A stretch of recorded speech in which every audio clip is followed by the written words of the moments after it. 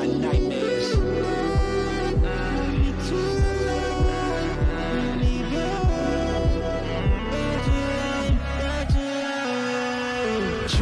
Drowning, I'm off the deep end. Apparitions of all my demons. All my thoughts are committing treason. All alone, who gon' hear me screaming? Manifestations of my fears. Regrets that stretched out for light years. Can almost touch the light, homie, it's right there. Body free but trapped in my nightmares. Wake me up, don't let me drown. All the lights are fading now. All my life is fading now. All my life is fading now. Wake me up, don't let me drown. All my life is fading now. All my life is fading now. Body free but trapped in my nightmares.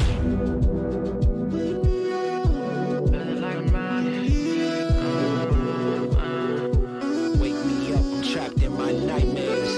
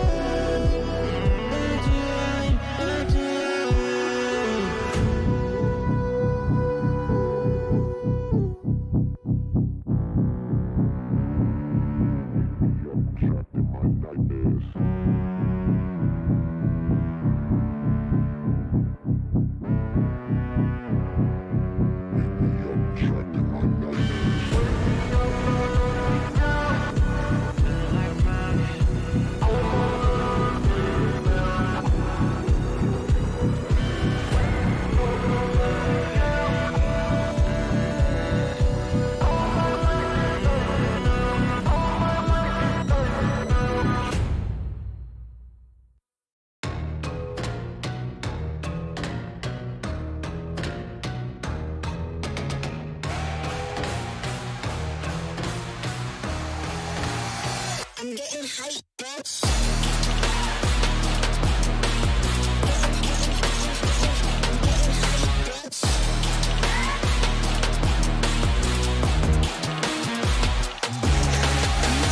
Brothers, my guys, know that they fly, know that they ride or die. I keep boys by my side, CJ Ike, now I gotta roll with ice. No rush, go on, move dumb. Push and show move dumb. Peace and love turn to peace and gloves. Now you gotta do a run up. Generations caught up, look how things will switch. People there quick, now they wanna move out the bits. Boy wanna grow to a bitch, nah. Unless you heard it from me, then you ain't heard it from me. Got it from me, all that energy extra. They don't wanna see me with the hitters. Child, leaving them beanies alone. Me with a squeeze, I get no feelings involved. Child, leaving them beanies alone. Me with a squeeze. I'm getting hyped, bitch.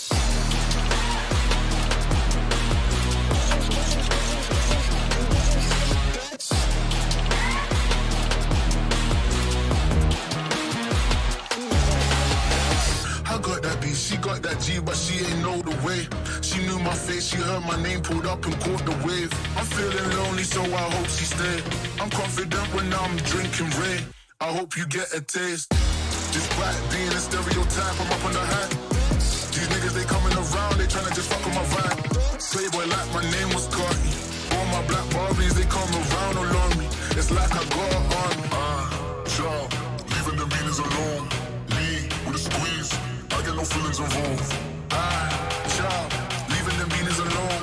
Me with a squeeze. I'm getting hyped, bitch.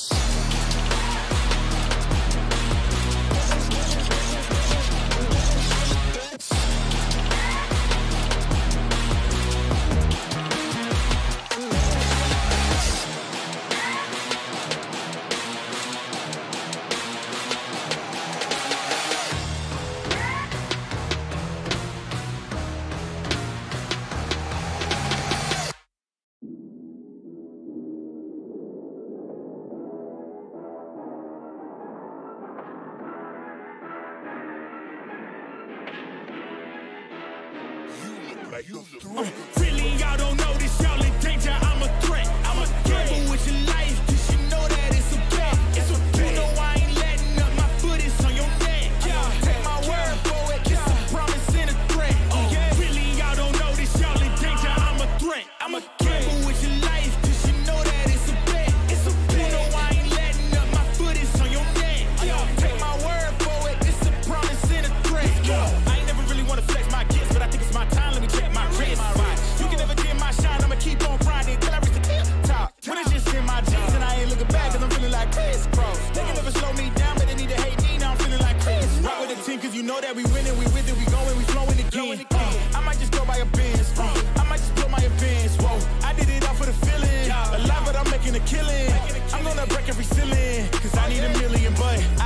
your money, you can pay me in respect. Cause once I do it big, what's to follow is a check. I need 100 bags, nothing more, nothing less. And the ops feel away, cause I'm next, I'm a threat. Oh yeah. Really, y'all don't know this, y'all in danger, I'm a threat. I'm a gamble with your life, cause you know that it's a bet. It's a bet. You know I ain't letting up, my foot is on your neck. Take my word for it, this a promise and a threat. Really, y'all don't know this, y'all in danger, I'm a threat. It's a gamble with your life, cause you know that it's a bet. You know I ain't letting up, my foot is on your neck. Take my word for it, this a promise and a threat. I ain't been feeling spectacular, flow so sick it's hazardous. Y'all still suck like Dracula. Zip this beat, let's back it up. And I don't care about critics, cause they talk too much. And I know that I gotta keep on grinding, finding myself. I ain't gonna stop until I know I had enough. Mama, I made it, I know that they see me. I'm popping these bottles just like I'm a genie. I'm glad that you made me. It's all in my DNA. I'm up my chips like I'm working for Frito-Lay. And bet the bag on myself. I don't do this for my health. Every threat is a champion. Got the title, need a belt. I don't need your money, you can pay me in respect. Once I do it big, what's to follow is a check. I need 100 bags, nothing more, nothing less. And the ops feel away, cause I'm next, I'm a threat. Oh yeah. Really, y'all don't know this, y'all in danger, I'm a threat. It's a gamble with your life, cause you know that it's a bet. It's a bet. You know I ain't letting up, my foot is on your neck. I don't take my word for it, this a promise and a threat. Really, y'all don't know this, y'all in danger, I'm a threat. Gamble with your life, cause you know that it's a bet. It's a bet. You know I ain't letting up, my foot is on your neck. I don't take my word for it, this a promise and a threat. Still young spits, but you come a young boss. Eating real good, so a man's gon' floss. Got my way up in my view real posh. You a frisbee man, so that mean you get tossed. Got a new clip, studio in the back. Numbers ran up, had to spit it with the chaps. Realest in the city, in my record, a fact. But your man's only chat when he do it in the raps like Swag go lost and don't really care what it cost them. You don't wanna cost them. My lifestyle awesome, couldn't decide if my gal want it too, so I butt them. Don't run track, but I run up a check. Run, do it real big, gotta one up the next. Point to the sky with the one up, I'm blessed. I'm young, rich and black, so you know I'm a threat.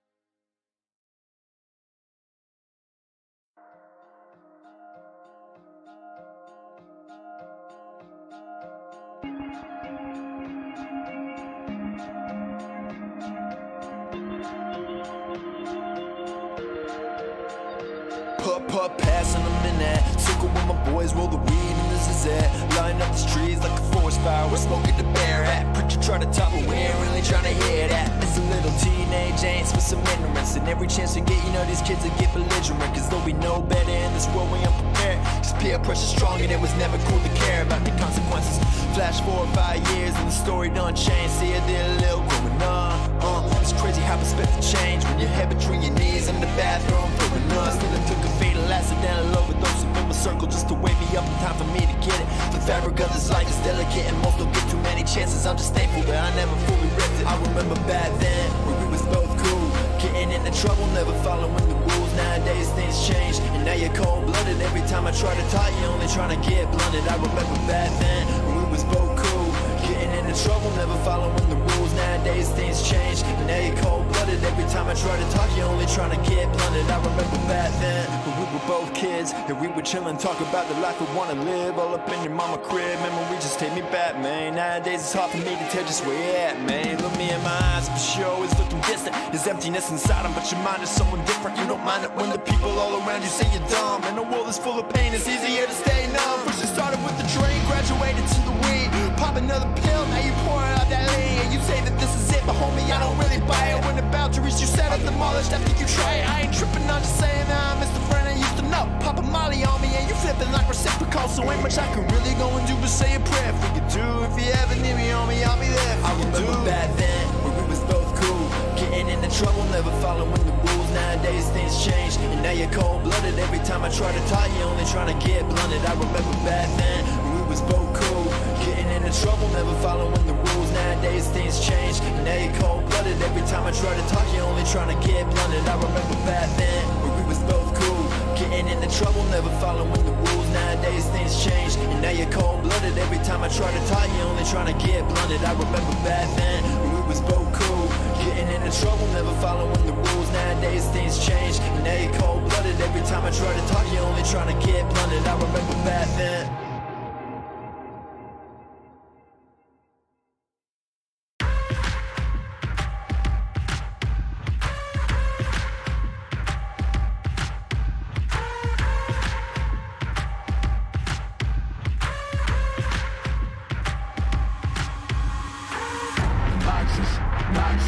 I cannot fit in the boxes.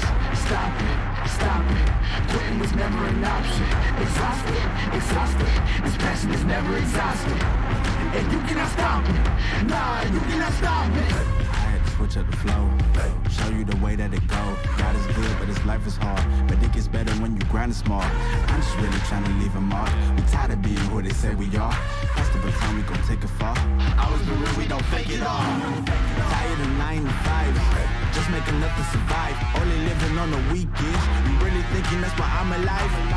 Busting out the scenes, time to live my dreams, do the things deep inside of me. This life it continues with fighting me, but I don't have quitting inside of me. I will not jump in these boxes they throwing me. Talking to God and there's so much he's showing me, shaping me, growing me, taking me sowing seeds. A growing tree, y'all get a load of me. Yeah, don't let them slow on me. I get the bag like a grocery. I'm on my grind like I'm supposed to be, and I do not care if you notice me.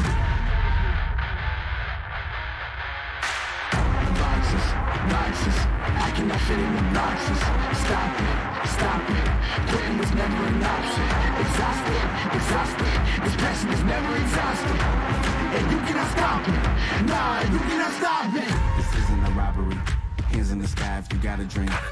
Learn nothing was blocking me.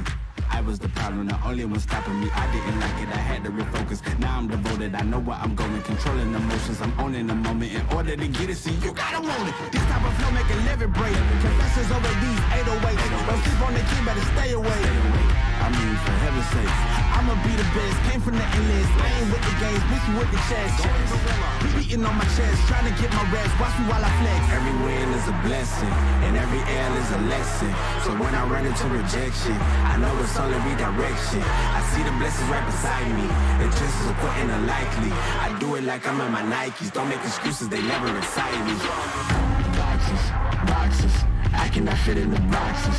Stop it, quitting was never an option. Exhausted, this passion is never exhausted. And you cannot stop it, nah, you cannot stop it.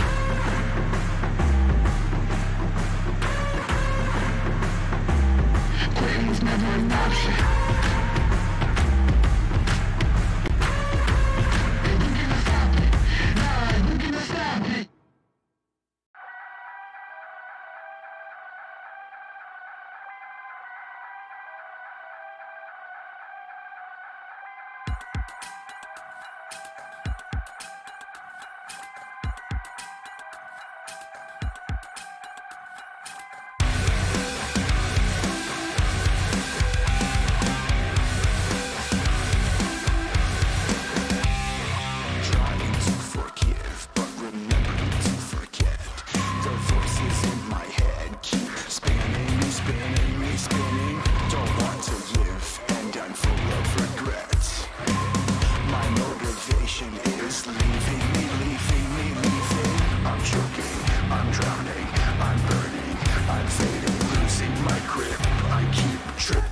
Tripping and tripping. We live and we learn.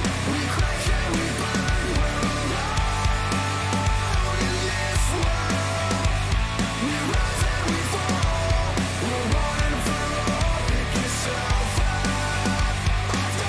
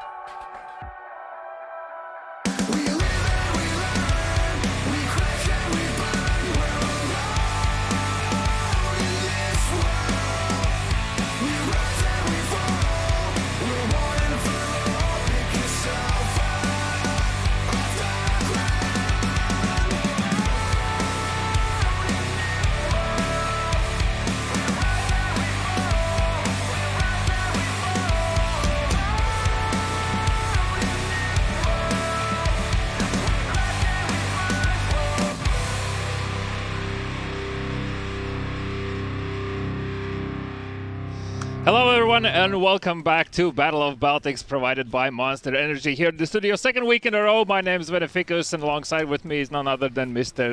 Gekons. Yes, this time around I'm here. We don't see Envy. Envy is feeling a little bit under the weather, but we are over the weather. We don't care about the weather. We're here for the construct. And props to we for just being the perfect DJ, like waiting for the song to end. Yes, we need to wait for care for the timer. Transitions. Yes, timer is irrelevant, right? We're not going to miss out on all of the action that we're bound to see today. To those tuning in for the first time, we need to remind you guys that this week is actually a last chance qualifier to the Battle of Baltics LAN finals that are going to take place here in the GOEXANIMO studios on the 10th of June. That's next Saturday. Yes, that's exactly correct. And teams will be fighting for 1.5k in euros. Yes, not only that, but also, of course, medals on top, a trophy as well, I think, for the first place. And, of course, hopefully everyone also gets to have a great time in our gaming room. Finally, after a long time, I have to say, meeting once again each other in a LAN environment, which is always good fun. So, today we're going to see a few teams battling it out in semis and then the grand final as well on top of things. So whoever comes out as the ultimate winner today is going to secure that fourth spot in our competition. But let's have a look at the bracket quickly and see which teams are going to be playing today. So the first match is going to be between SD Invicta and Young Talents, and second part of the day we're going to see EC Banga going up against Lumen Vitae. So yeah, we have one Lithuanian team, SD Invicta. The guys from, they are playing ESA main. I checked, doing pretty well in the playoffs right now. 2-1 I think is the score for them, but they are still fighting, so they are still pretty high up, I would say. For me, they are definitely the favorites for today to maybe take the prize, but we feel like EC Bank could maybe bank them out. Oh. But yeah, I'm just getting ahead of myself. Obviously, we have two more teams, but I don't know. I think we have clear favorites in both semi-finals, and that would be the clash I would want to see in the grand final here. Yeah, so obviously we're going to have a taste of what SD Invicta brings to the table as our first match of the day, and hopefully Young Talents can put up a decent fight. You know, for those that were watching the bigger scene Counter-Strike, the Tier 1 Counter-Strike last night, as myself, no sleep. I actually wanted to say we are divided in two camps, those who did watch Dallas and those who didn't. I went to sleep, yet I didn't get any sleep somehow. That's just... Yeah, well, I didn't. I watched the match last night, so anything can happen is all I want to say here today as well. So nothing is set in stone. So let's have a look at the first matchup between these two teams. We can also go through the details accordingly. But first and foremost, let's introduce our teams. SD Invicta is going to be represented by Sidivo. I said that right? Hopefully. Sidivo, yeah. Sidivo, there we go. Toizera, Fiere, Tak, and Viker. Yeah, and on the side of Young Talents we have Get That MVP. Let's see if he will get that MVP. Or how many. How many MVPs? The career, he's young still, yeah. Makaros, Smoke, Hikari, and Ayok. And I guess one name to note here definitely on the side of SD Invicta is Viker, who's actually the coach of the team. And why it's like nostalgic for me, because that's a guy I played against during my career in 1.6. I have met him multiple times, and even when they registered for this event, they actually used like a fake team name. It was a team name of Pashmatis. Maybe you have heard of it. Yeah. Like old Lithuanian tag, and I'm like, that's a name I haven't heard in a long time. But yeah, it's definitely going to be interesting to see how he performs.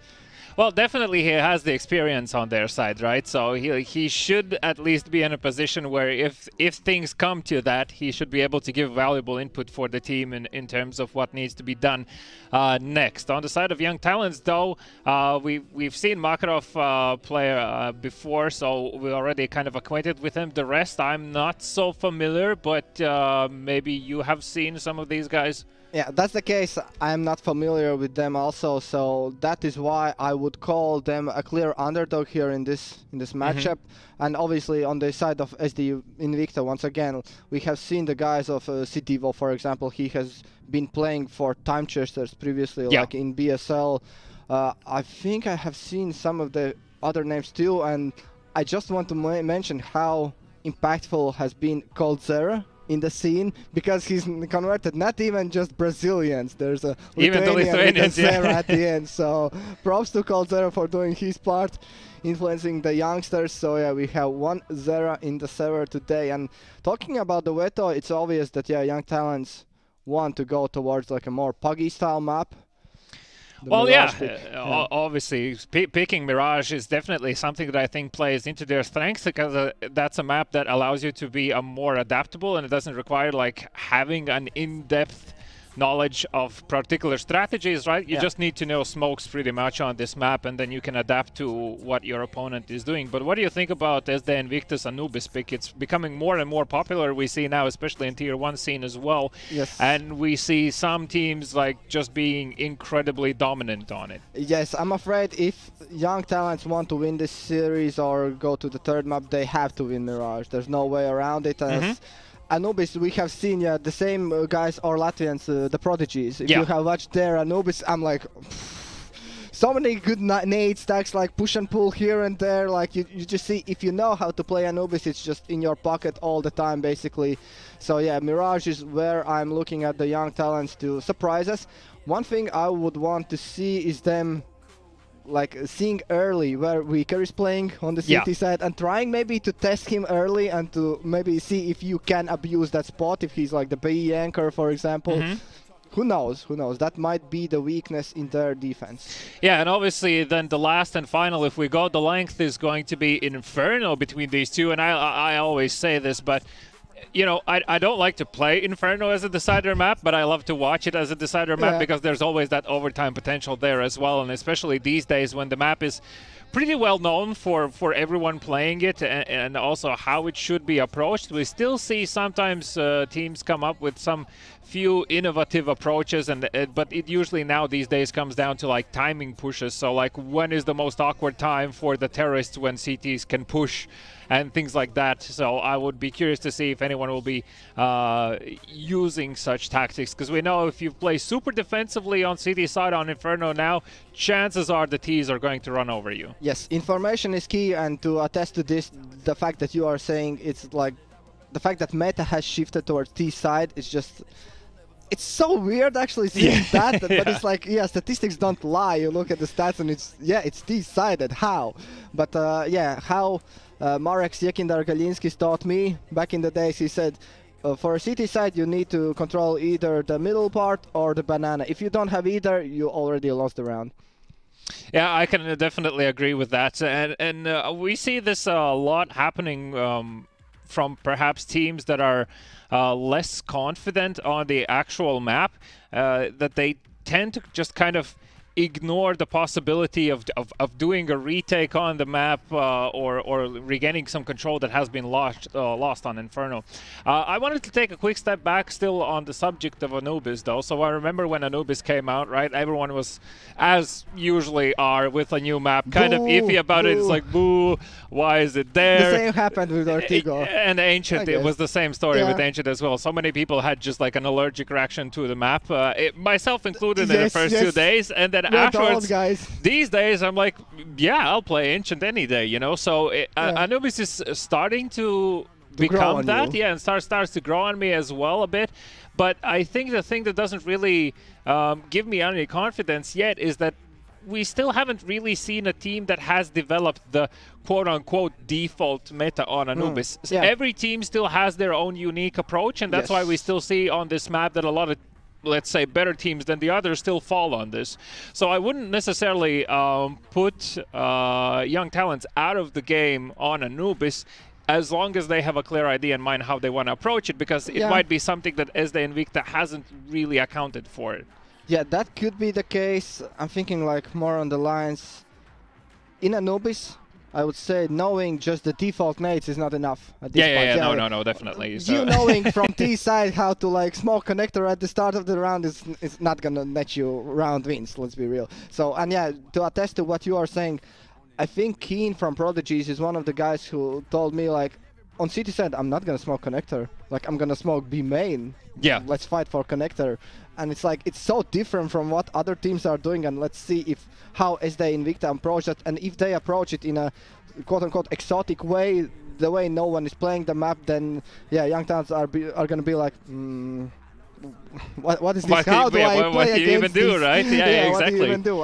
And also having like new still new smoke lineups being found on a daily basis and stuff as well, that leaves a lot of room for possible fakes, because obviously if you see smokes coming into your side that you're trying to defend from angles you haven't even seen before, you literally don't know what to expect. So chances are you might call in for an earlier rotation from your teammate or something if you start to feel pressured a bit, and that can still play into T's hands. So I still feel like if overall I would actually prefer Anubis to be on the T side of things currently, just having the advantage of that you can still surprise by many ways your opponents. But Anubis is very unforgiving if you also don't play proactively on the CT side, right? Like you need that info. It's the second map, I would say, in the current map pool that is T-sided actually. That's at least what statistics told us. And yeah, playing on CT side, I think both Carrigan and both Apex from Vitality said that you need to play aggressively on CT side, otherwise you're just gonna lose the game. Yeah, you're just kind of sitting there and hoping for the best. Ducks, yeah, I remember like Yakinder saying either in an interview or to me personally, like the B side is like, where do I stand? There's nowhere to stand. These come, they take control of the connector, they just pick you from main what can you do even? But yeah, I don't know. But Anubis actually in that sense reminds me a bit of Mirage, just because you have that middle portion of the map, which is also incredibly important to control because it allows for fast rotations, fast splits, etc. So obviously we're going to see a lot of attention being focused there.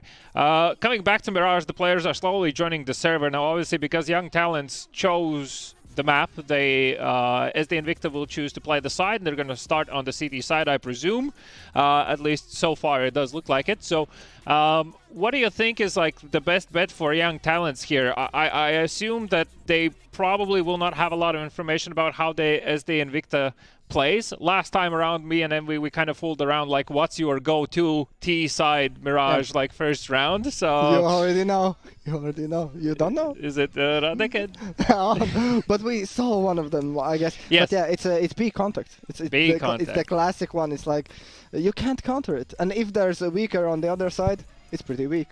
Well, we in our pugs with our little random stack that we tend to play, we have now a double fake first T-side round.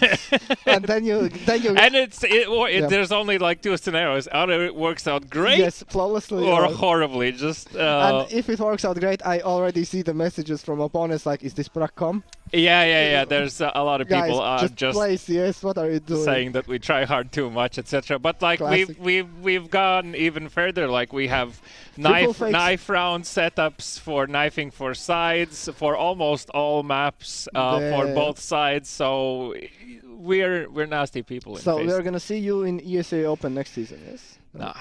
Those days are gone. Those days, unfortunately, are gone, because when I press tab and see myself at the bottom, I'm like, yep, it's not those days anymore. So it is what it is. But it's not going to be the case between these two. Obviously, the teams are fighting for a high goal of getting into those LAN finals, of getting that chunk of cash to their side, hopefully some medals on top, and ideally, I'm actually looking forward to speaking to the players in person as well, because it's always a different kind of vibe, and you get a good understanding of what the team chemistry is like and stuff. So is there anyone you would like to meet in person? Definitely JL, if he arrives. We don't know yet. He might be here, he might not be here, but yeah, I might mention while we're still waiting on the game who qualified already last week. So from Estonia, we have a team, I think a mixed team, I would say shooters. It's a Stig, Sutskam, how do you pronounce it? Sutskam, yeah. Sutskam. Sticks, Jesus, and Cairo? Clairo, yeah. Clairo. I had a lot of trouble with that nickname last time around, I'm so sorry. Yeah, but we have Jesus. Yeah. We have Jesus. But yeah, Stig from BSL days, it's like... He's been playing for there. a long time. Yes. From Latvia, we have the classics, Wilson. How could we have a LAN in Latvia without Wilson? So Keen, Cree, Asa, MSN, Shield, Substitute, Faben, and Coach Independent. So it's like the same Prodigy's core. And from Lithuania we have Goated, Zag, Spardaus, JL, Slocker, Prokas, Magila. Once again, very strong teams here, and I wish we would see JL here. But nevertheless, guys like Slocker, Prokas, like Zag, we have once again Son in BSL back in the days, and Spardaus actually is playing in one team with MSN. Okay. If you didn't know. Well, I think it's about time we could jump straight into the match. The players are getting ready, and it is that time when we start to find out who is going to be the victors in the first map. Actually, Envy was asking us, is there any predictions that we would like to make on who is going to take the series? I'm gonna stick with my feel of bold favorites being SD Invicta, and they are going 2-0 in the series. 2-0 in the series. Okay, I'm gonna play Devil's Advocate. Not necessarily Devil's Advocate, no, but I would like to see that Inferno, so I'm just gonna go and say that it's probably still going to be SD Invicta, but it is going to be a 2-1 affair, and I would like to see Young Talents taking up that first map. Well, the players are making the final adjustments here, as the sides were already predetermined, so please ignore that. Knife round, that's just required for the server config to set place. Interesting fact for SD Invicta, the whole ESA season they played only one Mirage and lost 8-6, excuse me, to Bekeskabai. I don't know who those guys are, but anyways, they lost the game, so so they can lose. They can lose, and saying. There's not many like demos to watch for SD Invicta how they play Mirage.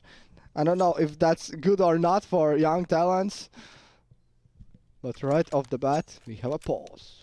Yeah, just making sure that the seats are comfortable, that the right buy is in place.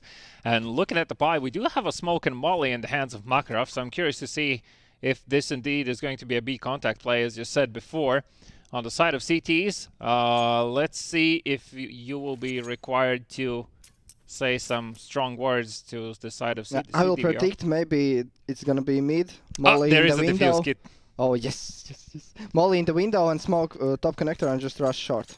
That's my prediction for the T pistol. Okay, that's solid.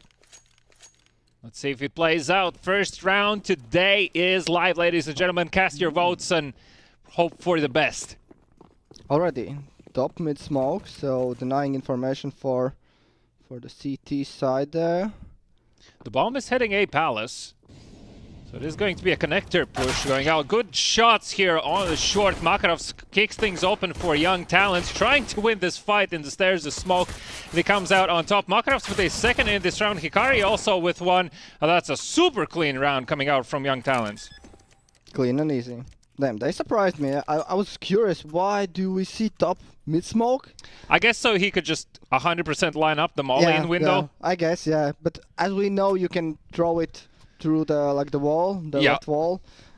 But yeah, if you miss it, then maybe if you miss it, then round. no round. Exactly. Yeah. Well, young talents, good stuff from them. Starting off strong, we have a few SMGs picked up, few Galils, one AK in their hands. On the other side, we just across the board, Deagles, 157, and a scout in the hands of Tak, who's of course playing that window position. Yeah, just a note, Weaker is playing the B anchor position. He has the responsibility of taking. So eventually he will be tested for the B side. Yeah. I want to see him being tested early, so that might be the. Okay, nice rotation actually. Yeah. Yeah, it's too quiet on the map as the Invicta, it looks like, doesn't feel so comfortable with the silence. Good shots. I'm actually surprised Fiera was expecting that boost under the window. But Makarov is able to respond. Sidivio, ooh! Hello, this is a round. This might be a round. Toyzer with his first, digs the second, gets it as well. Only Hikari last man standing, and the force buy round out of SD Invicta is incredibly profitable right now. Only one person has been lost. Crazy shots across the board. Hikari left in a 1v4, 35 seconds remaining. And somehow needs to find a gap on the map. Finds him, so now there's an information where Hikari is. You can just peek him together, and that's it. Fier takes the last shot here, and somehow it all falls apart. I guess the pacing is not there from young talents to just overrun their enemies. I think young talents fall into the classical trap here of just kind of individually going to look for information against these pistols, against the Deagles, and then finding bullets in their head. Well, finding only bullets in their head, yeah. Well, it's not really a mistake, but the problem was that there was no trade potential really for young talents on the map, right? It was like individual duels lost and slightly unfortunate walking out on the bench. Toyzera played really well in that position with the 5-7. But they got the information. Well, they found the info, yeah, that's true. Toyzera now with the AK so early in the hands on the CD side. The bomb. A very well-timed smoke in the A-apps here to deny the waterfall. Are there any? One flash on Makarov, so he's the guy who's gonna be responsible for throwing that. There goes the flash, the waterfall comes, Toyzer is ready to get his revenge, I guess. Fiera comes through with this Galil spray, gets even 3 here. One player crosses into CT, that is get that MVP, able to pick up that AK, but will that be enough? Makarov sitting in sandwich position. Here's the players all around him. Fiera jumps through as the 4th kill in this round for him. CDVO with that last and final. Nice attempt. At least the bomb was planted. That was like the main goal of this round, pretty much, to at least to try and stabilize the economy. That's true. So let's look at the money. For young talents, it's a dilemma now. Do we buy now, or do we do a half buy once again, try to surprise our enemies? Well, if they want to go for SMGs, they can still do a B pop as long as they have a smoke to put out the molly, but I don't think they will. Yeah, it looks like there's going to be 4 nades, so this is probably bad times for Tak if he decides to peek window. I assume the nades are going to go there. Now I would love to see the top mid smoke and nading window. Bombardment in the window. Smoke is there.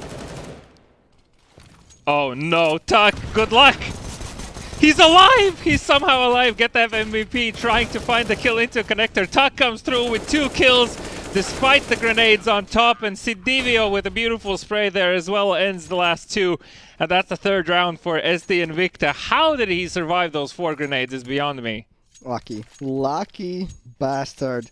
He went to the left side. Yeah, I guess the nades were kind of going into the other corner of the window, so that is pretty much the only reason why he was able to find those kills there and survive indeed. So young talents with the next buy round coming through. So let's see what the approach is here now. Will it be a classical one where we take control over middle and then spread out? Yeah, I'm curious to see the pace from young talents, because the first few rounds have gone by just like in a snap. Whoa. Okay, Tak doesn't even need his rifle. Tech 9 is good enough for him. At least get that MVP, gets the trade here. So mid control is kinda established, but at what cost? Well, there's still the smoke in connector. That doesn't allow for Sidivio to peek in, but Toyzera has gotten so much information with this push. He's gonna find a bomb. But will he expect Hikari to be in his back? He's looking at his back. Eventually, no, the shots come from Hikari. Okay, he now knows that A anchor, I guess, is dead. The B anchor weaker gets his revenge.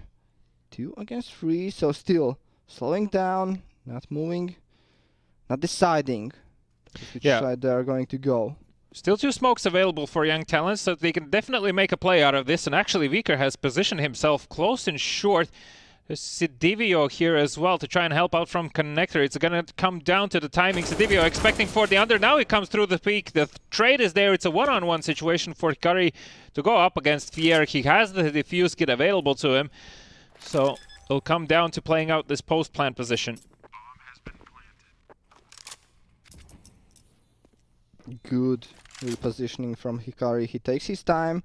He knows that the last player could be still ways ahead somewhere in the A side. Fier has to check every single corner. As you mentioned, yeah, he has the defuse kit. He does have a molly. I assume he might try a molly short. No, instead pushes out the molly in the car. Hikari, of course, hears that now and only has a few moments to work with Fier. Goes for the fake defuse. No cables seen. And that is it. This round should be a done deal. Wait, he could actually stick it! He gets off! Imagine him doing that at in the first place, at the first try. Oh my god, that's why pros never fake, right? Yeah. Hello? Mr. Hood, what happened? Our Hood disappeared. It's just the cinematic experience right now that we're going to go Thank you, through. production. Thank you, production. That's very lovely from your side. So yeah, Hikari, nice clutch from him. It was a crucial round, in a way, not giving SD Invicta the chance to run away with this first half, already 4-1. So now there's a chance. There's a chance to maybe break the SD Invicta economy. We see only Weaker with 5k. Other guys are not going to be as lucky in the next round. Nice aggression from Toyzera. Actually gets up on the short as well. Really relies on the fact that Sidivio is here to support and saves his teammates' lives. Get that MVP. Now knows the position. He's going to jump up. Gets the first kill. Gets the second as well. It's a 3-on-3. And Tak's position was also known before with that shot from the AVP. So young talent starting off good, and obviously with still 1 minute and 15 on the clock, this benefits a lot them. But Viker going for that information play at least, and actually quite early, providing a lot of information for his team, saying that, look, it's not going to be B. I don't see anyone. He might even find the bomb here. Yeah, and might find the player in the back. Oh, he doesn't with the spray, so, but he doesn't find the bomb either. Yeah, he's too afraid of that underpass factor. Smoke and get that MVP. Tried to go for the boost, didn't find anything in short. They're still kind of, I assume they're expecting for the AVP to still be on A, but guess again, It's in short. Smoke now left in a 1v3, and it looks highly unlikely that we'll be able to play this one out. Yeah, devastating to lose a round like this for Young Talents. Just winning one on the back of Hikari's clutching abilities. And now being forced to this 1 versus 3 situation. Fear has a very good position. 20 seconds. He'll get the info. He will just survive. Call backup. But they are stacking B. So maybe somehow Smoke finds. But Fear, no. He's not even peeking. He's just gonna wait for the sound bites here. The kill comes. And here comes the last kill. 42. SD Invicta still playing very solidly. Yeah, and despite that bomb plant, Young Talents, obviously the money is broken now, so it is going to come down to Tech9. Looks like they actually opt in to force in this round just to even things out. That gives them the opportunity at least to pick up some extra utility. They can try to play out a Smokes A round because there is that AVP in place, so it is a bit more difficult for them to, for the CT side to retake the round. Nice and early Smokes here as well. This might actually prompt SD Invicta to put down more utility than they expected. It's actually a quick round A. Toizero with the first. Can he get the second? He can. Even the third on top. Only Makarov's now only able to respond. Puts down Toizero as well. That's still a 2v3 situation. But Makarov will be lost. Get that MVP. Last man standing. Loses out to Tuck. A super solid hold from Toizero there. Yeah, from Firebox, Toizero mows them down. Gets 3 kills and only then gets traded. I thought maybe Young Talents can get the bomb plant there, but then... Yeah, it looked hopeful for a second. Yeah, and I think one thing we didn't notice was Weaker spraying from short through smoke, getting 1 kill. Also, is like, how lucky are you? What are the chances? What are the chances? Oh, this is an old smoke. I just was about to say I used to throw this. I actually know where it lands. I thought it didn't work for a moment, no? Or I don't know. Yeah, I remember being the guy who was trying to find this for back in the days for Superbia guys, for Remis and the ones. So yeah, interesting that someone is still using it. Once again, aggression here from SD Invicta. They are not scared from these fights. Divo takes the head of Makarov. So bunch of guys seen in the underpass. So that should be information good enough for the SD Invicta guys to take map control even further. Yeah, the problem is Tuck here with the AVP, because if he misses this shot, exactly, he gets the first, instantly falls back. The remaining players are known. Sidivio has still locked in any route of retreat. And get that MVP, can't find the kill. Beautiful shots from Tuck with the CZ, with the off now, trying to finish it out. He wants the star points, doesn't he? Nah, he's smart enough. He waits for his comrades and then takes down the last guy. So 6-2. Yeah, a convincing start here from SD Invicta, though I cannot say that there haven't been some moments of doubt, right? So Young Talents definitely have the potential, but currently pace-wise and just how the map is being controlled by SD Invicta, not shying away even on eco rounds for pushing for top middle. This just goes to show that Young Talents will just have to really expect the unexpected and wait for these pushes, as we've seen already happening through A, through B, on top middle. It's always a factor currently. So still, from Young Talents opting to fight for middle. A little bit less passively here, but Makarov is taken down. He already falls. You do not want to peek Tax AVP here in the middle. He's the guy who owns this site, where you can't even plant a bomb. Curious to see how Young Talents are going to adapt for this. So, as you were mentioning, yeah, the mid portion of the map belongs to SD Invicta. So, I assume they should be trying, at least in the next rounds, playing something more towards A or B. We have seen, the A waterfall a couple of times, but that's only with pistols. Weaker is still not tested. Not properly. Not properly. Right, well, Young Talents are going to be spotted here. Unfortunately, Smoke will fall. There was information about the others as well. Ayok finally able to respond. Hikari and Ayok, it's a 2v4. They know about the player in connector, but Hikari cannot finish off Sidivio here. Ayok, last man standing, trying to push through the smoke. And did he actually manage to pull them only for a second? No, not like this. He can do it. He can get the plant. No one's No one's expecting it. Oh no, and he turns back. Talk false.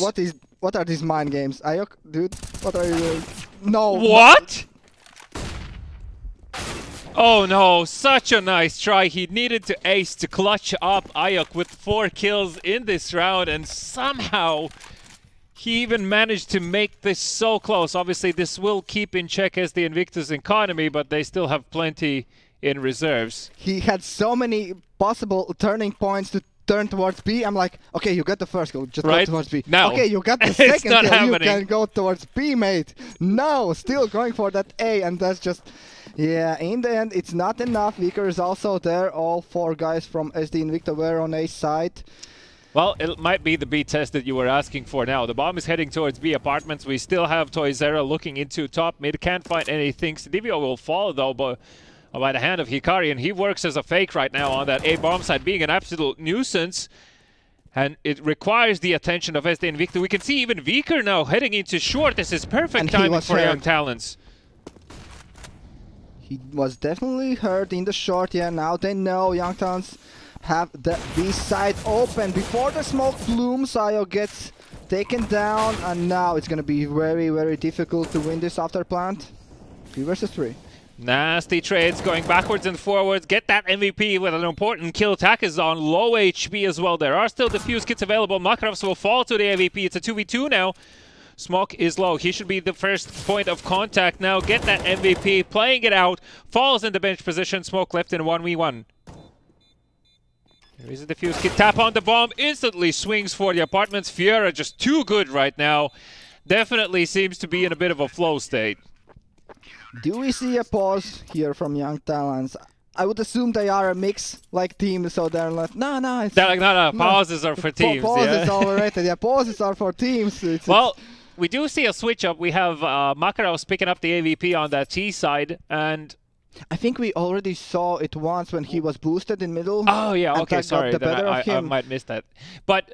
obviously, SD Invicta now for a few rounds in a row have been quite aggressive in middle and actually peeking into top mid, so I'd expect for Young Talents to try to regain control. Actually, they go for the early option here. Dangerous jump right before the smoke blooms. Tak does manage to get a kill. Smoke can't really get through into short, just trying to force and press the issue right now, and it doesn't work out. Makarov, an important shot to miss, redeems himself, but Fiera is there to help, and it's a 2v3. And the bomb is dropped.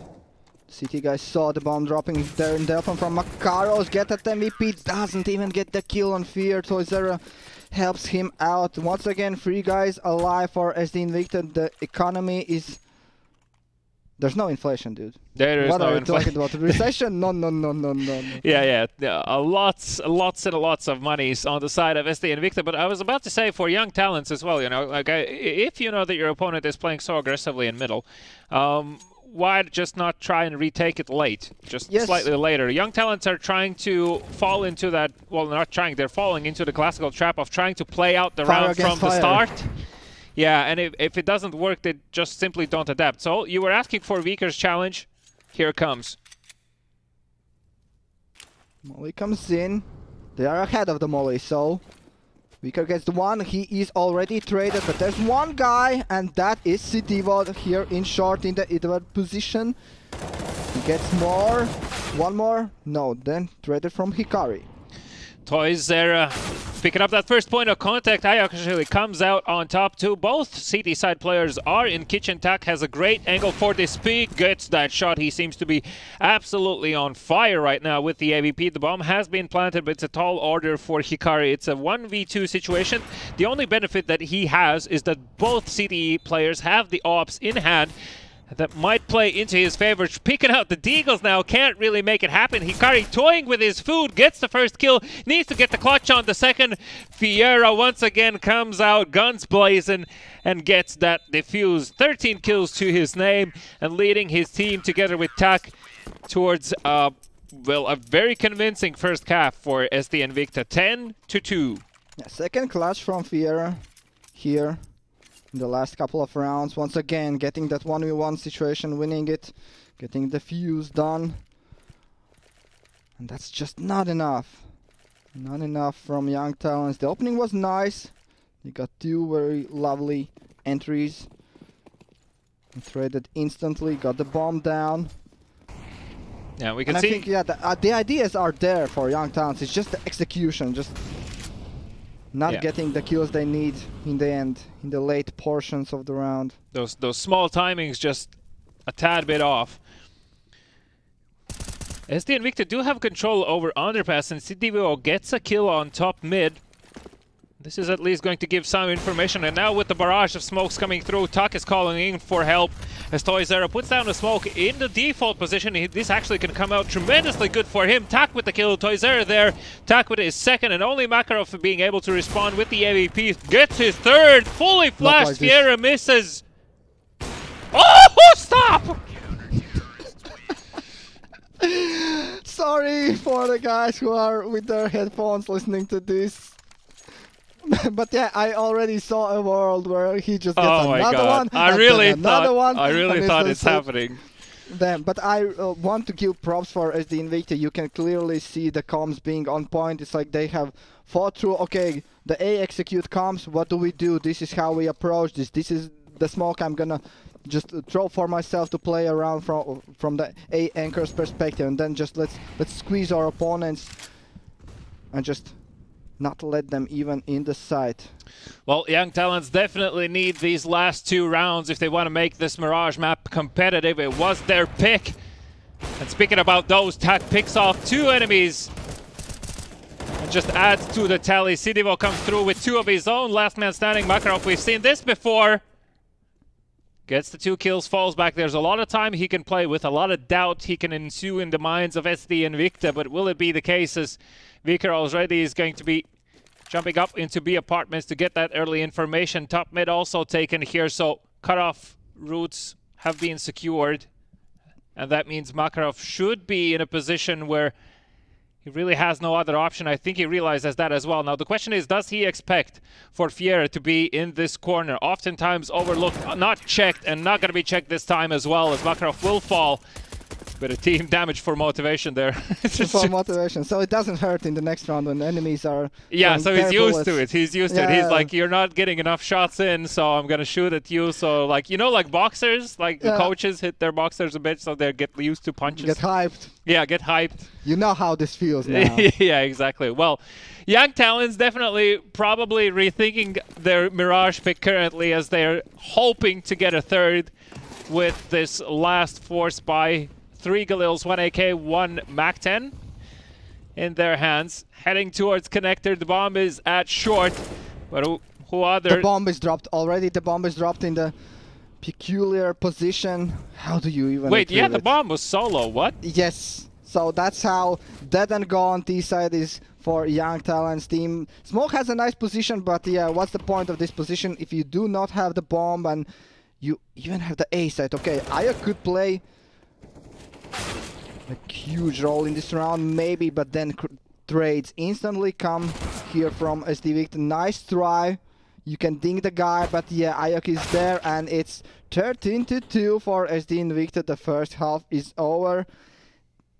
What a half. Tak, 21 kills.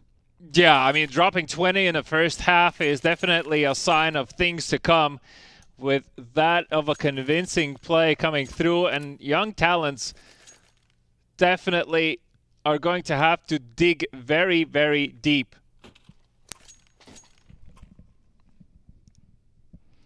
Yeah, as you mentioned... Oh, there is going to be a technical pause, I think. Yeah, there is going to be a technical pause. So we can we can just quickly jump back to us whilst the pause is still in play. Look, I mean... Painful. I don't know what to say. If you're Young Talent, you kind of really need to rethink how you want to approach. So first and foremost, right, so the ideas were there. That wasn't really the problem. I think the biggest problem was the lack of adapting to opponents' playstyle, right? We didn't really see any counters to these early pushes. The Young Talents knew that it's happening across the board, so they knew that it was happening middle B apartments, A apartments. The rotations were actually quite quick from SD Invicta, so there weren't really that many fake plays attempted as well. It was just like kind of straight up approach, which rarely these days works unless your aim is super on par. Because obviously if you get the first kill through, then you can kind of push for the agenda. But I feel like towards the end there, the desperation finally starts to settle in for young talents, especially with this bomb play going into short, right? That's usually when you see that a team is a bit desperate already for something to happen, because the bomb, it just dies somewhere solo. Yeah, and I think it was maybe a little bit weird for young talents, like, we haven't been this far in middle, what do we do? Oh, I have the bomb. Yeah, yeah. Okay, my bad, guys, my bad. But yeah, as you were saying, yeah, I think the ideas were, there were a couple of good ideas for young talents, guys, but it's like, you cannot just play Mirage against team like SD Invicta with the method of just throwing everything against the wall and see what sticks. It just doesn't work like that. You can see that clearly SD Invicta are head above shoulders above their opponents, so to say, and they are clearly better prepared even in this PUG style map. Yeah, well, I have a word that we are all good, so we can jump back into the game. Let's see if young talents can really dig deep and surprise everyone, including SD Invicta, to come out somehow on top in this map, or will it be SD Invicta who will secure that first quick victory in young talents map pick? I'm afraid to think now what awaits us in Anubis, because my 3-map dream doesn't really look very realistic right now, but there still might be the factor of, as I said, new individual approaches. Yeah. So you're saying there's a chance? So I'm always saying there's a chance. You know I love the underdog story. Yeah, I think I'm still gonna go back towards saying that young talent should have tested weaker. I'm not saying that in the terms of trying to state that weaker is a bad player per se, but you know how it is when you have been also a coach. When you have to stand in, it's like you yourself are like, am I gonna do good? I know the game, but there are like off days for me. And if you get tasted and you don't hold the side the first time around, maybe they come again, and then you're just starting to play scared. Then you just start to overthink your rotations. How are you involved in the game? You don't see the big picture. You're just tunnel visioning. Oh, okay, let's not do a mistake. I don't want to be the reason for my guys to lose the round. Yeah, I think I have a perfect analogy. Was it this last night or the last few days ago? I had this conversation with my wife. She was like, why do you get so frustrated when you play CS? And I'm like, with my mind, I play a different game than what my hands play. My hands play, I keep telling her, like, I'm playing like with my feet, basically. So when you know what you need to do and you see that the opportunity was there, and the only problem was the fact that you don't play CS so much anymore, so your hands don't really do what was needed in that moment, that's where it gets like super frustrating. Yes, the moments when you know that back in days I would win this situation. Back in my day, I would have won this easy. Well, let's see if that's going to be the case for young talents. They're no old folk. So maybe it can still happen, but it would be one hell of a comeback. Oh! So it doesn't hurt. Yeah. you know how this feels. And Deagle first by round. Toysera. Reminds me of Raw from Latvians. Here comes the first. It's clear. Do you want to pick him? Okay, you get one trade kill. And then comes the waterfall. But how? Wait, somehow everyone falls. The shadow position actually played a huge role there. It was a problem for SD Invicta. They couldn't really trickle out the balcony as quickly as they wanted. And of course, Ayok as well coming through with those 2 kills. So the Deagle, whilst it was scary at first, actually played in young talent's favor, as it gave them plenty of time to deal with these apps. Now, the problematic round. Right? It's actually the These days, round. it's becoming more and more problematic for many teams. Yeah, even pro players are saying the second round is harder than the pistol. Because you just don't know what your opponents have, how well of a buy do they have, what are they going to do. I guess it's still the pressure for CT players. For example, here, like, we do have the M4s, but technically we should be winning this round. But you never know. You never know with these Deagles. Yeah, in CS, you can't rely on what should happen. You need to make it happen, and that's exactly what Hikari does here. Gets the kill on Viker. There was also information about Toysera's position. Now, Tak is going to be spotted. Molto put down, get that MVP. Somehow loses out this duel. Tak almost gets a crazy shot off towards short. Smok will need to bow down and give space. Unfortunately, the bomb drops. I was even looking at Toysera's position, thinking that, okay, they have plenty of time to play around, maybe squeeze their opponents from the other side around, but yeah, Tak is the only one and he's dead and gone in the B bench. So 4th round for Young Talents here. Good start. I think what we need to bring back is like when there's one man remaining, like from 1.6 days. I already know what you're gonna tell, but you have sounds. to sing. You have to sing this. I am the one and only. Yeah. Yes, and after the map ends, it's like it's time to choose. It's time and to you choose still and vote for the next map. Okay. Before series, but no, you still vote. You go. The teenagers watching don't know what we're talking about, Gekons. You just vote assault next map. Yes. Screw the veto. Screw the veto. Go for assault. All Here right. comes the assault towards B side. Exactly. Get that MVP. Needs to get those MVPs, but first he needs to get a reload through. There's already players falling out. No bullets in his gun. He can't really make it happen. Smoke here. Fighting with ferocity together with Makarov, both getting kills through. Bomb hasn't been planted just yet. It's a 3v4 situation. Sidivio gets that M4, gets the kill. Fiera also with the one, and now it's a 2v3 for Young Talents. The bomb is going to be put down. He tries to go through the window, can't really make it happen, but still gets the kills. Yeah, 2 lovely shots from Ayak, gets traded. 1 versus 1. The positions now from Hikari. It's unclear. Dude Duck knows Hikari's position. Ring around the rosy for Hikari, just playing the time well. Yes, he gets the kill. The fuse comes in, but still, at what cost?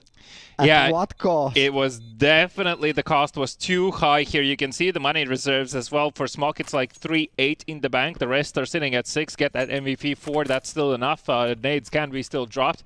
Makarov picks up the AVP, and yeah, you can see really how dangerous it was for Get that MVP to go for that spray play, right? Because his teammate was so far away. If the push happened, which it did, the problem number 1, you're still in a reload animation and you can't really do anything about the fact that you have a bunch of terrorists jumping on top. So, good job from Young Talents. Get the necessary first 2 rounds in. Now, super important buy round.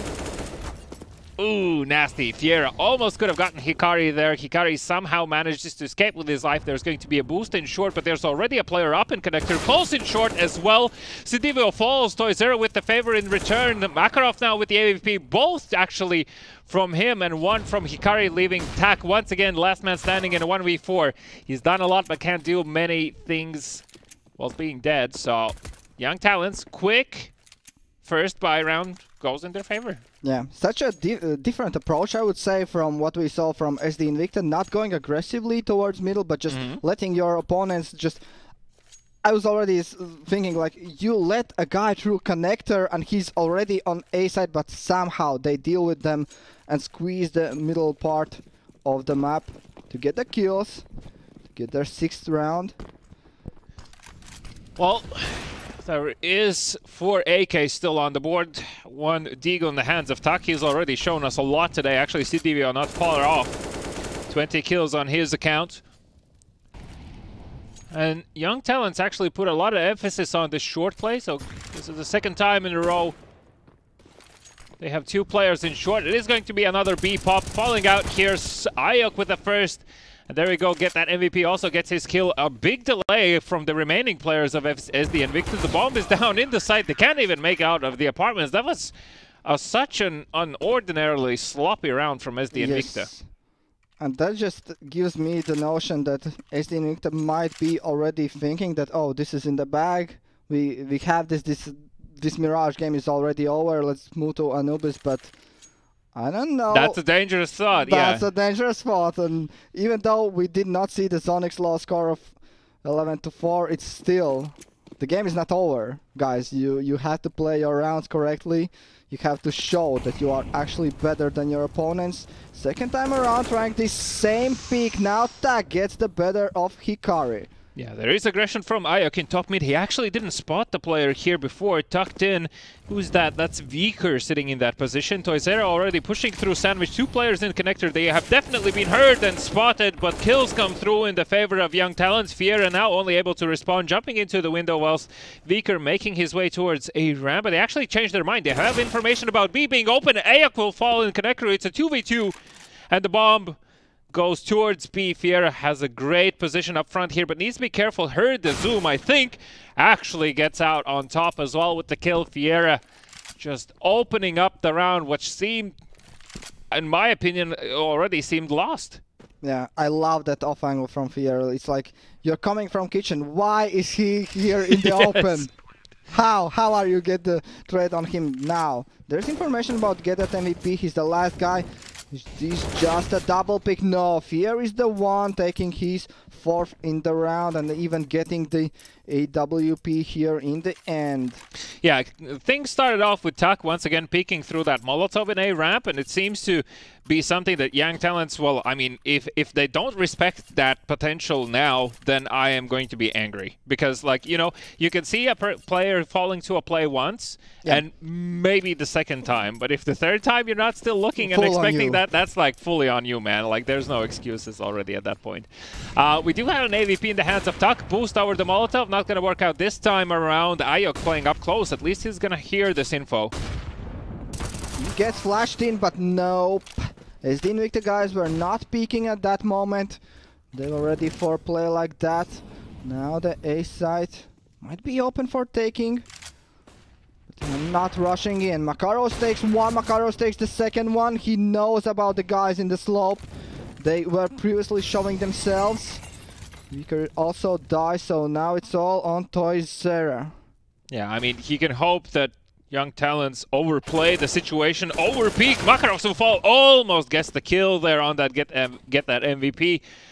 But the 8th round falls in the hands of young talents. Now, the only good news in this round for SD Invicta was that 3 players did fall from the hands of young talents, so it doesn't really allow them to accumulate money that quickly as they normally would, but they still have plenty in reserves. Can't really say the same for SD Invicta, though. If they lose this round, it's back to Tech 9s again, so very important round for young talents to narrow the gap in the score line and potentially trying to get to close to that 10-round mark before things become dangerous again. But first and foremost, this round.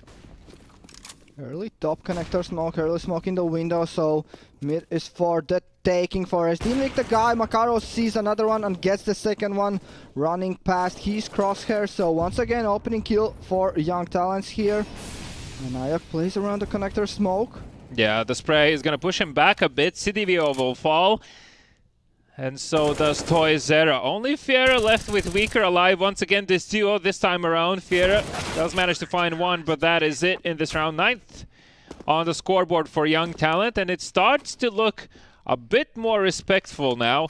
And SD Invicta, please don't force again. Thank you. So you are starting to say that you feel the hey, I was saying there's a chance. I was saying there's a chance all along. Yeah. Never changed my mind. I think SD Invicta are slowly falling in the classic trap of playing against a mix like a mix in Mirage. I think if you know how to play this map, even as a team, you can just outplay your opponents. Just do the push and pull at one side of the map, then execute on the other side, or just take mid control, get one entry kill, then fall back group. Yeah, exactly. Like, you know that playing against the mix, they're going to be feeling more pressure to respond instantaneously and just provoke them for action. Now trying to push with these Tech 9s into CD spawn. Hikari in a no man's land. Stuck actually gets the 2 kills and the bomb falls beneath his feet. SD Invicta in a whole lot of trouble right now. They need to get to that bomb. They can't even cross into firebox. Toysera's position is known. Ayok is primed to go for the shot, get that MVP, gets the kill onto Viker. It's 2v4 right now, and unless Tuck pulls off some miracle shots, which doesn't seem like they're connecting right now, it's not gonna happen. Gets one at least, and to try and deal some damage. He did hear the jump, misses the shot. Ayoldi was preparing the tuck when he shoots, but no, not this time around. He does not get the clutch in. 14 to 10. We have a pause. So no reason stated, tech pause, but no reason stated on the SD Invicta side. So now you're just wondering, is maybe someone's microphone is off? Why are you not hearing me, mate? That could be the case, yes. I wouldn't also be surprised that, you know, some frustrations might have been let loose. A slight bump on the desk, a nudge towards your monitor, it turns off, whatever else might happen. You know, we these days we see a lot of emotions happening on the big stage as well, right? So I think there's going to be no less emotions here. Now, SD Invicta, of course, I can't say that they feel comfortable right now, but they still have a decent lead of having these 4 rounds. It would be very important for them to get at least one round on the board just to have that economic reset potential on the hands of young talent. Plus the safety net of having the overtime already in the bag. Exactly. So just to try and force their hand if that is possible. And speaking about as well, like, you know, playing against the mix, you're absolutely correct in saying that, like, you can still play your set strats and you could just, you know, from experience, expect already what the CT side is going to try and respond with just based off the fact that this is a mix. But did they... Well, I don't think Fier actually heard the zoom in the B apartment, so Makarov actually has a lot of information right now, but the bomb is still heading into short towards B, so Makarov might be surprised if he finds players too close to him. There's not a lot of information that the young talents have right now over middle. Interesting exchange here from Get at MVP. He has the knowledge of short guys, but yeah, the short anchor Makarovs gets traded already. 3 versus 3. The plant is going to be... The bomb is going to be planted, excuse me, for SD Invicta, so this should be the round. This should be the 15 in the bag. Positions are good. There are defuse kits and there's a lot of grenades still available for young talents, so this definitely can still happen for them. But they need to start working now. Smoke is going to be put down to at least trying to exit that entrance. Fiera with an important shot into window. Ayak now has made it out into side. CDVO with an off angle gets the kill. Hikari returns one in the favor. Hikari will fall, and that's the 15th round on the board for SD Invicta. They do manage to play this one out, and it really panned out as we spoke in the beginning of the round, right? Tak was able to get so close into short, peek into B apartments, and Makarov was simply not expecting that.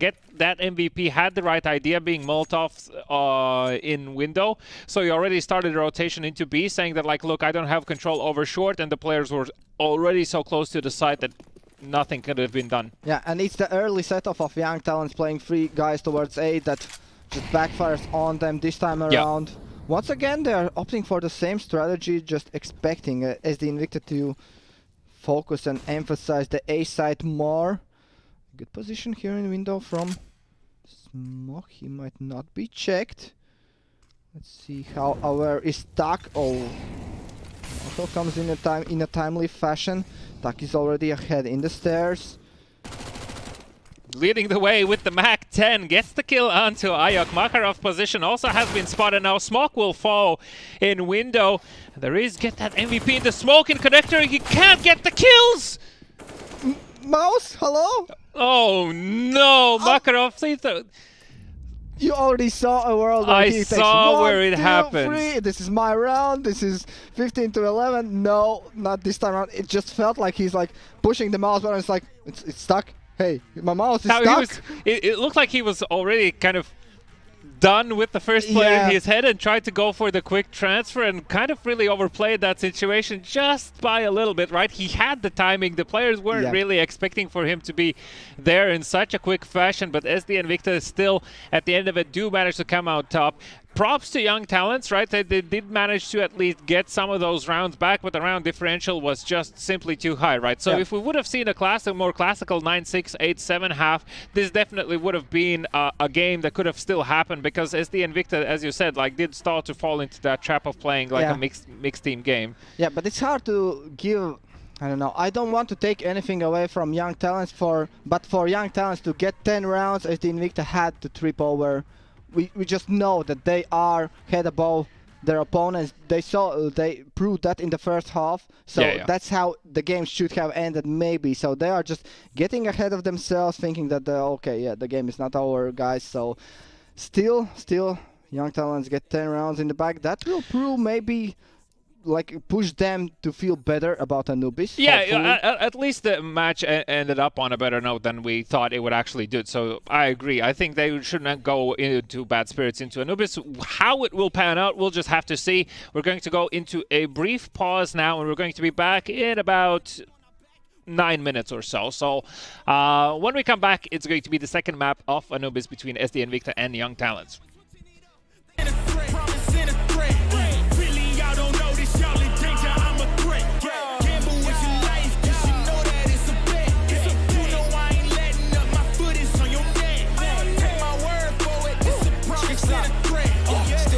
But you're become a young boss. Eating real good, so a man's gon' floss. Got my way up in my view real posh. You a frisbee man, so that mean you get tossed. Bought a new clip, studio in the back. Numbers ran up, had to spit it with the chaps. Realest in the city, in my record, a fact. But your man's only chat when he do it in the raps like Swag go lost and don't really care what it cost them. You don't wanna cost them.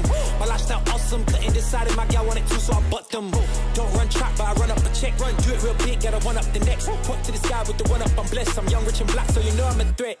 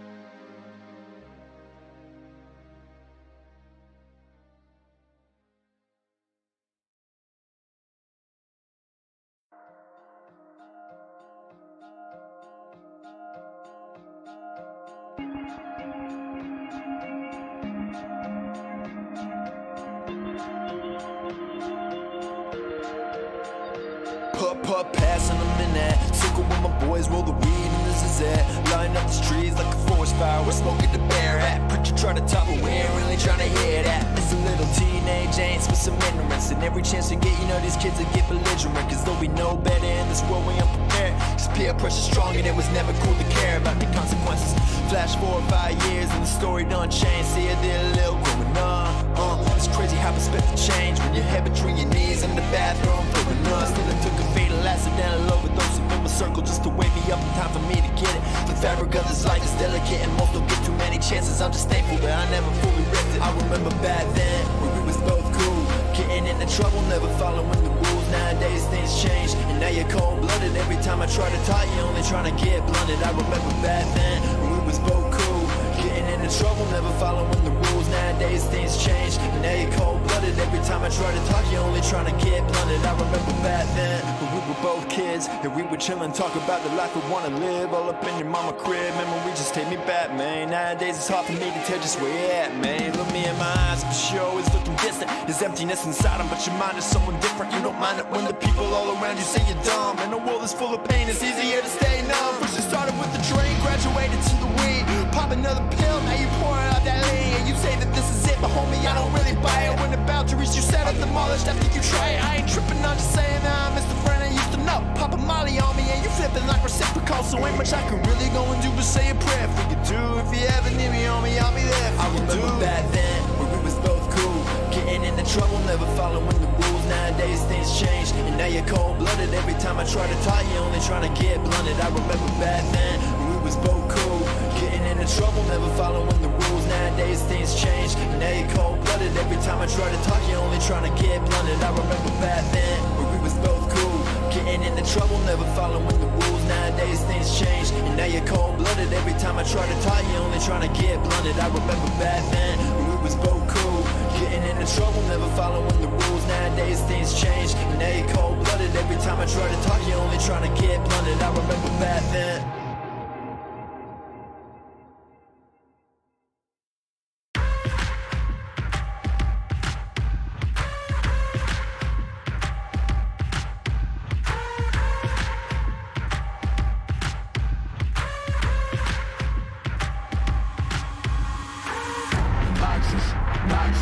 I cannot fit in the boxes.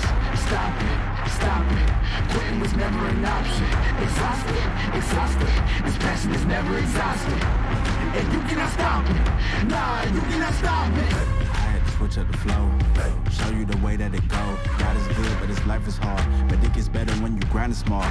I'm just really trying to leave a mark. We tired of being who they say we are. That's the time we gon' take it far. Always be real, we don't fake it all. Tired of 9 to 5. Just make enough to survive. Only living on the weekends. You really thinking that's why I'm alive? Busting out the scenes, time to live my dreams. Do the things deep inside of me. This life it continues with fighting me, but I don't have quitting inside of me. I will not jump in these boxes they throwing me. Talking to God and there's so much he's showing me. Shaping me, growing me, taking me sowing seeds. A growing tree, y'all get a load of me. Yeah, don't let them slow me. I get the bag like a grocery. I'm on my grind like I'm supposed to be. And I do not care if you notice me.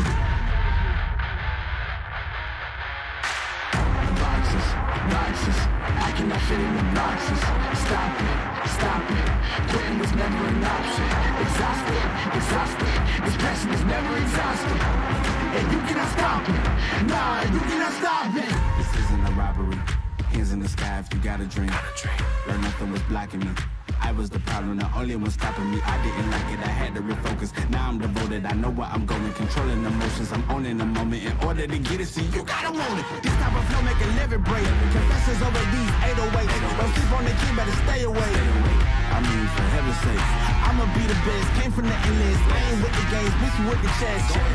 You beating on my chest, trying to get my rest. Watch me while I flex. Every win is a blessing, and every L is a lesson. So when I run into rejection, I know it's only redirection. I see the blessings right beside me. The chances of quitting are likely. I do it like I'm in my Nikes. Don't make excuses, they never excite me. Boxes, I cannot fit in the boxes. Stop it. Quitting was never an option. Exhausted. This passion is never exhausted. And you cannot stop it. Nah, you cannot stop it. Well, we're back, ladies and gentlemen, in the Battle of Baltics CSGO, a last chance qualifying tournament for the LAN finals that is going to take place on the 10th of June, next Saturday here in GOEXANIMO Gaming Room. We just saw a map between SD Invicta and Young Talents. Young Talents chose to play on Mirage, and SD Invicta started off incredibly strong, taking 13 rounds on their first half on the T side, and then slightly faltering when tables had turned. Yeah, and I will even wrap in your word. You wanted to say like stonks. Yeah, SD Invicta stonks are going up because of because of their victory. But yeah, as you mentioned, they started strong, then they are like, maybe this is already in the bag, let's move towards Anubis. But no, said the Young Talents guys. They were climbing back towards maybe mounting a comeback. But this time around, yeah, as I mentioned before the series, I felt like if Young Talents want to be competitive in the series, they have to take Mirage. They just had to take Mirage, because it's hard to see how they are going to mount a good offense, which is an interesting case, because SD Invicta picked Anubis, so Young Talents had the option to choose the side, and I'm always curious to see nowadays in Anubis and Inferno, which side do teams prefer, because the map is kind of T-sided, and Young Talents did pick the T-side, so now I'm like, okay, guys, you believe in your T-side. So you're saying there's a chance. So you're saying you know how to play this T-side. You will take the advantage of this map being advantageous for T-side. Okay, just show it to us. Just show it to us then. Yeah, all the players are getting ready. Something has fallen into my eye. I hope I'll be able to see the game. Help. But yeah, you know, for Young Talents, it's back against the wall. They have to absolutely take this. If they don't, we won't see a third map of Inferno, and SD Invicta will move further closer up into the last chance qualifying finals today from the, well, it's not an upper bracket, but they are on top in the bracket, so I guess take it as you will. Let's jump into the games. I believe the teams are ready, and we'll be able to kick things off. SD Invicta starting off on CT. Young Talents have chosen to play on that T side, so show us where your talents lie. Another smoke molly in the hands of Makarov this time around for Young Talents, so there is at least some sort of set piece. Yeah, I'm expecting the classic. Here, the classic is a rush. You go to the drop zone, and one guy just throws, I suppose it's molly for cameras and smoke for heaven, maybe other way around, let's see. Well, Viker is going to be playing on that A site, and it's going to be the first point of contact. Actually comes Sidivo through. You look at the rotations and you're like, okay, what gave it away? Is it just you seeing no one in the water, so you're now expecting a play? It does look like Hitak is going to be positioning himself up close. Sidivo already taking up that first point of contact together with Tak. No kills have found. Hikari comes through with 2. Sidivo gets 2 in exchange as well. Hikari with his third. Viker up close here in personal. Needs to wait for his teammate to come through. Tags up Makarov a lot. Leaves him on 1 HP. Fiera from behind. Can't find the kill, and the round will fall in the hands of Young Talent. I absolutely agree. Where did that notion come from? Yeah, and even though they had seemingly all the information, the rotations came in, okay, we're 4 guys towards A and 1 is already flanking. How are we not landing these shots? No kills come towards, the only guy was Sidivo again in the plant getting 2 kills, and that's about it. That's about it. Nothing. Even the flank did not get any kills, so it just falls apart. Well, Young Talents have sensed some weakness here on that A side, as they're going to be heading there once again. Viker sees a whole bunch of players praying with the Deagle. Can't really find any shots coming through. Sidivo already here together with Taki smoked off. Sidivo with the first kill. Can't get any help from his teammate as he's sitting behind the molly. The flank is already taken care of. Toysera does manage to find that first kill. Smoke, very dangerous challenge from him, but does come out on top. And finally we see Young Talents getting over that second dangerous round, which so dangerous it has been on Mirage so far. So SD Invicta forced to sit on pistols yet again. Yeah, and I like the approach from Young Talents. They are showing early that we have one trick in the bag, at least one trick in the bag. That is that A side execute. It's just two utility pieces, 1 smoke, 1 molly, and just let's go in. You chain that together with flashes, and look, maybe you can't even stop us. Yeah, well, it seems that the conditioning has worked. 4 players have gone from SD and Victor towards A side, and in the meantime, Young Talents already have run in through B. Bomb is being put down. Hikari taking a peek closer into connector here. He's going to try and help Ayok. He actually has the Bison in his hand, expecting a lot of players to trickle through. Meantime, Sidivo does manage to find the kill on that, get that MVP. Ayok forced to peek into here. Fiera will fall, and that's 4 players coming in from behind. Makarov with 2 kills. And Sidivo and Tuck can only hope for exit kills now. As Ayok with that Bison. How much money do you get for a Bison kill now? I can't remember. It has to be 600, right? I think SMG so. Kill. Should be the case. Well, regardless, Ayok will fall, so he can't find any more money for himself. Sidivo does pick up that Bison, and curious to see if he's going to try and utilize it somewhere. I guess he can try and to play close mid or A. Dude, don't. Just You're saying drop it? Yes. Yeah. If he would play with that, I would start like thinking, okay, guys, are you trolling this? Do you want to play Inferno? Just no. Yeah, he does not decide to keep the Bison for himself. He does opt for the M4. So now, finally the first buy round. Let's see, what is the approach from Young Talents this time around? Oh, quick flash into B lobby. Fair actually wide swings. This sees a whole bunch of players. Unfortunately, can't get any kills. This is going to prompt a rotation. Tuck also had the AVP in hand closer towards middle. Couldn't see anyone, so he opts in to leave that position as Viker takes over control of mid. That leaves a vulnerability on that A side. The bomb is still laying on the ground, so Young Talents are just looking for entries here, and so far very successful at finding them.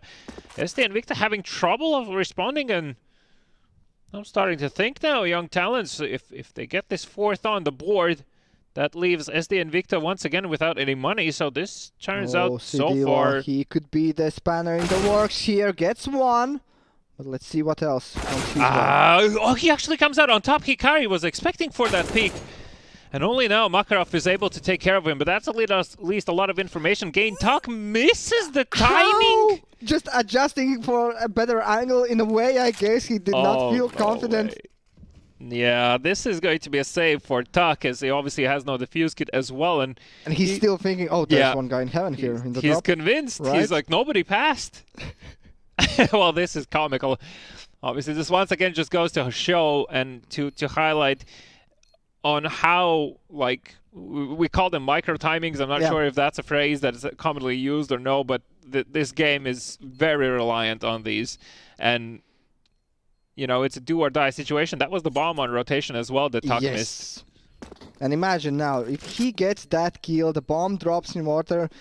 It's an open round for him, maybe, somehow they can climb back, but this is going to be the 4th in the row for Young Talents, and I don't know, I'm starting to maybe believe, but it comes at the expense of SD and Victor guys also just whiffing their shots. Like, the B aggression was nice, but the spray just does not come in from Fiera, I believe. Yeah, I'm not a fan of his wide swing. I'm okay with him peeking, but swinging in the open like that without any close teammates to help out anyway, you're kind of already going all in that situation, right? So if you don't come out on top with at least the first kill, the benefit, if any, is very minute. So you need to get at least 2.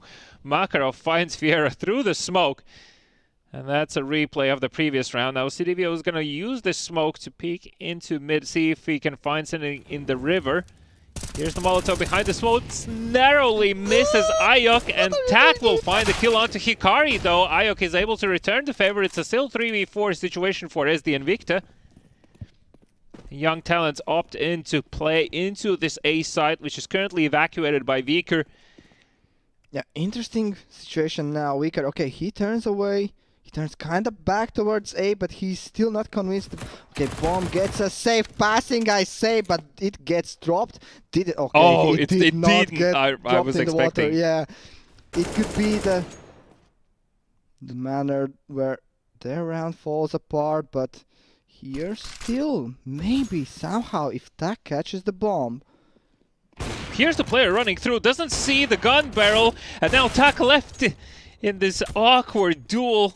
Can't really do much when you're pushed into the corner so much. Viker is still on a quick rotation, so he can definitely still play this one out. It's a 1v2. And he's walked past already, finds the bomb planter. It's a 1v1 with smoke, pulls out the grenade, still somehow doesn't fall. There's a molly. Push smoke out of the position. He commits towards going aggressively towards Viker and still Viker.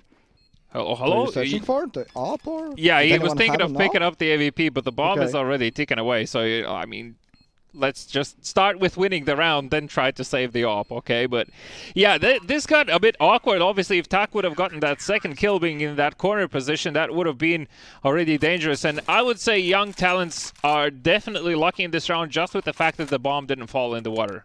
Yeah, that's true. And a comical situation from Sidivo there in middle where he sprays all his bullets in the smoke. He's like, okay, I'm gonna jump back. Oh, there's a molly. Where do I go even? What is this? So yeah, he's taken down there. That's how middle part of the map falls. And still, I really like how Young Talents are approaching this map. Well, so far, definitely the firepower seems to be on their side, especially with Fiera for the last 2 rounds, dropping with that B lobby peek. Now Makarov gets the free kill onto Tak, who just dry peeked into water. No supporting flashes or grenades at all, and Fiera is going to be tempted now to do the same. The question is, will Young Talents expect this good flashbang, but it's not enough. As Fiera able to respond, Makarov now up close with the Tech 9. Still knows about Tak's... Sorry, that's Fiera's position. Tak already has fallen. Get that MVP in the meantime. Advancing through mid doors. Won't find anything. As SD and Victa have split their defenses, 2 on each side. Fiera going to check out B lobby now. And that's the bomb player. That's the bomb player. If they push towards him and they get the kill, the bomb is dropped now. Someone has to turn back around. You can see already that being Makaros with the AWP. And now, once again, push and pull here. You push towards B, now you just pull back your offense and go with a push towards A. The bomb is held by Toy Zero here. There's only 30 seconds left. Yeah, not a lot of time to work with. Makarov is forced to check all of these angles alone. He will not find any kills. And that's Sidivo that gets it 2 on top. SD and Victor with another round on the board. And quite importantly, only a 1 person lost, right? So that's at least some money on their hands. Young Talents. Smoke had a lot of money in his account, so he's able at least to pass off an AK, and they opt in to force in this round. They get 3 AKs, 1 Galil, and 1 CZ in the hands of Get That MVP, who's hopefully not going to become our favorite Agent 007 anytime soon. Ooh, true. 1 more death. Oh, no, sorry, he has an assist. Doesn't count. Doesn't count. Nah, doesn't count. But yeah, CZ on T side. That's interesting. Are you a fan? No, not on T side. I can still agree on the CD side, maybe. T-side, it can get a bit awkward. Fiera now putting down the Molotovs. Flames are going to be extinguished. Young Talents trickling in onto the B-bomb side. Tak and Fiera both with kills. Fiera with his 3rd in this round. And only Hikari last man standing. He has been spotted as well. Gets shot through the smoke. Picks up the AK. His best bet is to try and save this. Not going to happen. It's an absolute bombardment right now.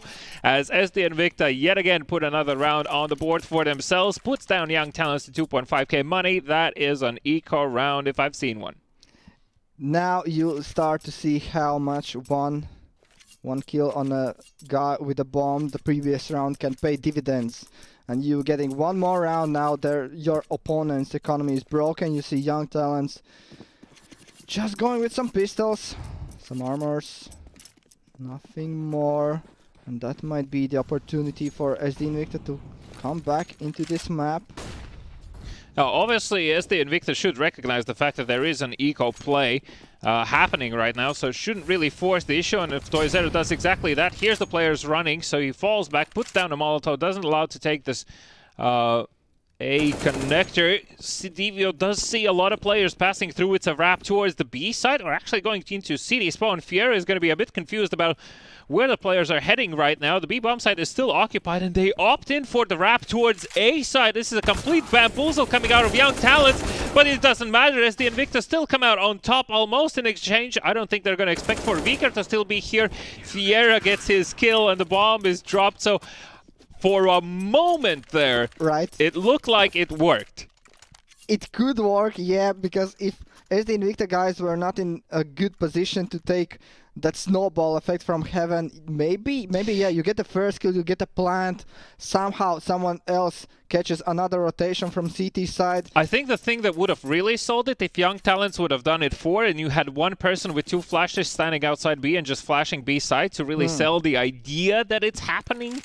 Maybe that would have pulled one more rotation away, but still Viker's position, he was deep in A long, so he couldn't really do much. Fiera now once again taking this duel in B lobby, is going to back down this time around without falling, so that's at least a good start for SD Invicta here. The grenade doesn't find a lot of damage, as Young Talents opt in to play this one out a bit more slowly this time around. Good flash in, but Toysera just an absolute menace right now. Gets those 2 kills, no trade potential. The bomb falls into the water, and Ayok and Smok both left in a 2v4 situation. Smok finds his kill as well, but he will fall as Ayok gives one in return, finds the kill onto the off player, but that's Viker with the experience already behind with the rotation. And SD Invicta just show us that how not to allow your opponents to breathe on the map and actually pushing through in this situation, not afraid of taking these duels. So Young Talents, whilst the execution seemed good,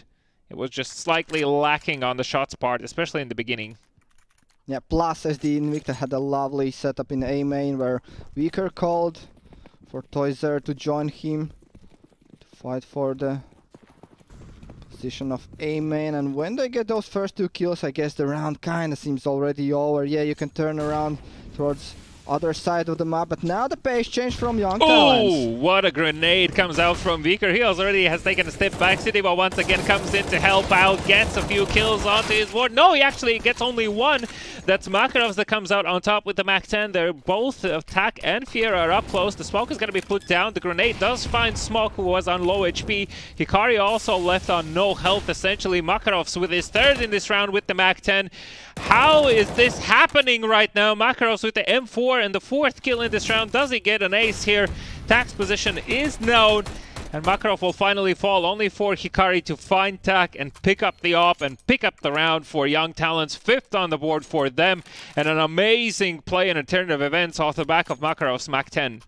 What a fiesta I would call this round, and now I'm starting to think that SD Invicta is still playing the Mirage game, in the sense that they are playing really aggressively, committing early to fights. You see so many times where SD Invicta players are just committing with a spray where they cannot get behind any cover, just committing to a spray, and what do I get? I get only 1 kill. That's not good enough for an A anchor.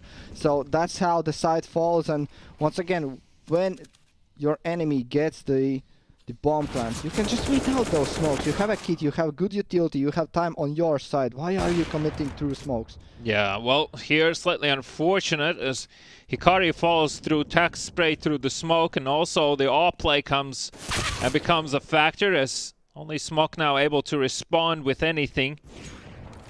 Makarov also finds his kill. That's a 2v3 now. It starts to come a bit iffy, but Toyzera with this push still sees the bomb in place. Doesn't expect the player to jump up on the ledge there. Smok gets the kill, but is left on very low HP. Fiera now with the op position himself here, waiting for anyone else to dare and take a peek. But I agree with the Young Talents currently playing this one out through middle. Gives them the best opportunities with the least amount of risk, I would say, involved to push through. And judging by how many times Viker has played aggressively in long A, it looks like they've actually opted in to go for this B play. Yeah, I actually like this. I think going for A through middle would be the most obvious choice, but still they are turning back around to go through heaven. You're losing so much time. You're losing the opportunity to surprise the B play, and now we can even see Sidivoja turning back. He kinda knows that the play could be coming in here from heaven. Makarov somehow gets this kill.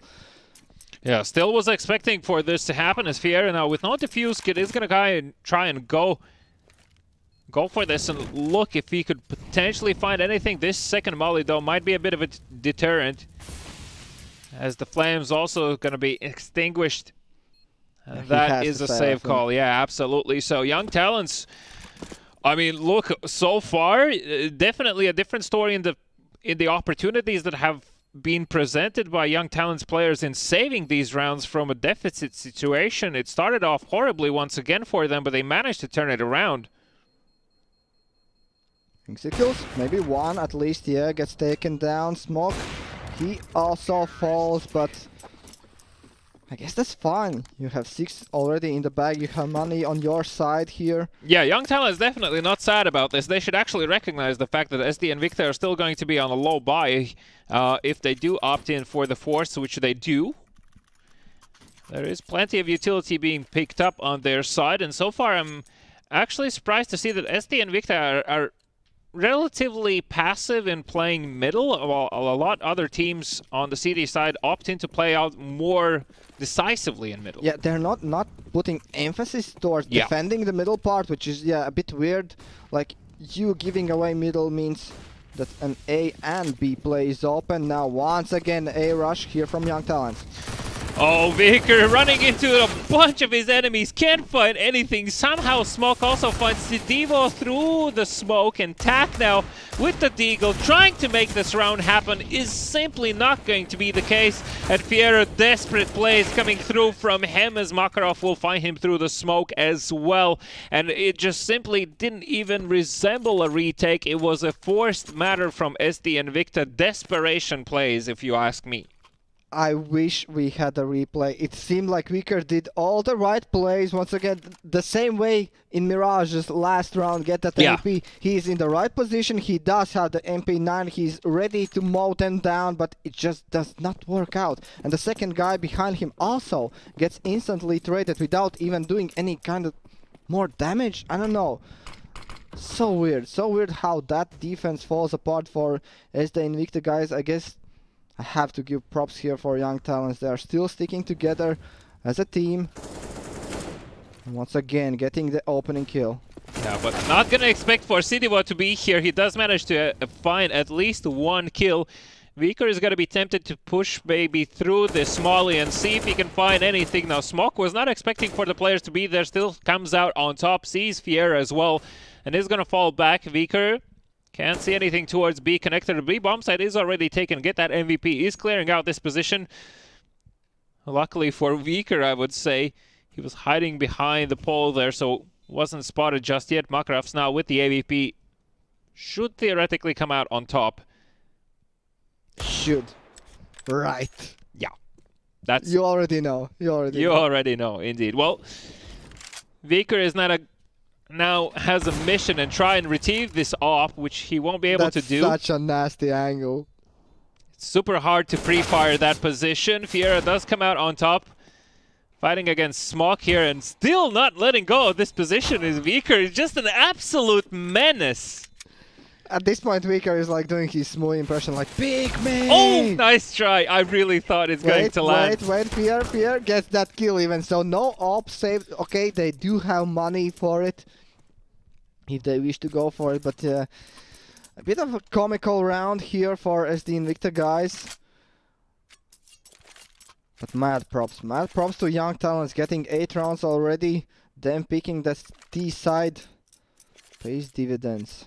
2 ops here, Tak and Fiera. And I'm curious now as well, is like how worried is SD and Victor becoming at this stage, right? Because every round lost is another round you need to win on T side in the next half, and Young Talents are just simply not letting go here. Tak though does manage to find Makarov, but most importantly indeed, yes, the bomb. Get that MVP also falls. You have to smoke that one. You can't just peek right now when you know that an all player is there. Watching closely like a hawk. SD and Victor are even gonna aggress here as well in the A long. Ayok in the meantime being a distraction on that B bomb site. Nobody else there present. Vicker has managed to squeeze by. The end doesn't fall silently on the boxes, I think, and that was his demise as the 6th round does find SD and Victor players. Now one more is required and should be realistic as Young Talents are on a low buy. Look at SD and Victor. So we had a bad half, so let's go for double up and Now triple up. Triple up, yeah, why not? So why not? First one Surprise. today, and it's not even dust 2. Yeah, okay, this is the last round in the half, so that is kind of justified. You can surprise your opponents that way. Tak for the second round in a row is going to opt to peek in water. He does know about the players close. He gets 2. Hikari trades him, gets the op. Toizero with 1. Toizero gets instantly once again traded, weaker response. Yeah, Hikari left in a 1v3 now. Fake plants it, goes for the peek. Now they know that hit bomb is not going to be set, and he's putting himself actually in a disadvantageous position. He can't really cross from here. The no-scope lands through the nick of the wall, and Cityvo does come out on top. Great half from Young Talents, despite the fact that Get That MVP hasn't found a single kill this round. 0-15. Yeah, how we missed that? You even said, yo, oh, yeah, it's like 0-6. Let's see if he gets any kills. I guess that's how we missed it, because he didn't get any kills. But, yeah. I don't know if I'm satisfied, actually, with 8 rounds. If I'm Young Talents. Because if I start 4-0 up and I feel good about this map, about our T side, I wish I got more. As long as Get That MVP starts getting kills, they still should be okay. You cannot get MVP if you don't get kills, so I don't know. That's true. But I'm saying, like, obviously playing on defense, if you can't get any kills, that is going to be a huge problem for your team. Makarov opens things up with his first. As smoke will fall, so does Makarov. Tak and Fear are both opening things up here for SD and Victor. They have the B bomb side wide open. Last man standing. Get that MVP. Can he get a kill? Here is the question. Not even speaking about MVP. Let's shoot 3 bullets and reload. Why not? There's only 2 people now standing on the Young Talent side of things. Hikari can't really find the kill here as well. Also reloading in the open as Ayok will fall.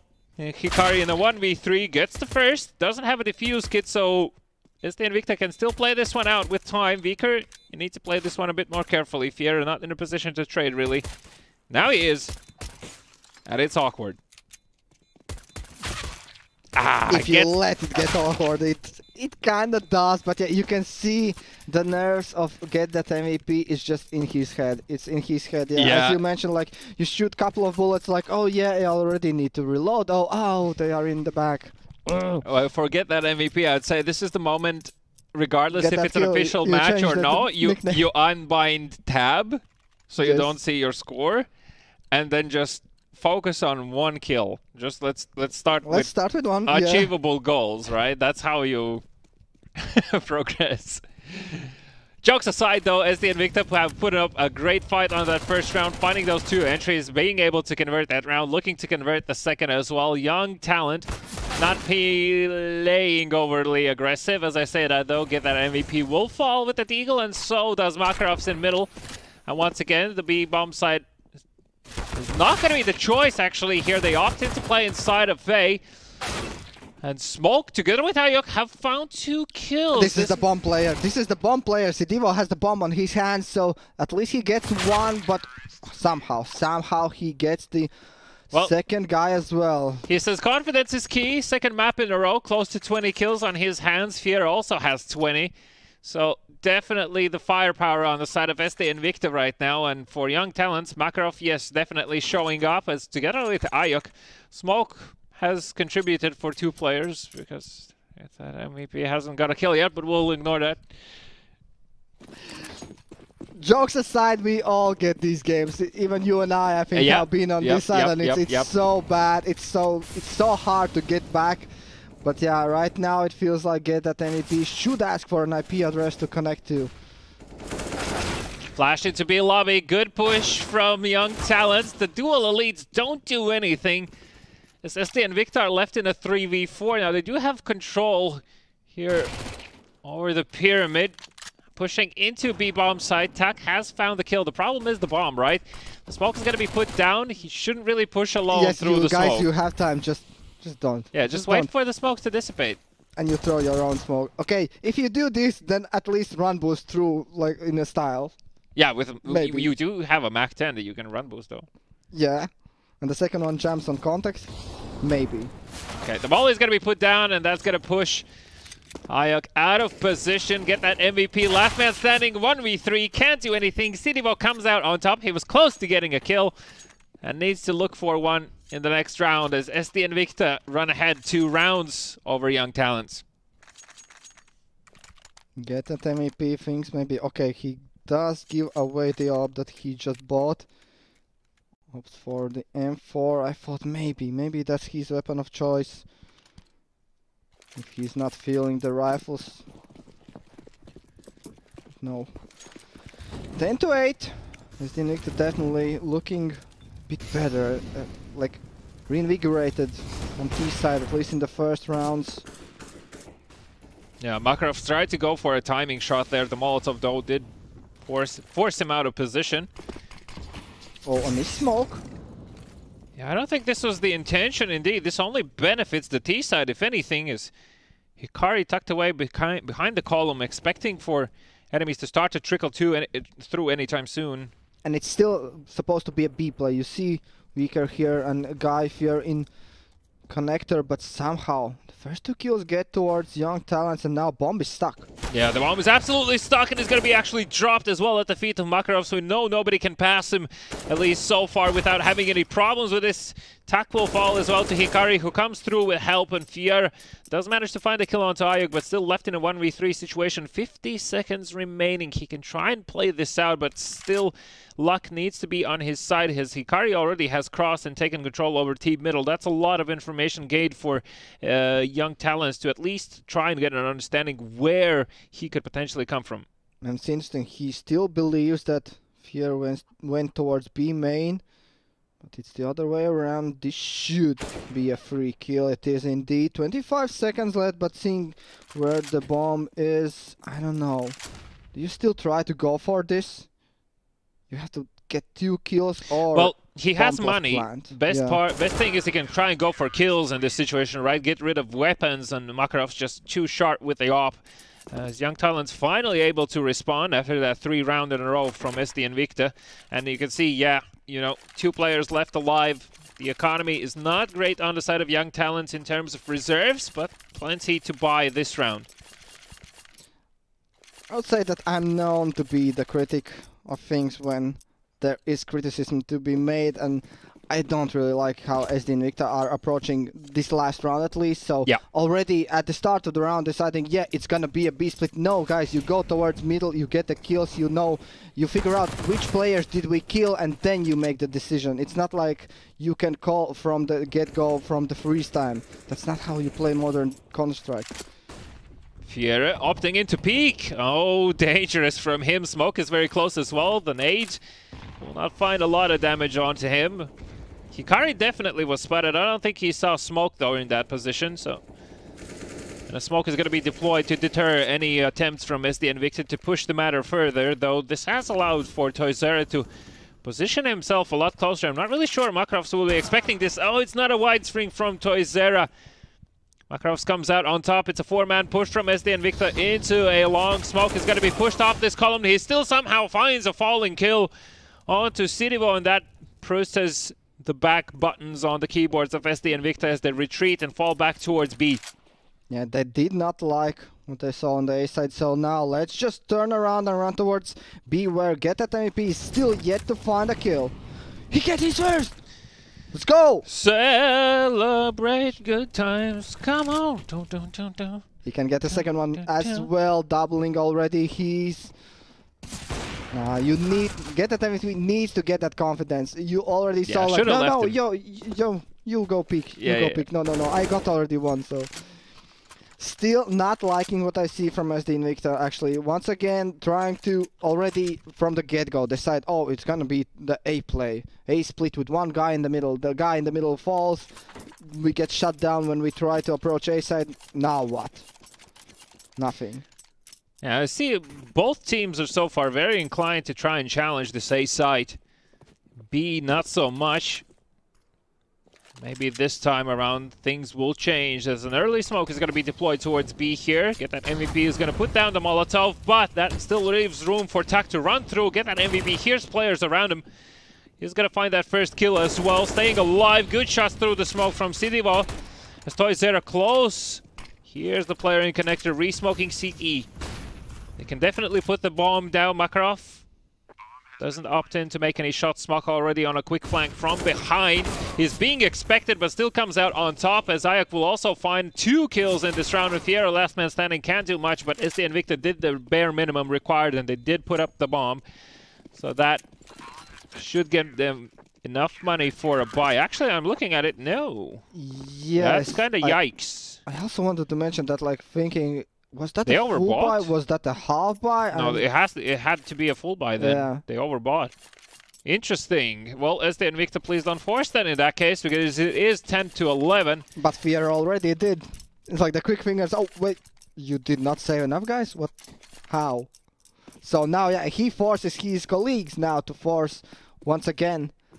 It's I don't know. I don't really like these decisions. It's like you force yourselves to be on the back foot. Yeah, SD Invicta seem to be slightly scrambling for ideas right now as young talents start to rack up these rounds. Truth be told, a lot of them on the back of Makarov, and nobody was expecting for Hikari to be here so close. That's at least another weapon given to SD Invicta. They can still play this out. It's a 4v4 situation that always tends to benefit the T side as the defense to get this kill. Starts to spread out even more, and indeed Tak finds it. There's still 2 players on B bomb site, so that leaves only Makarov's last man standing on A. The bomb is heading towards B though, and Smoke will spot the first, gets the kill onto the second as well. Toysera though, able to return the favor. Obviously Smoke's position is known, but that smoke grenade definitely will deter Toysera and Tak to push through, and it gives time for Makarov to rotate. 50 seconds on the clock. They do not know where Makarov is. They only know about Smoke in the connector. Tak gets the better of him. I guess they are expecting for Makarov to be in the water, but he will get a freebie here. He's still searching for the second one. Now he executes Tak, and what a shot on Toyser. 12 in the bag for young talents. I'm starting to feel like Inferno could be on cards here. Yeah, indeed. With plays like this happening, absolutely. I mean, Smoke obviously got a bit uncomfortable with the situation that it's so quiet for so long, so he opted in to check out what is happening, seeing that Makarov is on the flank as well. And unfortunately for him, at the end of it all, found only his demise. Now, SD Invicta, they need to start putting up rounds right now, otherwise young talents will have too big of a reserve to continue buying till the end of the match. If they keep winning this one, Makarov still finds Devo here as the first kill in mid. And even opting in for this aggressive play from Smoke. I love this, but Tak with the flashbang from Toysera. He equalizes the amount of players on the server. Makarov left standing in no man's land. It is a 4v3. And SD Invicta need to stop making these silly mistakes in these situations, as the Molotov will prevent Ayuk from finding any information. Hikari is tempted to go in peak. He has a good timing. He can catch Tak off guard. He does do that. So once again, the round is still winnable for young talents. Get that MVP with his third, but now he's the only one left remaining to win the 1 versus 2 clutch. He has the utility. He has the defuse kit. He can wait out this molly. I'm not a fan of giving away your position, but let's see. Yeah, same. I would have walked through at least to give some fear in the minds of SD Invicta. Flashbang not going to do anything. That Molotov also is quite deep. 2 players checking that cross line, and young talents will fall this time around, and SD Invicta get that round that was so required from them. As you can see, the money situation is still quite poor for them. Can't be said the same on the side of young talents. But if there ever was a chance for SD Invicta to come back into this, to take this 2-0, this is the time, because if they win this round, young talent's money is broken. That automatically means that you have at least 13 on the board. At least you should have, right? At least, yeah, let's correct ourselves. At least you should have. Yeah, this is the swing round, as we like to call it. The team that wins this one maybe wins 2 in a row. Now Makarov with a good shot, but instantly gets traded. Yeah, Hikari as well, pushed back by these Molotovs, can't really go into that site nice and early. This will allow for SD and Victor to put the bomb down, to take after plant positions, get that MVP gun close behind on the rotation. Citybo expecting this, but still somehow is going to lose out to the MP9. Fiera now is going to be tempted to respond, and one position needs to be cleared as Toysera will fall, and Viker comes through with 2 huge kills, leaves Fiera in a 1v2 situation now. The fuse kit is available for Hikari. Fiera takes the angle, can't really find the kill. Hikari is going to stick it. He has the defuse kit. He's going to defuse till the very end. The bullets run out as Fiera can't find the kill and can't find the necessary shots, connecting. Young talents picking up that 13th round in a heartbreaking fashion. Now the bomb plant did at least allow for SD and Victor to buy in this round as well, so still keeping things competitive. And the young talents also by all means are not out of the woods just yet. Very minimal money reserves remain, so if SD and Victor convert this round, still things can turn for the worse for young talents. Is this the new Mirage? That's all I'm thinking. Is this the new Mirage? Is Mirage like for pugs and for teams so played out that even mixes can't win against teams now? But maybe Anubis is the map where you can do that. Yeah, as you mentioned, getting the plant was crucial for SD Invicta to once again be able to afford rifles here. Fighting for that connector position. Smoke is in a good place, but Fear gets the better of him, so connector now is exposed. 2 Ts. Yeah, and as long as SD and Victor are controlling this B connector, it's always going to be a threat in the back of the minds of young talents. Now they do have 3 players here on B. Get MVP in a cheeky position as well. A lot of terrorists can be caught off guard. Seems to be just like a single flash. Ooh, oh no! That was the only flash. That was the only flash. Makarovs with 2 huge kills comes through. Steps into the Molotov, finds one more, and it's a nasty exchange towards the end of the round. Everything was on this flash that was missed, as SD and Victor failed to find entries required to even attempt at taking that B bomb site. And Makarovs as well, props to him, too good. 27 kills on the board for him, close to a 30 bomb in regulation time. Ayak also not far off, 26 on his account, playing their minds out. And so does Fiera on the side of SD and Victor, but that's not enough. Yeah, it was not enough indeed, and courage was needed from Makarovs there to even step into the flames to get the 3rd kill on that B attack. The ball is definitely in young talents' court now. They do decide we move on to Inferno or the series end here and now, but once again young talents are the ones getting that entry kill.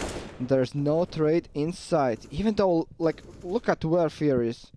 Yeah, he's already on that B bomb site, doesn't spot anything at all. Only now the bomb is going to be picked up and they're going to be heading that way. Get that MVP with the MP9 playing far back, so he can't realistically do anything. And if Fiera actually manages to take control over this position, this can become extremely dangerous. I was not expecting for anyone to be there, and now it's all clear. It is going to be a B play. Get that MVP positioning himself close to that smoke, ready to explode onto that B bomb site. Viker is still waiting for these cheeky rotations, finds the kill onto smoke. Get that MVP, will also fall in the meantime. And only now Hikari will fall, trying to push in the back of Vikari. Position known, Molotov placed, and denies any room for himself as well to take. Makarov just waiting for... That's what I wanted to say, yeah, you're just denying yourself entry point towards that bomb, but yeah, I guess the decision to save has already been made at that point. It does come... SD Invicta do get their 12, but it looked so good. The defense looked so good, just playing passively on B. The setup on A and on middle was on point, but that was that one point of defense where no one was looking. And SD Invicta took advantage of that. Do he save? He does not save the op. That is bad stuff for young talents, right? Not being able to hold on at least to this AVP to give to Makarov, that is a point of discussion right now for young talents, what to buy in this round. Yeah, let's see, looking at their money, it's such a hard decision. I guess you do have to give away one round now. That's fine, like go for full eco, stack the site, hope for the best. Do have flashes, so I guess the idea is just to run down towards water here, surprise your enemies. Yeah, Hikari leading the charge as Fiera on an off angle finds the first and the second. Viker as well joins in on the killing spree. Makarov comes through with an off angle. Tack deals with him and Ayok's position. Ayok? No, they don't know about his position, but the health is not there. Ah! It gets awkward, he gets the knife. What? Makes no sense. I don't know, man. Okay, that's at least that one in the bag. Everything happens for a reason, I guess. Getting that knife kill gets Makarov his AWP. Actually, yeah, true. If not for the knife, he wouldn't have gotten an AVP in this round. So SD and Victa are in a position where they can try and now, well, I'd say surprise Young Talents with taking a round here. The timing kill doesn't fall through for Makarov with that AVP shot. Toysera spots the player on the platform, but Ayok is too good and comes out on top. Left with no HP though. Smoke Molotov is going to be deployed here for Fiera to try and take this B connector once again, exerting more pressure on that B bomb site.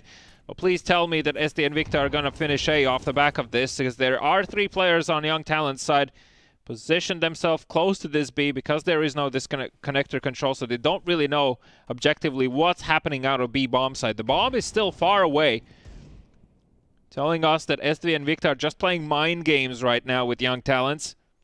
Yeah, it's the classic default. Someone has to get an entry kill. We are down 1 man right now. We are playing the patience game. I don't know. SD and Victa has to do some moves right now. The move was made, but Makarov was at the right spot at the right time. He even gets the second one. Yeah, now Viker and Sidivo both left in a 2v5. It's unrealistic as it almost can be. It's Smoke also playing this cheeky off angle. Do you save at this point? I'd say yeah. What other choice? Young Talents most likely are getting 15 here anyway. And without any AKs in the next round, the chances of getting it are even slimmer. Viker still waiting for some mistake to happen. Sidivo with the bomb in hand is going to push into A connector, is going to fall in the hands of Hikari. Viker now last man standing, and that's the 15th on the board for Young Talent. Looking to steal away SD and Victa's pick of Anubis, showing up amazingly well on the T side, with the fact that they had a player that wouldn't even put up a single kill on the first half. And now Young Talents looking in the eyes of Inferno. How did it get so far? I'd like to hear the comms right now for SD and Victa. Is this really like coach subbing in for one of your players playing the role here? Can it be? I guess that's the only like asterisk we can have for SD and Victa. Why are they not looking that good? Yeah, but he has 2 times more kills than Toysera. Yeah, but I don't know. I'm trying to grasp what is happening. Why are you picking a map that you are just kind of giving away? I would say Young Talents definitely do look better on this map right now. In this Overall, game. yes, and also Makarov definitely has been such a huge impact, continuously getting multiple kills with the AVP, playing his position to the max, being active across the board. Viker now peeking here into the A site. Actually gets the kill onto Hikari as well. There was no help called. Very late rotation from Makarov, and I'm actually surprised now they've given up all this space, and now it's a problem as Viker finds a kill onto Ayok as well. Makarov stuck in no man's land, can't do anything, can't find a single kill in this round. Young Talents and get that MVP.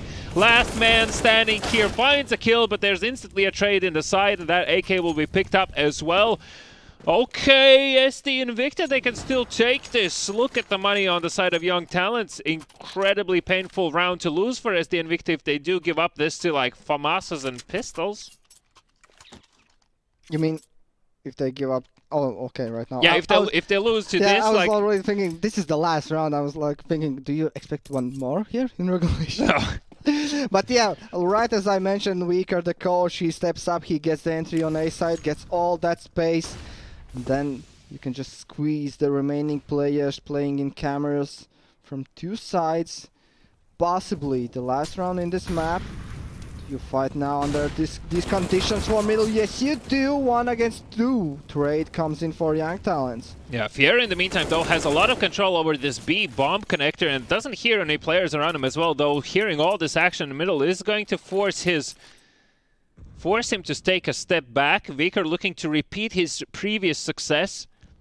A smoke in the same position as before. And Makarov now tempted to look for some action in middle, positioning himself in the furthest corner. Actually opting to push even closer to look into the river. He's going to find 2 team players. That is the bomb falling on the ground. Fiera, late response from him, but the bomb is still in his possession. Viker now is going to be activated. Hikari does spot him. Now you have information about both. So yeah, Viker showed himself here. You know that the second player is in middle still, possibly rotating towards his teammate. They should be joining up for an A push here. Smoke gets the better of Viker, and it's only Fear. Yeah, Fier in a 1v3. He knows that there's 2 players B. The question now is, where is Get That MVP lurking? Now, they should have info about him being a B player. He has had MP9 in his hands so many times in this round, like I can't count, yeah. And right now, it looks like Fier does have a chance, but he needs to find this kill. There's not a lot of time. 10 seconds remaining, and it is going to be Get That MVP, picking up the round and picking up the map of Anubis for Young Talents. SD and Victor somehow bow down, and I think it all comes down to that first initial pick of that T side, right? Like Young Talents decided to pick T side to show what they are capable, and this is exactly the point of discussion we were having about Anubis beforehand, where if you have at least a clear idea in your mind how you want to play a certain side or the map itself, it can still be an upset for teams. Yeah, you can still go for it. And how symbolic was for Get That MVP to get that actual last kill to get that MVP? The final nail in the coffin for him. He got 7 kills, but still, imagine now Young Talents feeling, first of all, you come back in the series, like you lost your map if you're like, okay, we're down bad, backs against the wall, it's no way to turn back now, let's just go all in on this map. And the second part is that, yeah, you see that you can even kind of win 4 against 5. I'm not taking away from Get That MVP, he did get the last few kills, he finally showed up, but still, now you're definitely feeling like you have the momentum going into Inferno. And I think the best thing that was going for Young Talent was the fact that SD and Victor just being on so many situations where they're a man or 2 man down, SD and Victor looked truly lost. They were just kind of expecting for Young Talents to overplay the situation. That simply didn't happen, so they were kind of just forced to go look for entries, and more often than not, they actually opted in to go and do that solo as well, so there was no help from their teammates, and this is the result, 16-14. Young Talents pick up Anubis and puts us on map number 3, which is going to be an Inferno. And look, I think overtime is an opportunity between these two. I'm still adamant this is going to go we're gonna hear last night. 4 overtimes and then some crazy clutch happens, and then Young Talents take the victory. And then you can't fall asleep. And then I can't fall asleep. All right, well, that's only soon to happen. We're going to go into a brief pause. As before, we'll be back in about 8 minutes, and then map number 3 between these two. Thank you. Make no mistakes, make no mistake. Either you stay in your place or we putting you on a plate. Look at our face, we put the fear in the dirt. We had to struggle for change, pick up the pace. We put in infinite work, that's why we stay getting paid. Y'all running late, we moving on to the next. You still been stuck in a phase, there's no debate. We draw the line in the sand, we say it straight to your face. They underrate, till we put the team on our back. We took the city to state, what it's gonna take. Another S on our chest, another beat in the grave. We innovate, we always switching it up. They can't predict what we say. Come out the cave. They see the blood on our shirt. They see the teeth in the face. They watching tape. Still trying to figure us out. They think we came here to play. They sending snakes. They trying to give us a curse. They want us taking the bait. But that's okay. We keep on dodging the bull. We keep on saying Olay. Blocking the way. Thinking we flipping reverse. But we keep rushing the gate. Stopping the rain. We know they sit on the throne. It's looking easy to take. We not afraid. We put the fear in their bones. Ain't no more running away. They trying to chase. They trying to follow our steps, they trying to copy the wave. Boy, that's so lame. That's why they keep getting curved. You gotta stay in your lane. They wanna claim that we not giving them work. Like this is minimum wage. Boys, you crazy. Why you keep feeding the beast?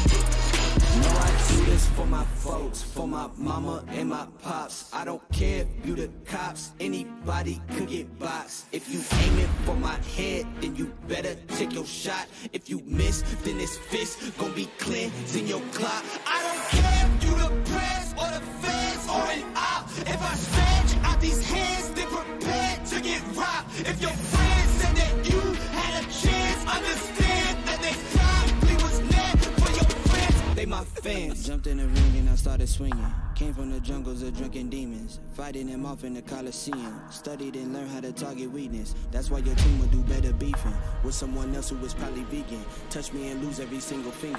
Touch me and watch how I turn the scene. Massacre, as soon as you have the nerve to try to step to me, I will snatch your turf and manifest scratch that. I will snatch your earth. You tried to breathe to see how the asthma works. We don't compete. I'm not in a class with earth. My boys are down the ball. If I say the word, the team is down the hall. If I call the third, what's happening? Best believe that a massacre.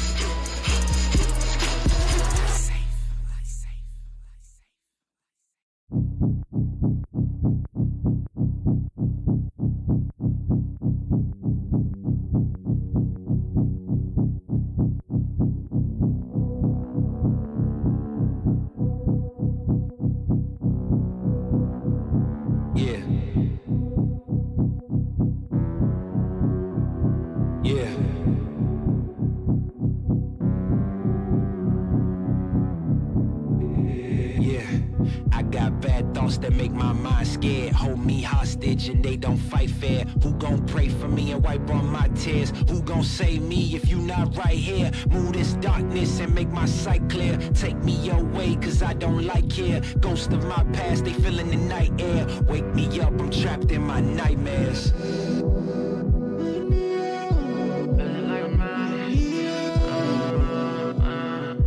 Wake me up, I'm trapped in my nightmares.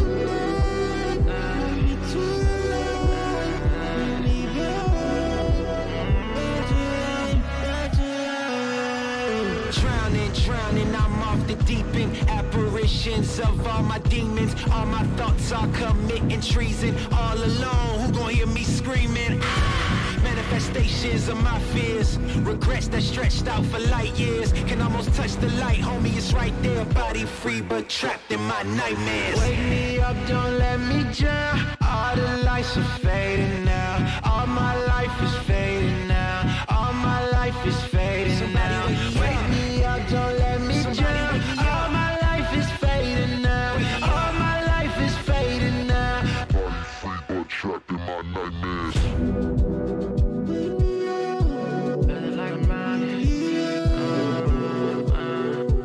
Wake me up, I'm trapped in my nightmares.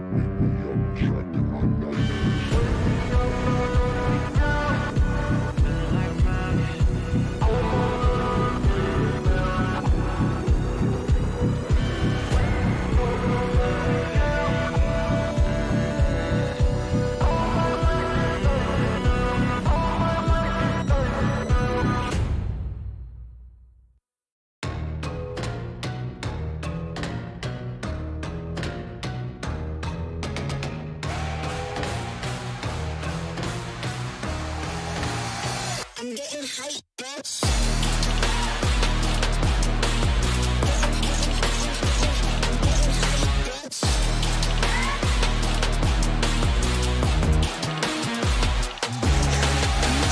Brothers, my guys, know that they fly, know that they ride or die. I keep boys by my side, CJ, now I gotta roll with ice. No rush, go on, move dumb. Pushing, so I'm move dumb. Peace and love turned to peace and gloves. Now you got a deal run up. Generations caught up. Look how things will switch. People they're quick. Now they wanna move out the bits. Boy wanna grow some bitch. Nah. Unless you heard it from me, then you ain't heard it from me. Got it from me. All that energy extra. You don't see me with the hitters. Child, leaving the beaters alone. Me with a squeeze. I get no feelings involved. Child, leaving the beaters alone. Me with a squeeze. I'm getting hype, bitch.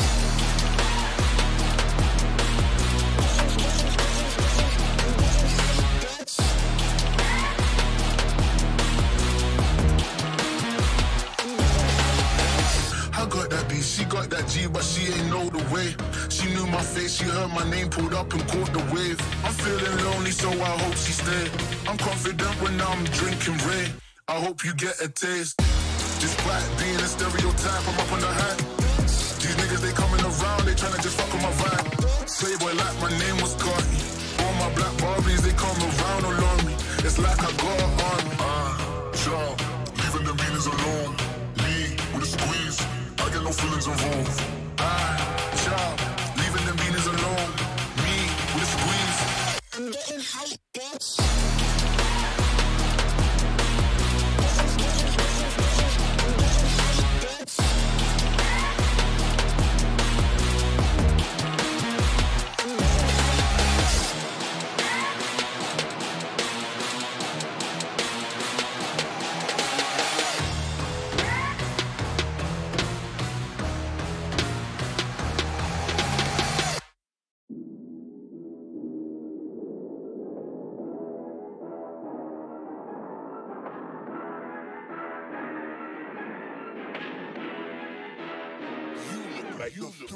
Really, y'all don't know this, y'all in danger, I'm a threat. I'm a gamble with your life, cause you know that it's a bet. It's a bet. You know I ain't letting up, my foot is on your neck. Take my word for it, it's a promise and a threat. Really, y'all don't know this, y'all in danger, I'm a threat. I'm a gamble with your life, cause you know that it's a bet. It's a bet. You know I ain't letting up, my foot is on your neck.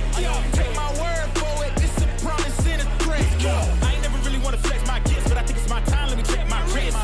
You can never get my shine, I'ma keep on grinding till I reach the tip top. When it's just in my jeans and I ain't looking back, cause I'm feeling like Chris Cross. They can never slow me down, but they need to hate me, now I'm feeling like Chris. Rock with the team, cause you know that we winning, we with it, we going, we flowing again. I might just go by a Benz, I might just blow my advance, whoa. I did it all for the feeling, alive but I'm making a killing. I'm gonna break every ceiling, cause I need a million, but I don't need your money, you can pay me in respect. Cause once I do it big, what's to follow is a check. I need 100 bags, nothing more, nothing less. And the ops feel away, cause I'm next, I'm a threat. Oh yeah. Really, y'all don't know this, y'all in danger, I'm a threat. I'm a gamble with your life, cause you know that it's a bet. It's a bet. You know I ain't letting up, my foot is on your neck. Take my word for it, it's a promise and a threat. Really, y'all don't know this, y'all in danger, I'm a threat. It's a gamble with your life, cause you know that it's a bet. You know I ain't letting up, my foot is on your neck. Take my word for it, it's a promise and a threat.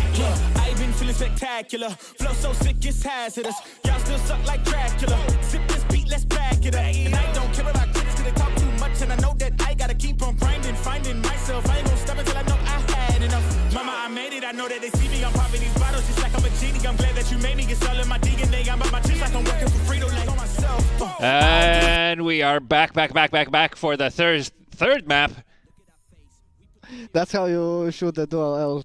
Right? Yeah, exactly, because it is going to be another shootout between SD Invicta and Young Talents. SD Invicta picking up Young Talents' map pick, and Young Talents return the favor, so that's why we are here on the third map. And now questions start to arise in my head about who is going to come out on top in this duel. Now, I did say that this is going to be a 3-map series, so I did predict this. I did predict this, but SD Invictus, yes, definitely showing some cracks in their game style. A few question marks, but Young Talents as well. The perseverance from them has been amazing so far, and definitely have to put up a lot of credit to Makarovs with that AVP play on Anubis. Crucial in so many rounds, I can't count even. Yeah, plus we have inside information. The Get That MVP guy actually wrote for us in the comments in chat on our stream saying that, yeah, something happened at his home, I guess, and so he couldn't focus for some time, but it's nice to see him getting back into the game even in the later stages are helping his team to get that victory overboard. And now in Inferno, I'm like, you see me looking at ESEA stats for SD Invicta Inferno. Okay, they have 5 victories, 0 losses in the regular season, but now I'm like, what does it stand for? Does it even? stand I for don't anything, know, right? Like, because yeah, I was looking at Anubis like thinking, okay, if you pick Anubis, quote unquote, the exotic map, you should convert it like, I don't know, 99% of the times. Why are you picking it then? But they did not look like a team. Well, it makes things even more interesting, just the fact that this is the 3rd map, so it is going to be a knives for sides situation, meaning that teams will brawl in a knife team versus team duel and find out who is going to be choosing what side. And I think they are ready, so let's jump and see who gets to choose that CT side, which, as it turns out, statistics say is not the better side. So will it be Young Talents coming out on top and picking up playing on T side? Yes, that's actually what I wanted to mention. Like, this is the other map in the map pool that is, technically speaking, on statistics sides, T favored. So do we see the victors here choosing the T side or no? Let's see who does come out on top. Are they? The two guys are low, so all the possibilities for Ayak to get his kills here, but no. Those are going to be the Lithuanian guys, and they do choose to stay on CT. Oh no, excuse me, they switched. Yeah, they have swapped sides, so SD and Invicta have opted in to play on the T side and show us how it's done, I suppose. You know, many teams don't do this these days. I'm pretty sure Young Talents are probably surprised about their pick as well. Could be. Yeah. And let's see if it works out for them. Smoke flash in the hands of Toyzera.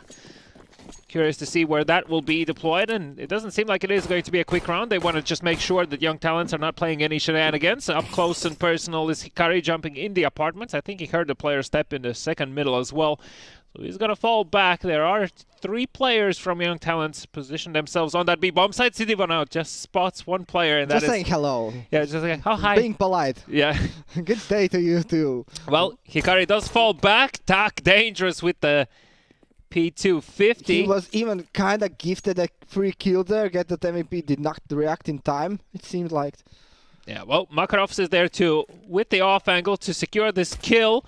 Does manage to do that. That is the flank, and that should be all clear now for Young Talents. What the initial plan from SD Invicta is, they stick with it. The smoke is going to be deployed, pushing through. Smoke absolutely needs a single kill in this situation. Cannot really get it done. Getting tagged up through the smoke. Nobody expecting for the boost as Hayok will get the kill onto Viker. That is definitely a failure on the side of SD Invicta. Now scrambling to get the bomb before the smokes dissipate. Toyzera trying to cover his teammate. Bomb pad still not happening. Is get that MVP with a dual elites, just trying to be a nuisance. He has to get 1 kill here. He has to open the bag, the tab here, but no, he falls, so now it's a 2 versus 2 situation. Low HP on the side of Fiera. He needs to play first tack, just tucking in Banana with the P250. There's no more utility left, so SD Invicta just need to play out the time right now. Force the issue. No kit indeed. Hikari taking a step into the side. Makarov still waiting for this CT peak. As now Tak opens his position. Fiera actually with low HP does manage to find this kill. Makarov tosses the bomb, needs to take a step forwards. That's already shots in the back. They know that the fuse is not happening. And now Fiera just making noise, making sure Makarov doesn't feel comfortable, even gets the kill at the end of it all. And they do manage to find that first round on the board for SD Invicta. The cinematic experience once again finds us. That will be fixed very shortly. But overall, well played from SD Invicta. I'm actually surprised that Fiera was able to survive for so long with that low HP. Yeah, even plus, finding that kill, yeah. Yeah, plus the fact that they actually did convert that round. It looked like the boost did surprise them, getting that kill on Viker, who was planting the bomb, and it should have been the victory already in the bag, but somehow, yeah, as I mentioned, forget that MVP, you do not want to fall once again into the same hole, sitting on that goose egg for round and round. The few next ones. Well, SD Invicta playing carefully here, just want to make sure that they're not going to get surprised by any random like gun pushes, pistol pushes, etc. Tuck does manage to spot one. That's the smoke at least deployed. Makarov shows himself, almost loses his life. Sidivio feels like he can push the issue here onto that scout, and Toizer comes in with the kill on the smoke as well. Get that MVP will also fall from the hands of Sidivio and Hikari. Last man standing as Tuck will find Ayok on the other side of the map. Hikari takes an aim, can't get the kill, gets the second! Whew! That looked dicey for a second. Yeah, for a fact that he does not get the first one, it's like, oh yeah, you have all the time in the world, just line it up. It's like, no, he misses, and like, yeah, that's done, but no, he answers with 2 still in his bag. That does not convert the round to be a victorious one for Young Talents, but it was a force. Once again now forcing, like, look at this buy. Yeah, I'm not a fan of Young Talents forcing up here like this and get that, even if he even goes as far as picking up the defuse kit. So I mean, that's wishful thinking in my opinion, if you ask me, but sure, why not? Let's see what's gonna happen. Yeah, and the fact that Hikari and Smoke did not force all the way through, like not spending all their money, so it just seems weird. Could be a miscommunication with problem. One player, I think, right? Makarov is going to be smoked off. Yes, indeed, we have lost a player on the server. Tuck has taken damage and actually has dealt damage in return as well. Get that MVP with a single kill. Now needs to convert this second, absolutely necessary. He gets that done, will be pushed eventually down, but it is a 3v2 situation. Sidivio sitting in the smoke here. He's going to find the kill as Hikari once again returns the favor with the 1v2 situation. Doesn't even have the defuse kit. That's on that B bomb site, and it's unlikely he'll be able to take it, and unfortunate for Young Talents to lose a player from the server after damage already has been dealt. And yeah, what a stack here at tower. How can you deal with this? But wait, maybe you can. No way, right? No. Get me out. Right. Get me out. And he has a defuse kit and he can defuse the bomb. SD and Victor fumble to a measly Deagle, both sitting at us like above each other and looking at the same spot. I cannot even express the words I would have to say to SD and Victor if I were their coach to just like... And he's still there, right? Get them back together. And when you look back at that situation, you're like, okay, how could we play this better? Well, you couldn't. That was the best possible like positions you could have. You're both looking at one guy. He still gets the shots down. And how? Yeah, well, lucky, I guess. It do be like that sometimes, as the youngsters say. In the meantime, flash towards middle. Shot taken from Makarov. Not going to find any victims this time around, as Ayok looking to deploy that smoke as soon as first terrorist shows his sight. That is Tuck yet again. And SD and Victor feel that there's this opening on B bomb side. They feel like they can challenge this. Makarov is though there with the AVP as well, so there's 3 players at B right now. This, if SD and Victor push the agenda here too far, they might run into trouble. And there's a lovely setup. Yeah, Makarovs can shoot now. Will they expect a boost? I think not. It's a freebie here for Ayok. He gets traded at least, and get that MVP. Should have survived for more than that. Maybe gotten even some kills there. He does do the damage, but that's seemingly not enough. The remaining Young Talents players are forced to now save. Sidivo is already on the hunt here. He could line them up 1 and 2, says Sidivo. Yeah, this is an absolute redemption round coming out from SD and Victor. Playing over that blunder in the previous, and most importantly, getting rid of Makarov right nice and early, not allowing for his AVP to get the steam rolling. That puts Young Talent back on that eco. And SD and Victor looking good, though not without its fair share of worries. Yeah, I wanted to say the same thing. Like, they even kind of guessed wrong towards which side to go, because we did see 3 of the Young Talents players being on B side. This time around it does pan out for them. But I already saw maybe possibly doing the same fumbles that they did on Anubis, like deciding already at the start of the round, oh, it's gonna be B, right? Did they miss a smoke? Who did? SD and Victor on B? In CT, you mean? Tuck? No? Oh, that one, yeah, I Yeah, saw there's that one in in radar. pool, I think, no? Maybe.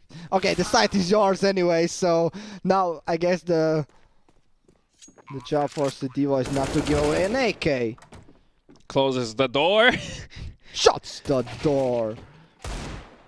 Well, Hikari continues to be a menace with the Deagle, can find more this round as he will fall as well.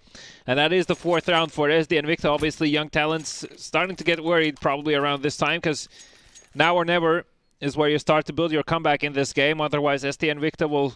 This is the point in time where CD's economy is terrible, right? You have one buy round, you have an eco next. You have one buy round, you have eco next. If you don't start to string rounds together, so very quickly the game can run out of your hands, and SD and Victor start to look more confident, especially in these eco rounds, right? One way how you can judge how confident the team is feeling, especially just from their shots, is like how they play against pistols, and it's not pistols in this round. Makarovs will fall, so does Ayok. And the fact that Makarov was here should give at least some notice to SD and Victor that one more player is sticking around. Let's get that MVP. He will find the first kill. Nobody checked for him. Gets the dink on the second, but both Tak and Fiera come through with kills, and Smoke, his last man standing. Tak already on the hunt. Right, as you mentioned correctly, we do see SD and Victor players being overconfident, but it does pan out for them this time around, getting the first few entries, even like running instantly towards CT and trying to push and find that last player on A side. Smoke does fall in the hands of Toys. There is the 5th round for SD and Victor right now. And as you mentioned, yeah, look at the money for young talents. It's the classic. Now you decide, I don't know, do you even force? Why do you force right now? I would love to see a half buy and trying to get back on that. Well, they had that one economic Deagle foot. round, right, from Hikari. Hikari has a Deagle, the rest have MP9s. It's a bit of a deja vu situation right now, though. No defuse kit in this round, so it all comes to that. 4 players towards B, dude. Yeah. Let's drive towards them. Maybe in their faces with few flashes. That's how they are trying to line up right now. No one's in banana from SD and Victor. And funnily enough, young talents are still insisting on this B stack. So a lot of action happening around A right now. And Hikari, yeah, now he's calling for help. Now young talents have banana control, but is it too late? Yeah, sorry, it's interesting that they did hear 2 MP9s close. They should be checking both sides. Should. Well, not this time around, as Ayok will find 3 kills. Toys are now forced the issue, forces his hand, almost finds the spray through the smoke as well. Get that MVP, does come out on top, leaving Sidivio low HP, but in a 1v2, technically doable, but Hikari is always like this dangerous presence in the back of his mind, in the back of his skull. Sidivio will fall. And young talents managed to find this round. I think they got a bit lucky with the fact that they, like, SD and Victor somehow didn't check close right corner. And Ayok as well, props to him, you know, managed to put down 3-man spray without even having his teammate to expose himself. So there was always still that potential to trade, even if he falls down. So SD and Victor slightly fumbling to this play and trying to commit to a round without having any banana control initially. Yeah, I was not informed. That's how you get back into the game. You do not do half buys, you just do a bonus round. Yeah. Obviously. Right? Who would have thought that this last round's fight will pan out like that? This time around, nice aggression here from young talents in A apartments. Toy Zero. Will he expect this setup? He will check it. Oh, it's going to be a double peek into a double peek. Who comes out on top? It is young talents. And that instantly puts SD and Victor on the back foot with 3 people alive. This has to be a B executed now. No point of going back. Get that MVP, will be spotted, will be smoked off as well. Makarov's already on the rotation. No boost just yet, so there is opportunity to get into the side, but nobody was expecting for Ayok to be up here. The Molotov didn't touch his feet, as Fiera only now finds him get that MVP, gets a kill through the smoke. Vicar in a 1v4 situation, and they're literally looking down at the barrel of a gun of get that MVP, as the off will be the one to put the final dot on the I. Lovely how that plays out for young talents. The A-app setup pays dividends. 2 kills, 2 easy ones it seemed like. And then back at the banana. The remaining SD Invicta players were just forced to commit towards B. There was no turning back. Seemed like A site was shut down. Well, yeah, Young Talents at least have regained some control over the game right now. As Hikari, this aggressive play into second middle, definitely not being expected right now by SD Invicta. They're being torn apart for the second time in a row. I don't know, Makarovs even finds the bomb as well. That's Tak and Fiera now, last man standing on that B bomb side. Fiera looking to see if he can maybe find an opening, maybe force a rotation, but the bomb is being held. And so is Fiera, as he does manage to get that MVP, but that is a small consolidation prize for him as Young Talents find the fourth. Now, the good news for SD Invicta is that the bare minimum required, the 5 rounds, are found, and anything above that is still technically doable, but it's very difficult looking at how Young Talents are starting to gain steam in this game. To think that they're going to be doing less on that T side, I wouldn't rely on that if I was SD Invicta. Right, as you were saying, like the bare minimum, but nowadays, right, it's decided. Is it bare minimum? You do really want to, at least I would say, win the half these days. Get those 7-8 rounds in your bag and then you can feel confident. But now, a pace change here from SD Invicta. Let's drive towards that A side, try to surprise your players. Smoke in the pit, has to come up huge, only gets the first, gets the thing through the wall. Tak able to find Hikari, so does Ayok will fall. There is still Smoke playing in the pit, playing for his life. The bomb is down on the ground. Makarov does miss the shot in the archway. Smoke finds his second, looking for the third, can't find it. As the teammates already coming through, get that MVP, finds the kill onto Tak, and that leaves only Viker, last man standing. He is in pit, he does an M4, and actually has a smoke as well, so he can still try and play this out, tries to duel, can't do it as the 5th round, and an equalized scoreline finds Young Talents. I love how we see character from Young Talents players, both as individuals and as a team. Yeah, even though absolutely. I think maybe I'm wrong, maybe they are a team, who knows, maybe I have mixed up my information thinking they are just a mix, but I love how we saw SD Invicta take the first few rounds and Young Talents are not just like sitting back and allowing their enemies to play, they are definitely pushing towards a victory here maybe.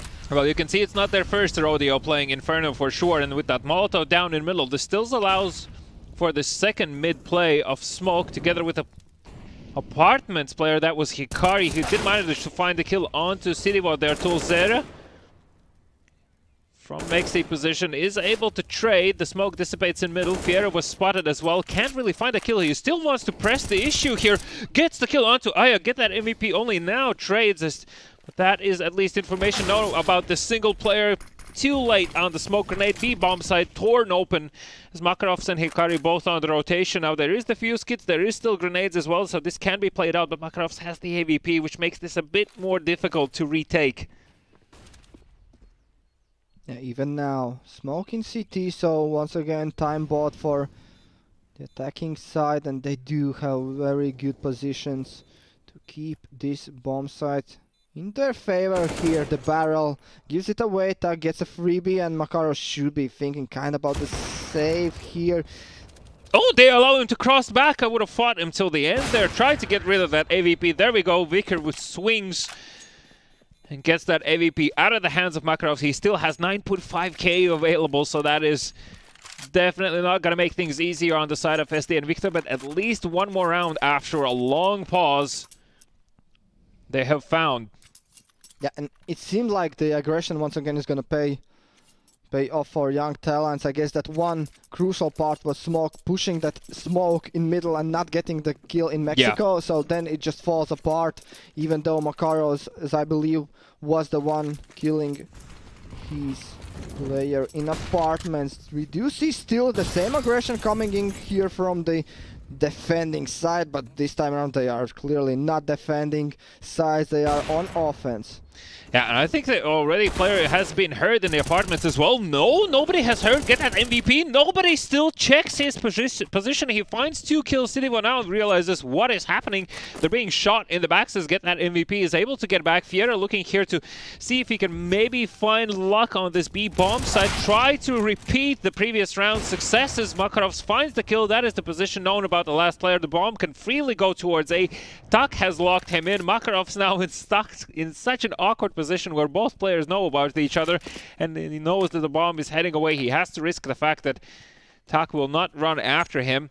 The plan should be at least for the library side of things, and that is the case, so that Tak can play this round as well. Sidivo will take the bicycle position, and Makarov's unlikely to take this round, and if no peek comes through in the nearest seconds, won't be able to do it. Yeah, that's another tap to the side. You wanted to say that's another tak-tak? Another... That's another tak-tak indeed. Young talents, no money, no money. So it was looking good, and the aggression seemed to pay off, but SD Invicta did what we were speaking about, right? If you get outplayed in the same fashion 2 times in a row, 3rd time you need to expect that, and they were expecting for this push. Though, that being said, Get That MVP still found 2 kills. So it wasn't all for naught, but SD Invicta came out on top. Yeah, it's interesting to see Inferno being played like this from the CT side. It feels like that's not the usual traditional way you play Inferno. And I don't think we have even seen Young Talents fight for banana control. No, not really. Huge spray coming through from Fiera here. Only Hikari able to respond. Now, there should be information given away that there's still plenty of players. Get That MVP somehow comes out on top and even gets 2 more kills with an AK. Sidivo suddenly left in a 1v3 situation. The bomb is dropped down on the ground. The smoke is being deployed in front of it as well. Makarovs together with Sidivo can use... with Get That MVP can use the gap in the smoke to see if Sidivo is maybe crossing into this. Instead, they opt in for the jump spot, being afraid of that flank from the CT hand side. But Get That MVP definitely showing up as Sidivo does find his kill, and Get That MVP needs his 3rd. In order to secure the round. He's already on the rotation. Gambles on the fact that Sidivo will rotate. This is Mind Games next level.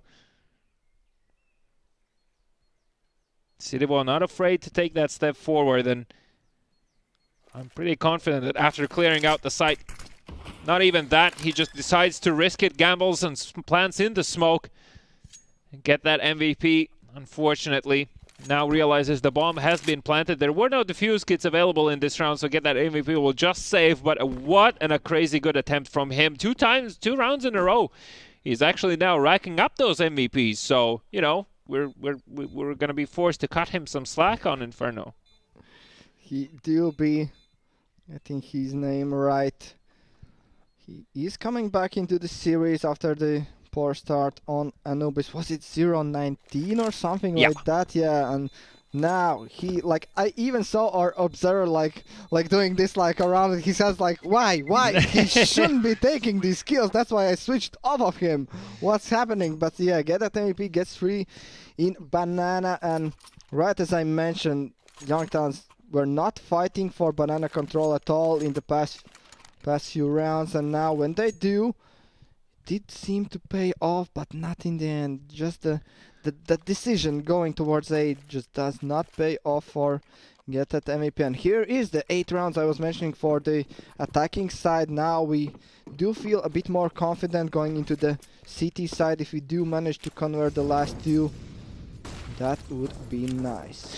Yeah, absolutely. SD Invicta can definitely breathe a slight sigh of relief, and having that many rounds on the T side definitely gives them an advantage as minimum in the leads around, but also the morale. But speaking of morale, what can you do after a peak like that? They knew that Tak was continuously trying to find these peaks into the CT spawn, couldn't really convert them and surprise himself. Fiera now running through, trying to find the kill on Get That MVP.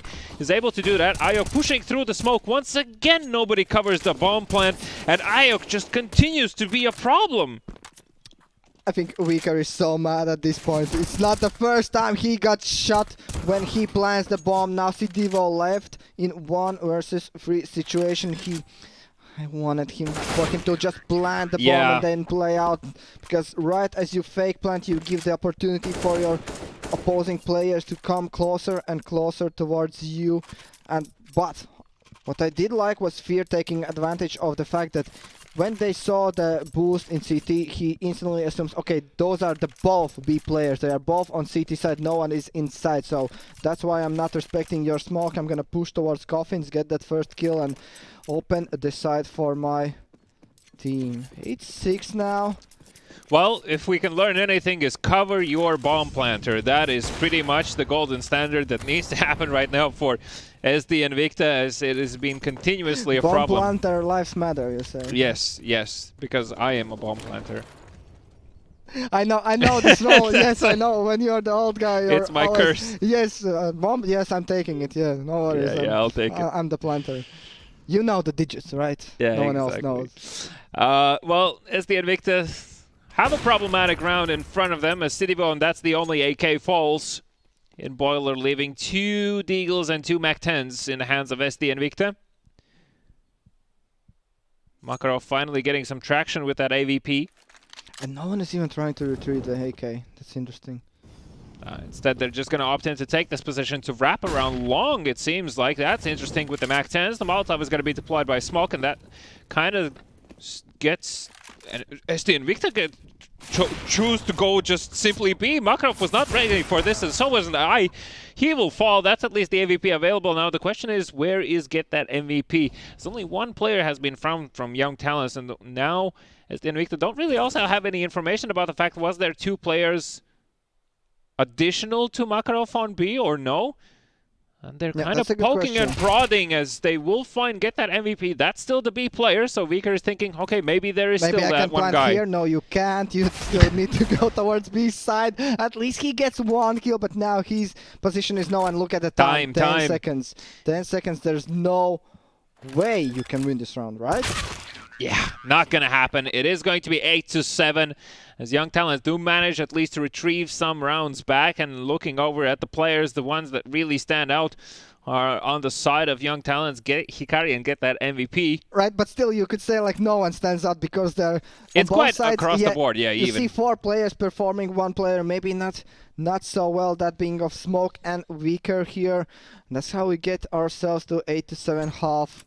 Well, the question now is for SD Invicta, right? Like, after seeing such a proactive CT side from Young Talents, especially towards second middle and close to that A side, do they want to attempt and return the favor and be as proactive themselves and potentially cause Young Talents to fumble? Because I feel like Young Talents would be expecting for something like this to happen anyway. Yeah, but I think that for SD Invicta, if I am SD Invicta, if I'm on paper at least the favorites, yeah, I should not be going away from playing my game and just trying to copy what my opponent did against me. I should be playing what I have been practicing and how I won those ESA games back in the regular season. Now we do have the information that both teams have called for a tech timeout unknown issue. Hopefully it gets resolved soonly. No buys have been coming in still, so no utility. Okay, now we see the first utility set here from Makarov, Smoke and 2 flashes. Let's see, do we see a defuse kit for SD Invicta, guys? I'm always curious to see. Toyzer gets 1 in his pocket. Too often nowadays I feel like we see cities not buying the defuse kit, and when they do let the T's take the plant, then it's like it's a lost round almost automatically, because if the retake doesn't happen quickly, then it is a huge problem. Tak jumps over, does spot the players towards lower mid. That's at least some information for Fier to work with and to expect at least some sort of a peak. But so far, just Young Talents tucking in Banana here, curious to stack upon each other. Kind of hoping that someone will push in, but this is also an interesting setup from SD Invicta in the boiler room. So there are dual elites in play, you just can't see it in HUD. But Young Talents opt in to just walk contact B. This is going to be an absolute silent round into an explosion, and Fiera is going to be the one taking on that hit. First grenade falls. And now he hears the rush pushing through. Fiera needs to find at least 1 kill here. Now it's going to be a problem for him to even survive. Not going to happen as the players are jumping through. And Ayok finds his kill. That is the bomb already planted. As you mentioned, there is the defuse kit in play, so this still can happen for SD Invicta, but they need to start to find these kills early on into the game as Viker is progressing together with his teammates from Banana. No entries just found. The bomb is ticking away. There's not enough time. And the first kills fall in the hands of Young Talents. Only now is the Invicta able to respond, but it's still a 2v3 situation. The kit wasn't picked up along the way as well. This is a done deal for Young Talents. They pick up the first round, equalize the scoreline as Viker and Tak together fighting ferociously, but not gonna make it happen. The bomb is exploding our HUD. Bomb, you can stop maybe? It wipes everything off the screen. It wipes clean the players. Slate. Exactly. We start with a clean slate after the bomb explodes. But props to Young Talents for the idea. I really like that. Yeah, the wrap from the CT side of things on B, and you see Fear like, okay, I'm gonna give up the side, but you turn back and oh, they are already here. What do? You just die. Peeking into middle, get that MVP, gets the kill as well, though takes a serious tag in return. And it is a 4v5. Viker tempted to take another peek. Sees a player holding him. Won't be able to do it again anytime soon. As Citywa with the 5-7 up close in the apartments. I love this position for the gun, though it will not find any opponents anytime soon. Yeah, that has already fallen, so entry kill towards the Young Talents side now, just grouping up and trying not to do any mistakes. At least one trade is back here, but they did see Viker also. He gets one kill, and now Toyzer has all the opportunities to play spoiler here. Oh, the bomb is stuck alone still in short. He doesn't need to overplay this. Takes a step back, allows for Makarov to be the one that exerts pressure and instead opt in for the B split. There's definitely still plenty of time for it, as Fiera is only man standing with a mag 7 on that B bomb set, and I don't think he's going to be expecting for Makarov to be here. Actually, no, he is considering it. That's not the range for this weapon, dude. Nope. Yeah, at least the rotations come in now, so they should be trying to clear Banana. And oh, it gets awkward now, yeah. Turns around, and now you're like, okay, hello, dude, you should be helping your team get the side, but at least they do get the plant, but rotation comes in right now. Yeah, they know that Makarov is still far off, so that's information passed from Tak, and there's a single player standing on that B bomb site. Fiero pushing through the smoke. Hikari hiding in new box, gets the first kill, doesn't get the second from city spawn. Makarov can't do anything as Viker will find the kill and get the defuse as well. Picks up the AK as an added bonus on top, and at the end of it all, Makarov's flank just the fact that he turned around and didn't help his team to deal with the player in Church. Yeah. That's pretty much the reason why Young Talents didn't win this round. And actually, this is the round, a situation where you see SD Invicta taking advantage of the fact that they are a team that has practiced and like experienced so much, because you know what kind of situation this is? This is where like they take advantage of the fact that they know that you know that they know that this is happening. Okay, I got you. But to make it easier, for Makaros, you should know that if they know about your position, they are going to rotate through Banana, so you should not be staying put in CT spawn. Yeah, you need to force an issue or have to do something with what you have. Deep smokes in Banana. Actually, 2 of them, so that's a bit of a blunder, as No will remain on B side. In the meantime, Viker has found 2 kills. Tak finds a single one. Get that MVP. Does get the kill in return, so that's at least 1 weapon. Fier will fall back to that B bomb site. Makarov does pick up the bomb, so they opt in for this B play. Get that MVP. Already has shown himself. There is a gap in the CT smoke as Fier will flash over. Molotov under his feet, and he's pushing forward in the shots of Makarov's Tech 9. But why? Why? It's still a 3v2 and overstepped their grounds as the Invicta, as now it is a 2v2. Trying to retake this site 1 by 1 when it absolutely wasn't required. Definitely a chance for Young Talents to take this one. There is still a defuse kit in the hands of Viker. Finds the entry as well. Get that MVP position. Should be obvious. Molotov is going to flush him out, and that's the defuse. But my oh my, was that needlessly dangerous from SD Invicta. Yes. If they lost this round, it would be all on Fear, because why are you swinging that? I don't know, like you're 4 against 2. Yeah, you should maybe keep the position in charge, but don't push towards your opponents. If you lose your life, you give the opportunity for them to come back into the round, and they almost did. Looking at money towards Young Talents, the bomb plant does give them the option to at least force with Then we see 5 Mac 10s here, so that should be a fast round, possibly towards Banana, I assume. Just driving plus W. We already see the CT smoke. Oh, so many Molotovs, so much damage inflicted onto SD Invicta. Young Talents just driving over them with an absolute van of bullets as Viker through the smoke. Will not find anything. Hikari as well. Here's Sidivo around him, together with Toyzera, that is, and with the Mac 10, tries to make a play happen, gets awkward and can't really do it. Sidivo to Toyzera, still working this retake. Makarov's in this off angle. He's actually going to be checked, and it didn't work out as Viker now forced to save, and Young Talents instantly responding. Good job of utilizing the chaos on the map, though, with those Molotovs in Banana. I really thought that Young Talents are going to be the ones that are going to be overrun.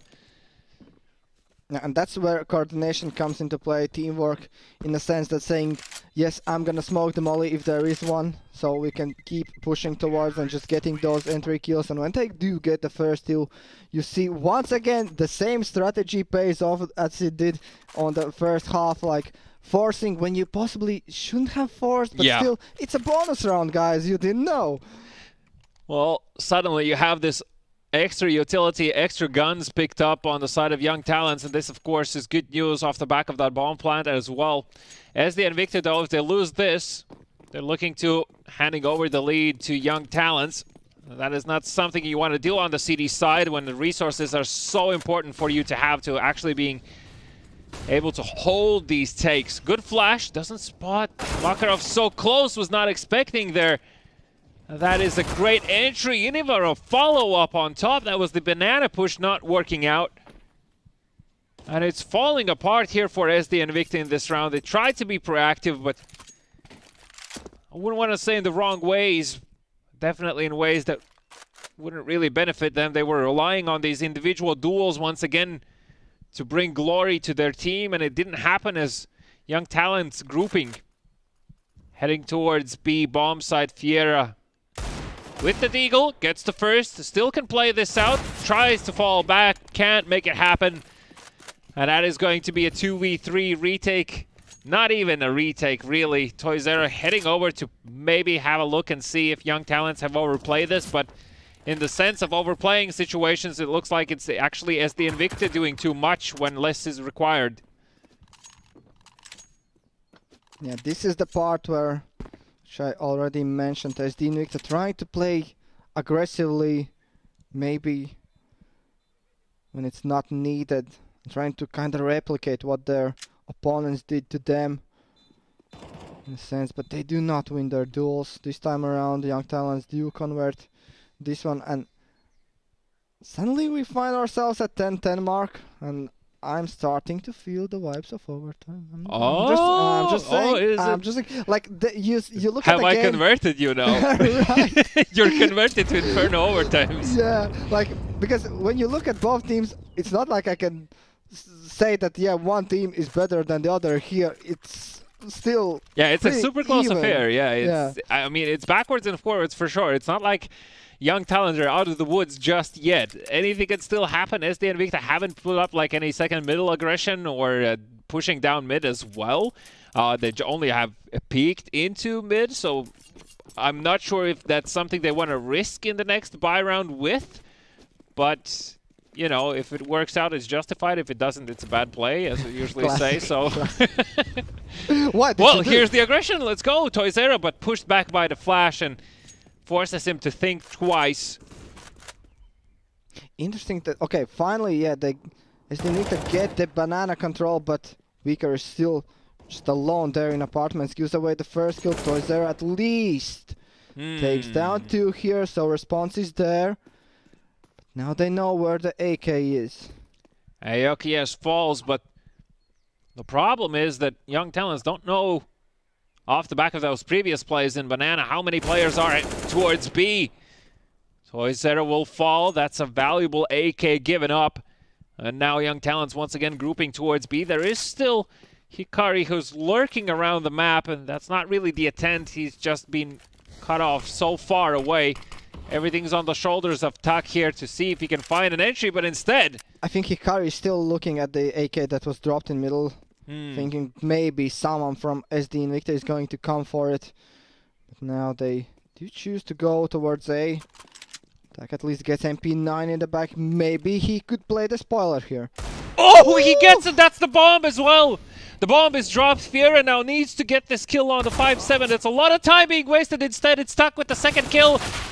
And now, last man standing is Hikari in a 1v1 situation against Tak. 15 seconds, not a lot of time. You can even go just apartments. Allow him to have the bomb. Force the issue up the time. Instead, it's the spray that goes through, and Tak takes it. What a shot from Deagle to open it up. And SD Invicta, super unlikely round. They still take it. And I thought he's gonna like look at the last guy. Okay, I'm not gonna take this shot. I'm just gonna take my knife out, be quick on my flank, and say to my other guy, colleague Fear there on A side, just hang in there. I'm coming. But still, he takes the shot. He gets the kill. He gets the bomb down, and then I would say that was a kind of mistake from Fear to even peek and try to get that fight. Win that fight on A side because... Well, yeah, the bomb was dropped, I suppose. Yeah, he could have just played time. Yes, and there's no way someone would check him after that if even Tak would give away the bomb there, but okay. Well, great shots, and off the back of those, Tak was able to find the round. And speaking of finding things, Sidivio has found a kill together with Tak as well, aforementioned. Even Hikari now falls to the hand of Sidivio, and that is... a 2v5 for Young Talents, and as great as it looked for a moment, it starts to look really bleak right now with having no money reserves. Get that MVP, does manage to find Viker, but that is a small prize to obtain. Now things start to open up a bit more as Makarov will find the kill onto Toizera. Sidiva should hear this, right? Yeah, he definitely hears him, and that is the bomb once again dropped, and Makarov says... forward position doesn't really do anything for him right now, apart from maybe being slightly unpredictable. Nice shot onto Tak. Was expecting for him to be there, though. Fiera there to pick up the slack. Can't even say it was slack. It was just like a great shot, so can't really do much when the first bullet goes to the head. You know what time it is? Mach 10 rush towards B. Oh, it's not a force. They don't force it. Cz's and pistols. This seemed like a perfect round for Young Talents. But I agree, yeah, like the chaos worked out last time, right? Yeah. So why not try it again? Well, I guess the round differential and where we are in the game is too close. We're getting close to the end of the series, and whoever wins will take a step closer into those finals that we'll also watch today for a chance to play at the grand finals. Yeah, reminding you, the viewers, this is only the first semi-final. We're still gonna have another one for you after this one, and then the grand final for the last spot at the Monster Energy Battle of Baltics LAN next week. Back with 2. So confidence is being built here. Yeah, definitely they want to get this across the board. Hikari last man standing. We've seen wonders done from the Eagle from his hand, but not in this map, so not going to happen this time around as SD Invicta find the 13th. It is another buy round coming out from Young Talent, so let's see what the plan is. As SD Invicta, though, I can't say I mean, they've been pretty active in Banana, but not across the board towards A in buy rounds. So I'm curious to see, will Young Talents try to abuse that fact in any way? Like, will it be a late Banana retake and then make a play happen? Because we've seen a lot of early engagements from both teams. Or maybe Apps Pop, but yeah, maybe we will not get towards Apps Pop after all, because it's once again aggression from SD Invicta. Yeah, and they don't know about Fiera's position still. Toizera here doing all the job. Fiera flash into A ramp, Makarov fully wide, can't see anything, finds the kill as the flash fades. And Viker left together with Sidivio in a 2v3 situation. A lot of space already taken by Sidivio. He knows that nobody is close middle. This should allow him to get that free kill. Once again, that is the bomb. And Hikari standing right next to it. Sidivio already repositioning himself. Viker finds the kill on the Makarov as well. And Hikari's attention drawn towards that balcony. Doesn't know that Sidivio's already behind him. Finds the kill as well as SD and Victa. Crucial round to take and definitely surprised Young Talents. This is exactly what we were speaking. There wasn't any aggression from a side players. Suddenly everyone goes just guns blazing, peeks into the middle, second middle, etc. And even if Sidivio would have failed there, oh sorry, that was Toizera, Fiera was there to pick up the slack, if anything. So amazing setup from SD and Victa, and what a time to pull out this play. This is like a morale breaker. Yeah, I would agree. Putting 4 guys aggressively towards middle and just winning your fights does make Young Talents stress more, and even now getting pushed back towards their spawn with smokes, with molotovs, even nades thrown there. Ooh, so much damage. That's shots and the nade on top. Now it's the Mach 10 push you were asking for, but it might be too little too late. The Molotov is burning them alive. 2 kills with the molly. Fiera. That's a yikes. That's a yikes and a half. And there's no money. Young Talents desperate to put up around here, but what can they do with only Mach 10s in their head? Team Flash, that's a fail. But regardless though, Makarov only able to find 1 before Toizera steps in with 2 of his own, yet again leaving Hikari last man standing with the Galil in hand in a 1v4 situation. A whole minute still to play with, but position already given away. And that's Sidivo, who passes on the info to the team. The bomb is dropped in Banana, and look at the position of SD and Victor. They are circling him. Oh, wasn't quiet. Missed the pixel. Pixel. I think I have only saw like a few players like Forest and Rez, maybe the 2 Swedes that do know how to do the silent jump. Swedes. Shout out to those guys who know the reference here. Mr. Shagwar back in the days, who turned out to be a poker player actually. Yes. Which is interesting. But not for the CS players, I guess. Well, last chance for Young Talents to do anything. It is map series point for SD Invicta. A second time in a row, same aggression comes through, same result, as well as 2 entries already found. Smoke can't do anything. Hikari able to return the favor as Ayok will fall. Once again, Hikari in a 1v3 situation will find the kill, and I think he heard the player pushing A ramp as well. At least he is expecting for Tak to be here. Plus there's so much time, so now maybe if you're Hikari you can just sit back. Yeah, just wait. Yeah, let them do the mistake here. Push towards you. Oh, don't tell me. Oh, for a second I was looking at right there. I thought they're actually both gonna push these stairs. That would be like a tragedy. The problem is that the bomb is still dropped on the ground, so inevitably Hikari will need to come and find it, and that is exactly what SD and Victa are saying to each other. They're like, look, we have the bomb, we're sitting on it, he needs to come and get it. End of story. So we don't need to go anywhere. Tak, though, keen to find at least some information. We'll take a step back. That leaves Hikari with the opportunity to pick up the AK, but the bomb is in such an awkward position. He will need to get up and close to apps. He does have a smoke at least, so maybe somehow smoke shenanigans could play out from his side here. 30 seconds left. There's a one-way for Tak to play around, and Fear is ready to swing on his contact here. There should be no way, and no way it is. Hikari goes down. SD Invicta 16-10 wins out the series on Infernal. They are the ones going now, moving towards the grand final of this last chance qualifier. Yeah, definitely not without fumbles. Definitely, yes. I mean, looking back at that Anubis game was just like, what was that as the Invicta? I'm not really sure. At all, actually. it's I guess it can happen, given that they did take Young Talent's map pick of Mirage, which also didn't seem very convincing from Young Talent. So both teams were kind of feeling each other out, finding the rhythm of the game, exchanging these flows and sequences of rounds in a row, and then Inferno obviously an absolute show, and up till the last moments it was like, what, 10-12 at some point. It could have gone either way, yeah, which is the point, which should not be the case when you are a team playing in ESA main against possibly a mix. So why I am not a big fan is that SD Invicta chose to play the mix-like aggression against Young Talent. So if you're a team, if you feel good and confident about yourselves, yeah, you can take the duels if you win the duels. If you do not win the duels and it's 10-10, then you could just go back to playing the tactical side of things, right? Yeah, you're gonna outplay your opponents anyway. So, well, One thing, though, that I want to give props to as Invicta is that they did have the courage to take these aggressive plays last 2 rounds in a row to really put young talents under pressure, and they actually came out on top, especially having those 2 entries consecutively.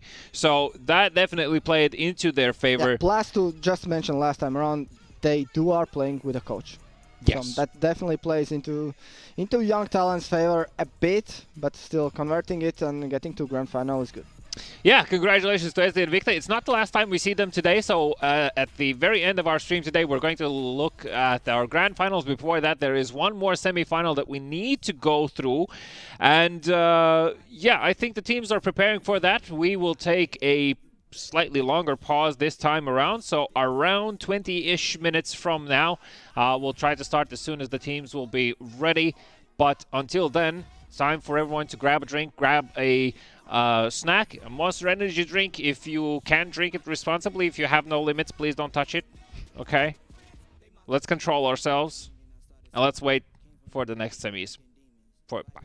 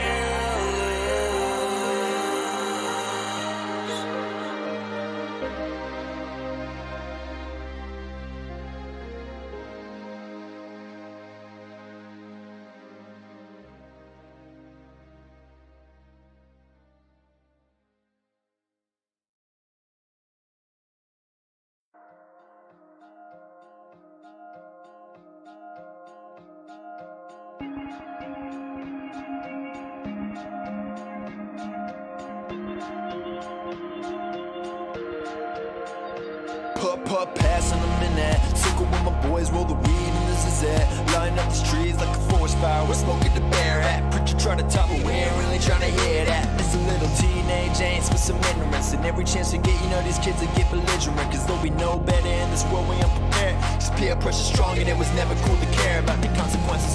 Flash 4 or 5 years and the story done changed. See, I did a little growing up. It's crazy how perspective change when your head between your knees in the bathroom, throwing up. Still it took a fatal accidental overdose of a circle just to wake me up in time for me to get it. The fabric of this life is delicate and most don't get too many chances. I'm just thankful that I never fully ripped it. I remember back then when we was both cool, Getting into trouble, never following the rules. Nowadays things change, and now you're cold-blooded. Every time I try to talk, you're only trying to get blunted. I remember back then when we was both cool. Getting into trouble, never following the rules. Nowadays things change, and now you're cold-blooded. Every time I try to talk, you're only trying to get blunted. I remember back then when we were both kids, and we would chill and talk about the life we wanna live. All up in your mama crib, memory just take me back, man. Nowadays it's hard for me to tell just where you're at, man. Look me in my eyes, but she always looking distant. There's emptiness inside them, but your mind is someone different. You don't mind it when the people all around you say you're dumb. And the world is full of pain, it's easier to stay numb. First you started with the drink, graduated to the weed. Pop another pill, now you pouring out that lean. And you say that this is it, but homie, I don't really buy it. When the boundaries you set up demolished after you try it. I ain't tripping, I'm just saying that I miss the friend I used to know. Pop a molly on me and you flipping like reciprocal. So ain't much I can really go and do but say a prayer for you do. If you ever need me, homie, I'll be there for you. I remember back then when we was both cool. Getting into trouble, never following the rules. Nowadays things change, and now you're cold-blooded. Every time I try to talk, you're only trying to get blunted. I remember back then when we was both cool. Getting into trouble, never following the rules. Nowadays things change, and now you're cold-blooded. Every time I try to talk, you're only trying to get blunted. I remember back then when we was both cool. Getting into trouble, never following the rules. Nowadays things change, and now you're cold-blooded. Every time I try to talk, you're only trying to get blunted. I remember back then when we was both cool. Getting into trouble, never following the rules. Nowadays things change, and now you're cold-blooded. Every time I try to talk, you're only trying to get blunted. I remember back then.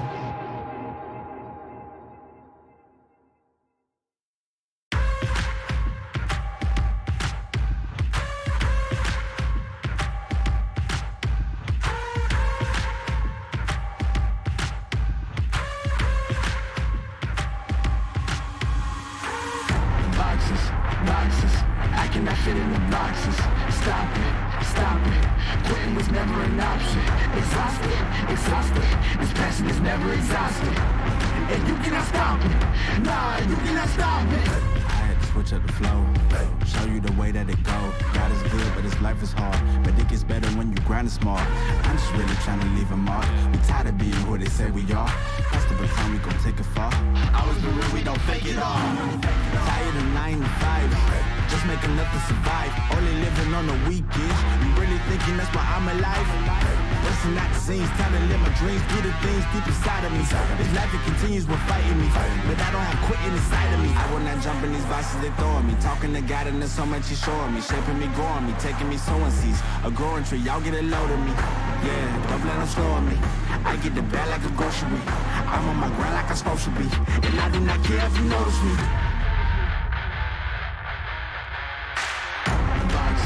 Boxes, I cannot fit in the boxes. Stop it, quitting was never an option. Exhausted, this passion is never exhausted. And you cannot stop it, nah, you cannot stop it. This isn't a robbery, hands in the sky if you got a dream. Learn nothing was blocking me. I was the problem, the only one stopping me. I didn't like it, I had to refocus. Now I'm devoted, I know where I'm going. Controlling emotions, I'm owning the moment. In order to get it, see, you gotta want it. This type of flow make a living break. Confessions over these 808s. Don't sleep on the key, better stay away. I mean, for heaven's sake, I'ma be the best. Came from the endless, I ain't with the games, bitch, you with the chest. Be beating on my chest, trying to get my rest. Watch me while I flex. Every win is a blessing, and every L is a lesson. So when I run into rejection, I know it's only redirection. I see the blessings right beside me. The chances of quitting are likely. I do it like I'm in my Nikes. Don't make excuses, they never excite me. Boxes, I cannot fit in the boxes. Stop it, quitting was never an option. Exhausted, this passion is never exhausted. And you cannot stop it, nah, you cannot stop it.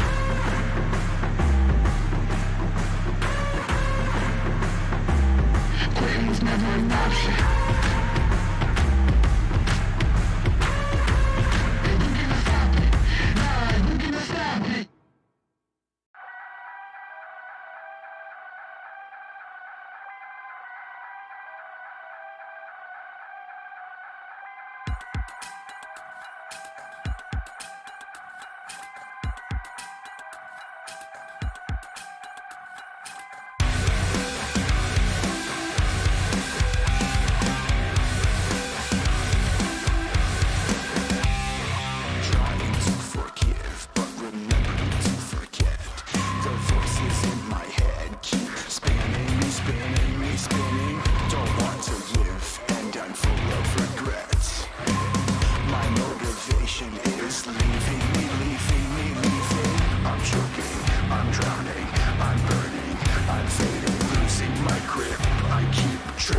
and tripping and tripping. We live and we learn, we crash and we burn. We're alone in this world. We rise and we fall.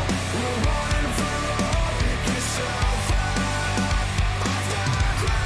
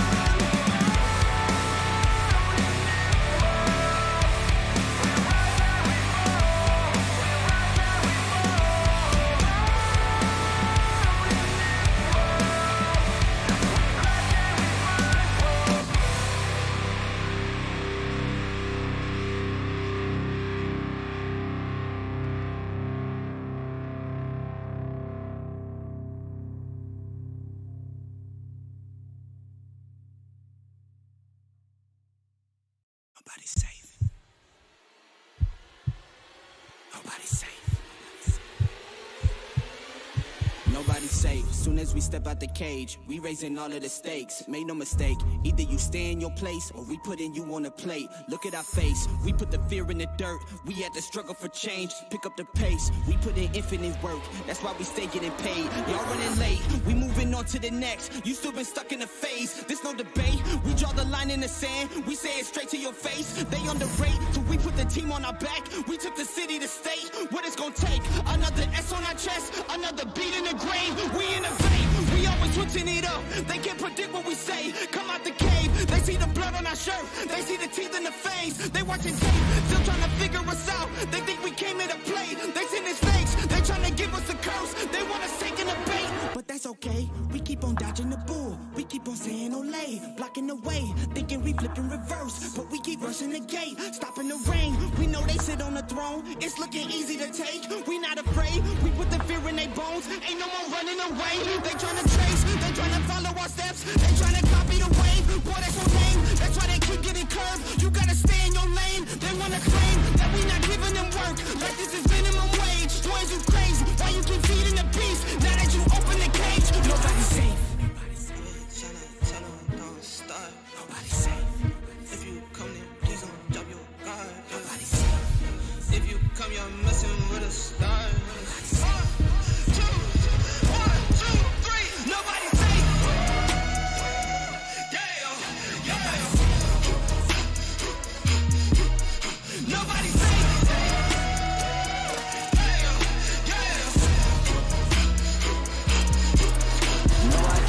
For my folks, for my mama and my pops. I don't care if you the cops, anybody could get boxed. If you aim it for my head, then you better take your shot. If you miss, then this fist gon' be cleansing your clock. I don't care if you the press or the feds or an op. If I stretch out these hands, then prepare to get robbed. If your friends said that you had a chance, understand that they probably was never for your friends. They my fans. Jumped in the ring and I started swinging.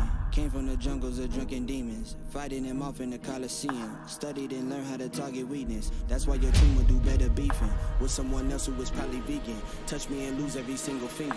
Touch me and watch how I turn the scene. Massacre, as soon as you have the nerve to try to step to me, I will snatch your turf and manifest fresh that I will snatch your earth. You tried to breathe to see how the asthma works. We don't compete. I'm not in a class with earth. My boys are down the ball. If I say the word, the team is down the hall. If I call the third, I snap and best believe that I'm massacre.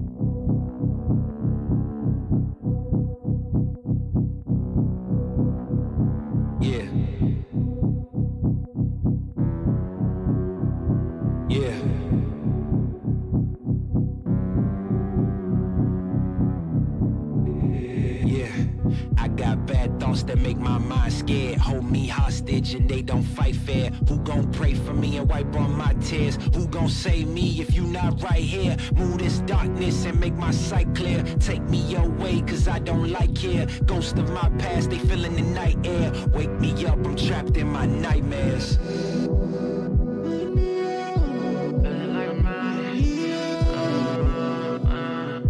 Wake me up, I'm trapped in my nightmares.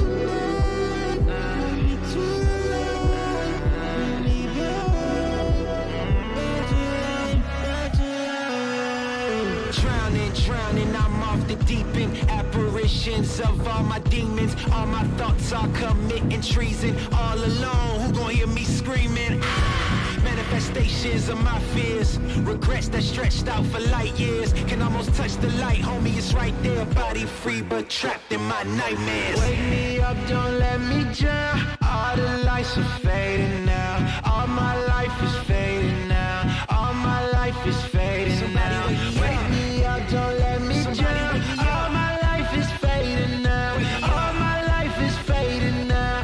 Body free but trapped in my nightmares.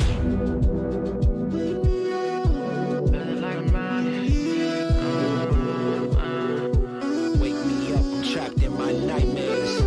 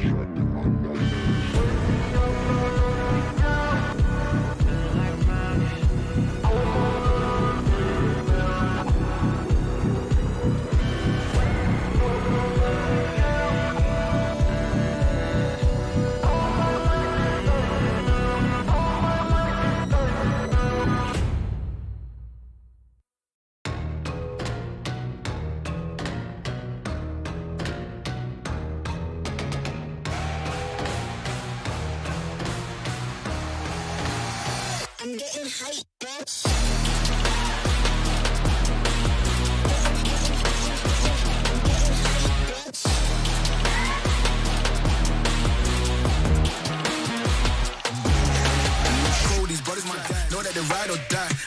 Welcome back, everyone. The second match of the day is ready in the Battle of Baltics provided by Monster Energy Drinks. If you are drinking Monster Energy Drinks, be sure to just control yourself, okay? Too much is too much. Be mindful of that fact, but other than that, have fun with it.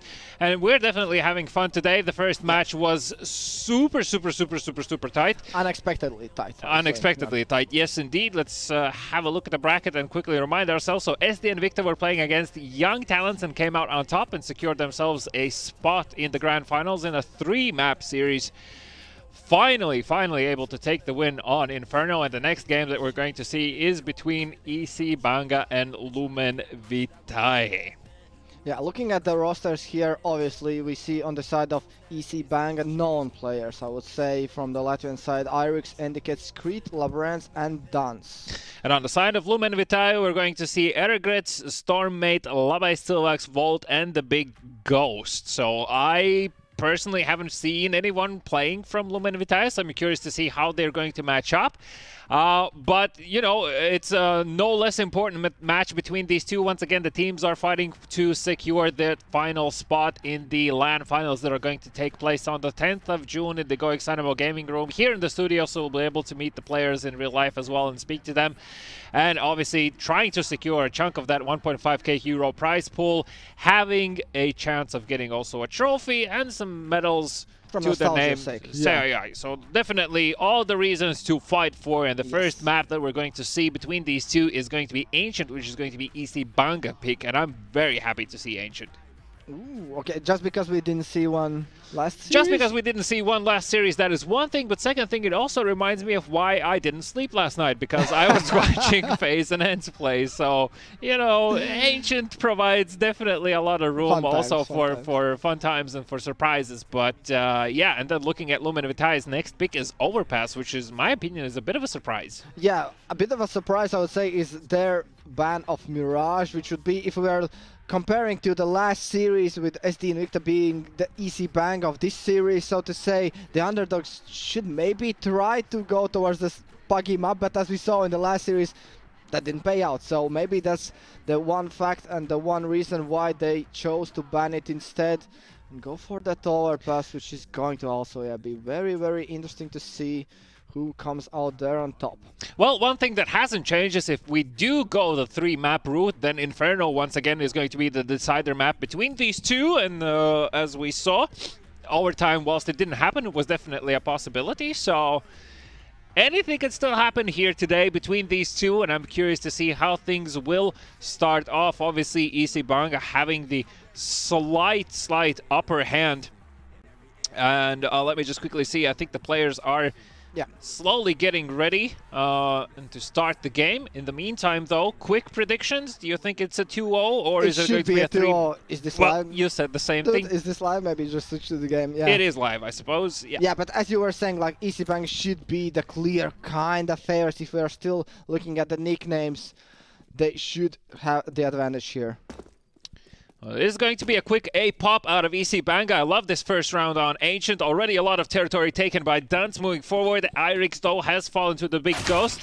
And Labrance also falls to Chipan, together with Eregrets. Good hold of the donut in a 2v5 now. EC Banga unlikely to take this one as Chipan will find one more. Dance can't do anything. The only thing they were able to achieve here was to plant the bomb, but that is it, and that's all she wrote. Chipan coming in huge with 2 kills to his name.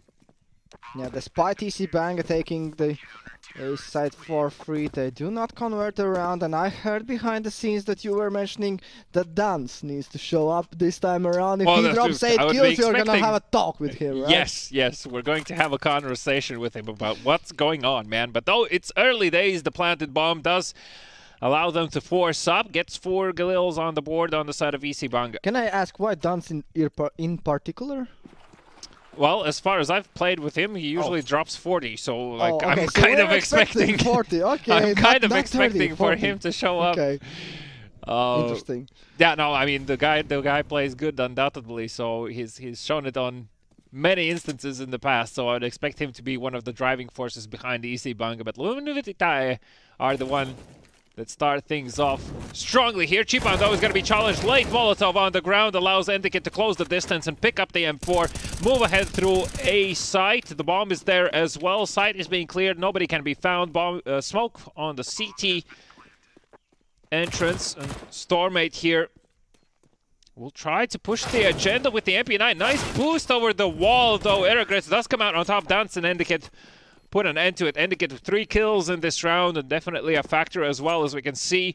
EC Banga already responding with the same favor. Yeah, love to see the favorites responding back so early on in the game, not giving any chances to convert the second round for their opponents. Lumen with tie. Chipan did get the first kill there in Donut, but was instantly traded out by Endiket, so the A side falls and the round goes towards EC Banga now. Let's see what their plan is. How are they going to approach these attacks on T side? Are they going to fight for middle? Irix is there, but he feels that there are players behind the wall, and Dance gets the opening. Yeah, the big ghost couldn't do much when there's the jumping Mac 10 in your face. Now there's a 4-man stack from Lumen Vitae in the cave, and Dance now peeking in is going to find a bunch of people. At least that's information gained. Endicott able to find a response kill at least, but Chipans will fall. Waltz once again with a kill. It's a backwards and forwards affair. Not a lot of HP remaining on the side of Lumen Vitae, and also no defuse kit available. Labrans with a kill needs to finish up with the second one. It's not pretty, but it's good. Yeah, I also wanted to say not so pretty, and still such a costly round for EC Banga. I think they're still like testing the waters a bit. They're still here in Ancient. We do see water on ground, so. But yeah, I think they're testing the waters in the sense of like seeing how prepared their opponents are to take individual duels. So if it comes easy, then we can just roll over them. If it doesn't, okay, maybe we can stop and go back. I just can't. The Waltz picture is just... He wins already, in my eyes. Yeah, player picture is definitely submitted in the right fashion for the side of Lumen Vitae. That's what you need to do, right? Like, you need to have fun with what the game presents you, even if it's just a matter of submitting a more interesting pick. Duns posted up close and personal with the Mac 10. Was expecting for a flashman, but as the smoke fades, the big ghost has been spotted. Will he expect another player here? How is there no shots from Stormmate? I guess he was taking aim. Endicott now will find a stack behind the smoke. That's the bomb drop, but Irix is there to pick up the slack and pick up 2 kills. Third round for EC Banga. Starting off quick here, though it was a force by round out of Lumen.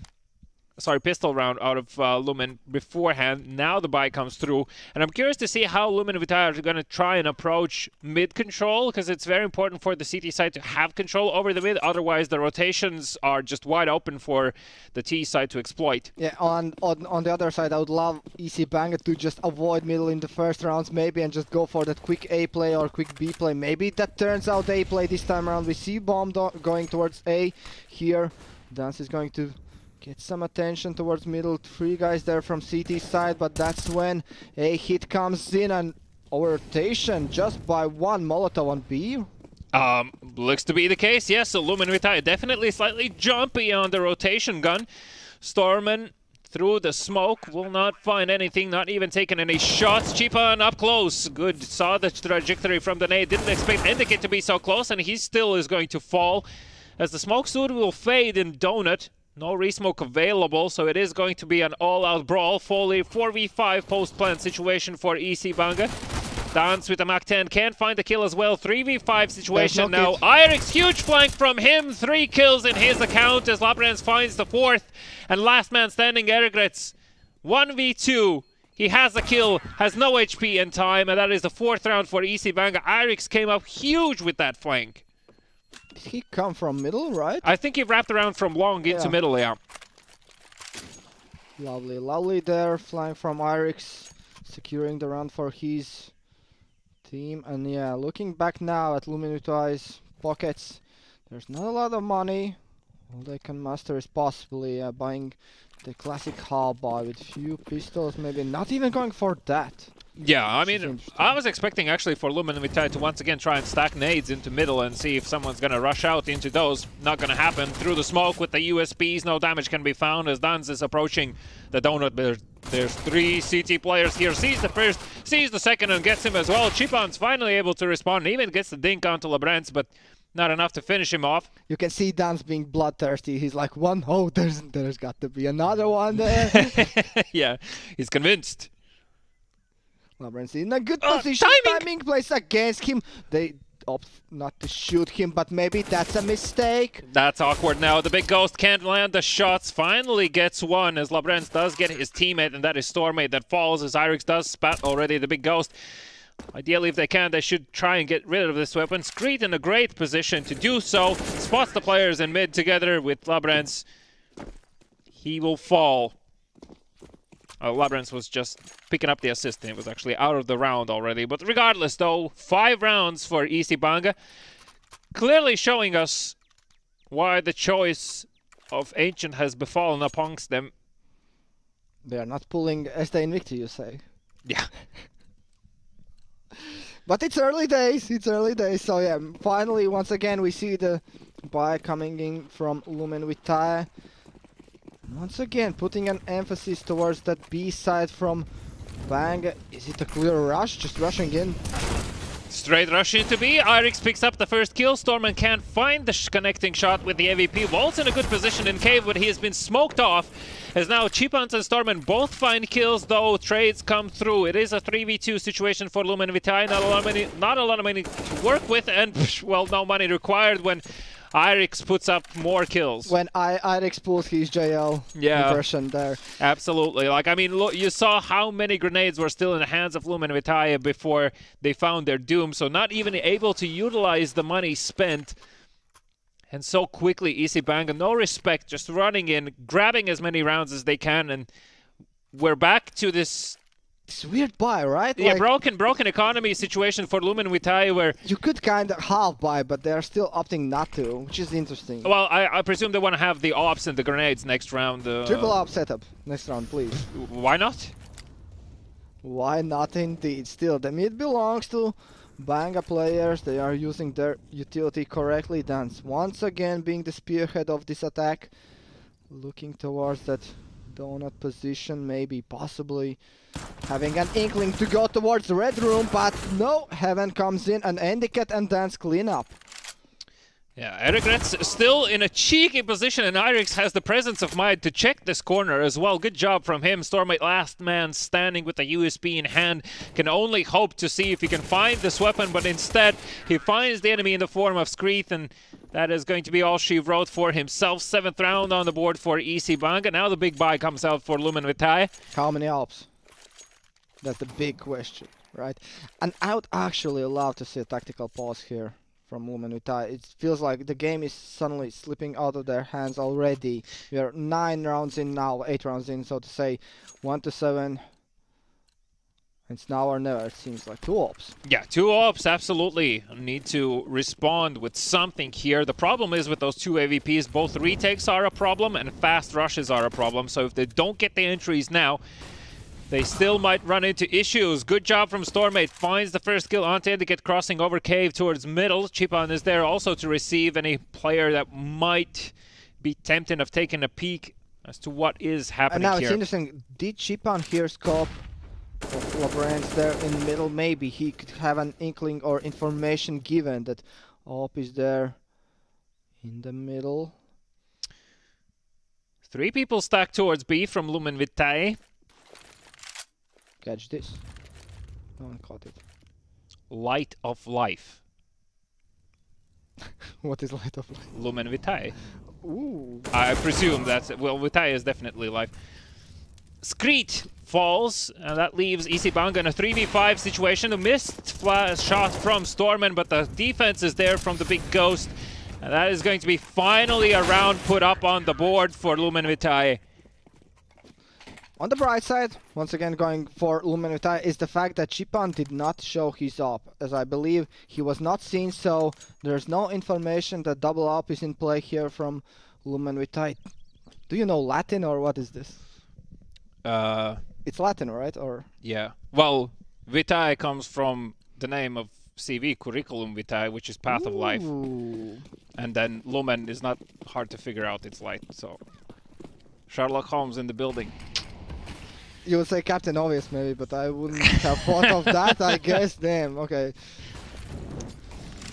10th round in the first half, 72 in favor of Banga here. Chipan is going to be tested up in his hands, is not as good as it was in Stormate's the previous round. And now... It's a slightly awkward affair. As Easy Banga are way closer than Erigretz was expecting. There's already smoke put down towards CT. It's going to be hard to push through this. The big Ghost is still tempted to go for it. And actually, Waltz comes up with 2 huge kills. Duns and Labrance both left in a 2v3 situation. The big Ghost still sitting inside the smoke. Oh! How does it not line up. Right? And now, why would you expect there to be a player in smoke? Doesn't make any sense. Dance left in 1v2. Yeah, he has been spotted. The problem is that Stormate does have an AVP. Now, this smoke might actually play in Dan's favor. The shots are being missed. The reload is through. The defuse is coming through as well. Dan's not getting it. The AVP falls. He picks up one. Finds the kill through the smoke. Doesn't allow Lumen Vitae to save the weapon. They still have plenty of cash, but unfortunately for Duns, the sprays just simply didn't connect, and that smoke, whilst it did give him more opportunities to spray through the smoke, given the fact that AVP was covering, still not getting the diffuser over. Lumen Vitae, important round for them. Look at this guy. Where did he get those 2 kills there? I don't know. It was cheeky. Cheeky as his picture goes here. Third round in the bag for Lumen Vitae. And the aggression now is stopped from Labrance. Did he see? He was spotted. He was spotted. Endicate clears out the corner. Eregrets falls. He's probably thinking to himself, how in God's name did they see me? The flank from Arix doesn't work out, but it doesn't matter. The A side has already been ripped open. The bomb is going to be planted for donor position, save. and it's, yeah, absolutely Lumen Vitae. They need to save here and not force the issue. At least they can drop then 2 weapons in the next round for their teammates and try and see if they can work the force buy on the next. But this also puts a huge target on the backs of Lumen Vitae, as first and foremost, if not in this round, then in the next round, definitely EC Banga will be looking to see if they can get rid of any weapons that are remaining in play. Yeah, this time around they do not opt to hunt for the enemy rifles. As we're looking at their money, they are still thinking about the long game, about the last few rounds that are left to be played still in the first half. 8 in their favor already. Looking to possibly finish the half now by winning the last few rounds with 12-3 scoreline. Oh, that would be a dream, right? Yes. On your map pick. On your map pick, indeed. Well, at least I love to see that we have a confident play so far from EC Banga on their map pick. Like, there's definitely like a clear idea in their mind of what they want to achieve, and there's no hesitation when they go for it. No like moving backwards and forwards awkward between the sides, etc. Stormman first point of contact here is gonna miss. Dance allows him to pass. A lot of Molotovs as well, so both teams can't really entirely engage till the very end. Arix taking a page out of Rain's book, as Dance will find a kill onto Stormman, even gets the kill on the Volts as well. How is that even allowed? This is not... He's so quick that even our observer does not get the chance to respond and switch the keys in time because it's them. How did he get both? Yeah, I'm not sure. Waltz should have been in a position where he can at least trade. Chipan gives away his position. That nade will find some damage, and now you hunt, right? Now you hunt, absolutely. Arix and Dance should just be let loose and go further, and they're doing exactly that. They want to get rid of these weapons as much as they can, put them on a full eco. Arix. I already wanted to say on a silver platter, but no, not this time around. Well, that's at least some information passed. You can see that both Screet and Labrance are on the run. Dance was not expecting for the big ghost to still stick around here. Endicate now also on the hunt. Both player positions were known, so it's quite clear where they are. The question is there enough time to push the agenda? Endicate will have to come up huge with at least 1 kill here. Not going to happen as he doesn't check the right-hand side corner, and the 2 weapons will be saved into the next round, so that at least is some chance for Lumen Vitae to work. Yeah, let's see what the buy here is. They do muster up 4 rifles. Is there a 5th rifle for Stormmates somewhere on the ground? There is, I think, there one. So yeah, the buy is good. All the chances in the world to fight back in this 13th round of the first half. It's still pressure on middle from both sides. Who gets the better of it? Now Chipan putting down a deep smoke. Screet though does find the kill, and it's awkward. Yeah, if I'm T, I'm not taking a step in that smoke. Obviously you can see the feet first before you're gonna spot your enemy. Stormmates stuck in the jungle position. They actually opt in to push through this smoke as well. The Molotov is gonna force Stormman to get out. He actually had a smoke, but he couldn't do anything with it. It was already too late. Eregrets comes up with huge 2 kills to his account. Puts still the game on a 3-3 position. as the bomb is still lingering around middle, heading back towards B, and everyone is stacking A from Lumen Vitae. This is so interesting because Erogrecia saw players going towards Donut. He thinks it's an A split, but actually they are still waiting towards B. It's 55 seconds left. No one is moving around, and any second now I think Lumen Vitae should kind of understand that it's not going to be the A play after all. Yeah, well, the time is definitely... The fact that there was still a full minute is the reason why they had these doubts, and now it's clear, as you said. Molotov put down, that's a lot of noise. Screech should plant the bomb, please, yes? There we go. He was, for a second, with low HP, peeking into B long, and I was kind of getting scared. And speaking of getting scared, Eirik somehow gets surprised, as he still comes out with a kill, but that puts Labrance in a 1v2 situation. The reload doesn't help out. The Big Ghost is going to put down the smoke, but can he defuse?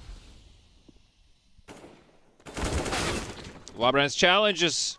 There was no tap on the bomb. He could have tried and played this out a bit further.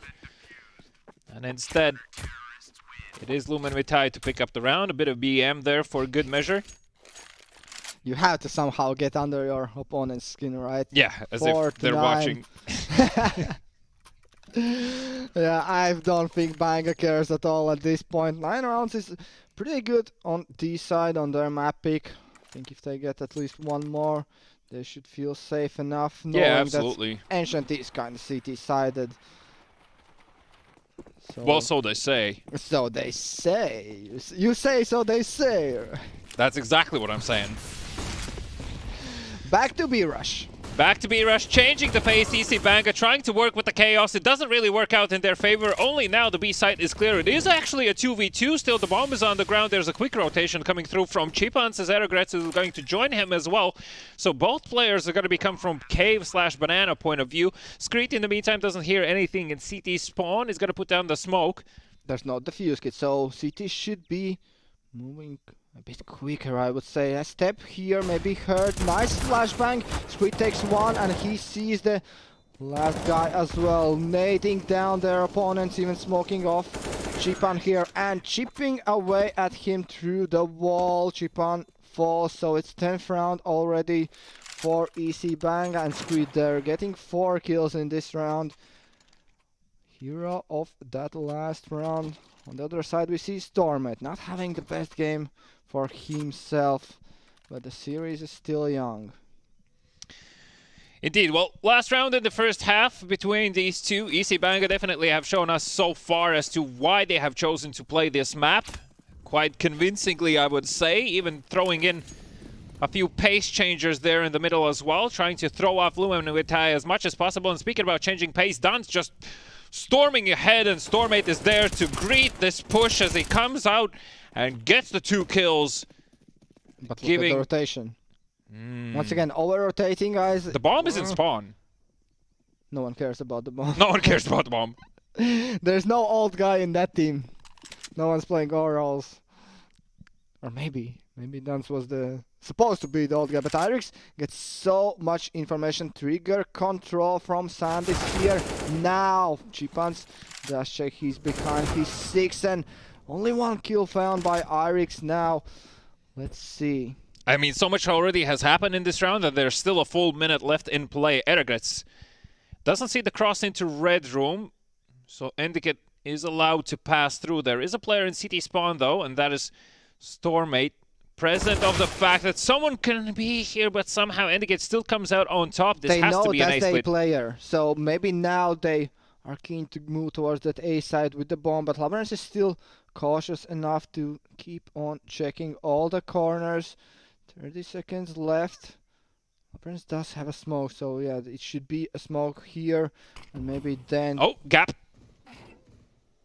And not even him gets the dink. Labrance at least trades off the big ghost, but does Erogretz push? He does. Shut up! He fakes out the plant even at the very end there. What a play coming out from EC Banga in a round that seemed lost actually from the beginning, and they somehow managed to recover off the back of that play through Red Room.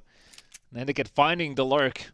Teams are now switching sides. EC Banga will start on the CD side. Lumen Vitae have to start strong here, have to start with that win on pistols. Yeah, look at the kill distribution for EC Bang. It's so even. Yep. Everyone is chipping in, doing their part on the side of Lumenutai. As I mentioned previously, it feels like Stormate is not having the best time of his life, and maybe Aerograds as well, but they're still close to one another. It's not like anyone is falling behind that much.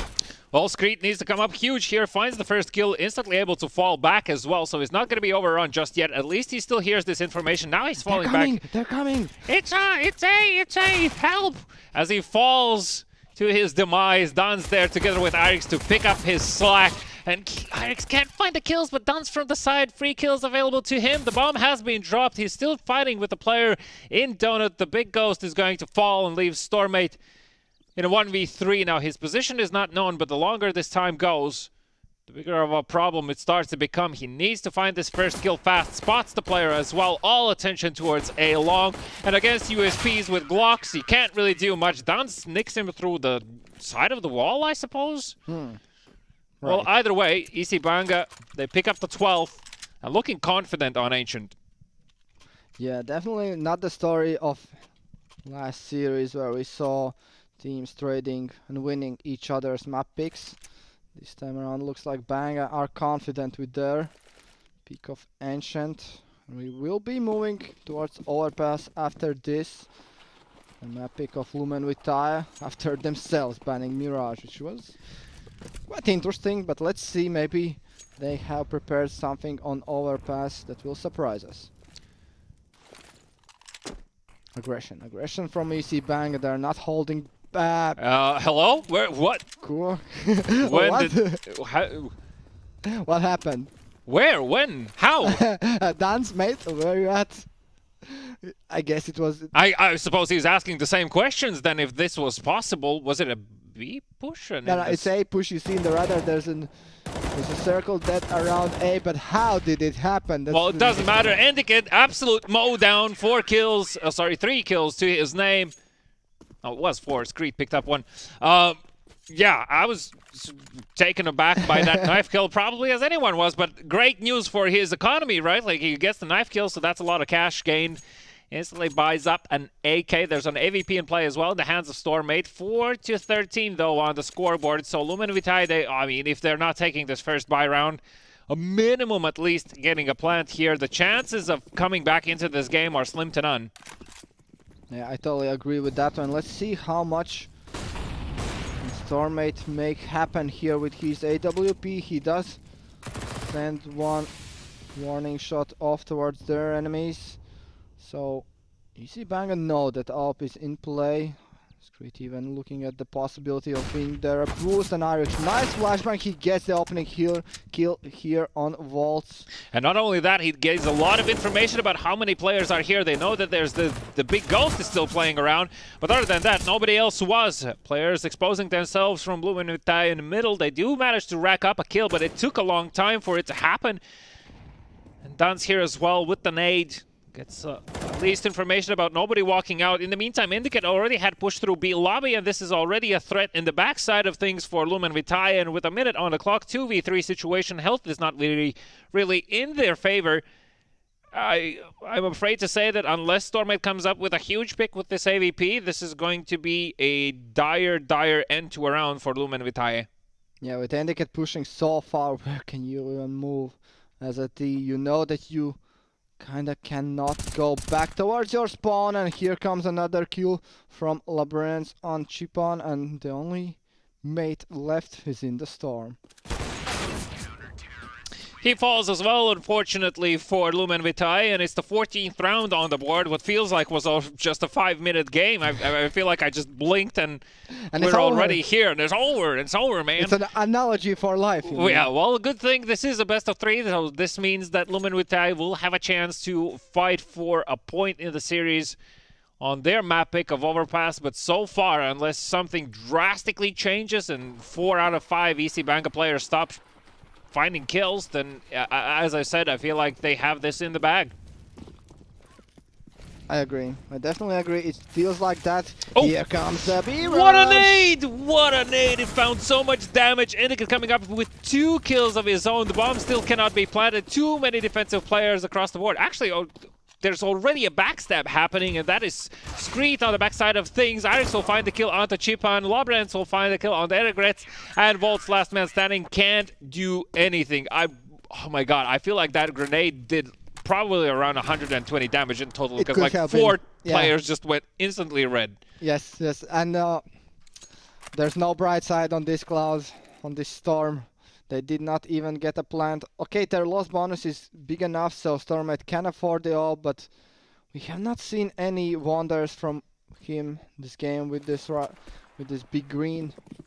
So maybe now, maybe somehow he should be the one trying to open this game up and trying to start a comeback for his team. Right as I said, he gets naded down to 49 HP already, so what can you do? Yeah, look They at are this. Everywhere. Exactly. The proactive play from Screet, controlling both middle as well as jumping on top of the box, gets that entry and puts Lumen Vitae on the back foot, so there's really no control over middle. Labrance even dares to pick into B lobby. Irix finds a kill as well as Chipan was traded.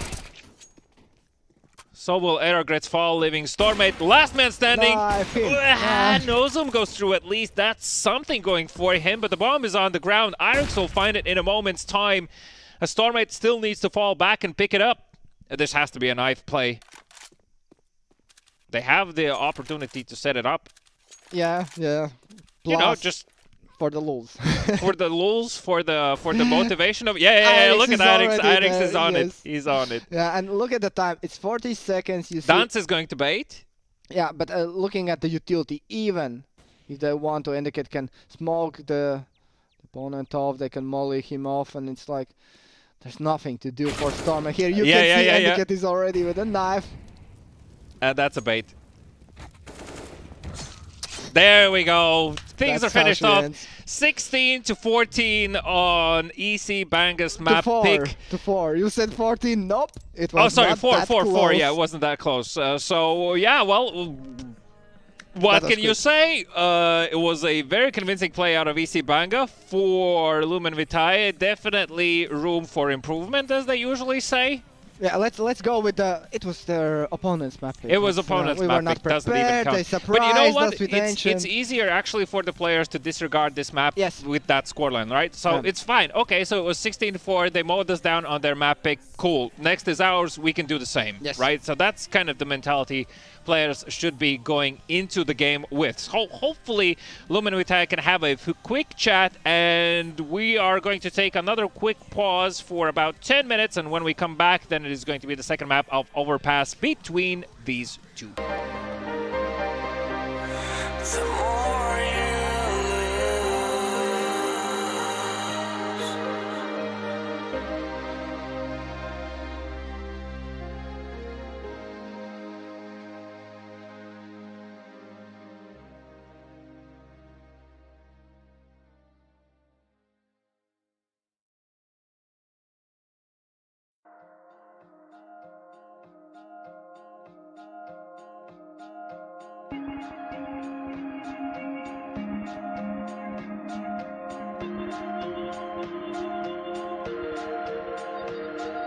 Passing them in that circle with my boys, roll the weed and this is it. Line up these trees like a forest fire, we're smoking the bear hat. Preacher trying to top it, we ain't really trying to hear that. It's a little teenage angst with some ignorance, and every chance we get, you know, these kids that get belligerent, cause though we know better in this world, we unprepared. Cause peer pressure strong and it was never cool to care about the consequences.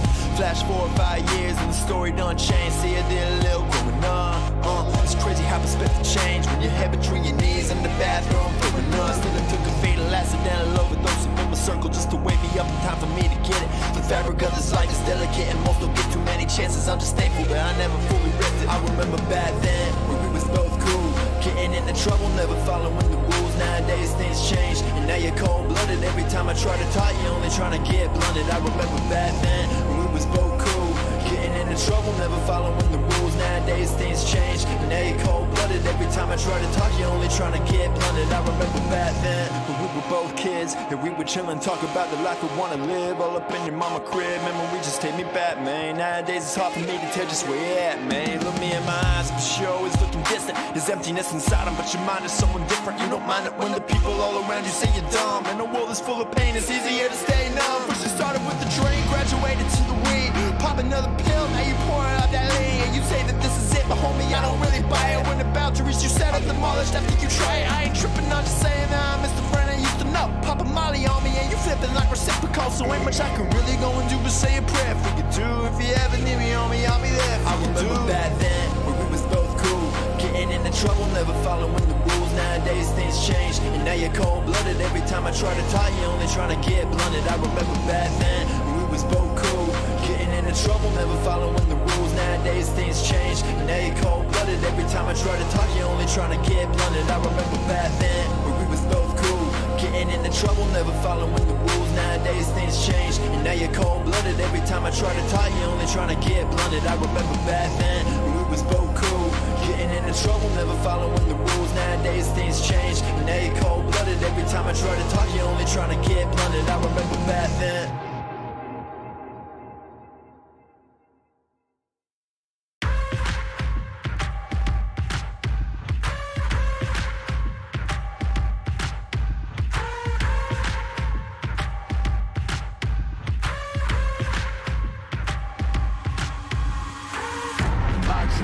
Boxes, I cannot fit in the boxes. Stop it, quitting was never an option. Exhausted, this passion is never exhausted. And you cannot stop it, nah, you cannot stop it. I had to switch up the flow, show you the way that it go. God is good, but this life is hard. But it gets better when you grind small. I'm just really trying to leave a mark. We tired of being who they say we are. That's the time we gon' take it far. Always been real, we don't fake it all. Tired of 9 to 5, just make enough to survive. Only living on the weekends. You really thinking that's why I'm alive? Listen out the scenes, time to live my dreams. Do the things deep inside of me. This life it continues with fighting me, but I don't have quitting inside of me. I will not jump in these boxes they throwing me. Talking to God and there's so much he's showing me. Shaping me, growing me, taking me sowing seeds. A growing tree, y'all get a load of me. Yeah, don't let them slow on me. I get the bag like a grocery. I'm on my grind like I'm supposed to be. And I do not care if you notice me.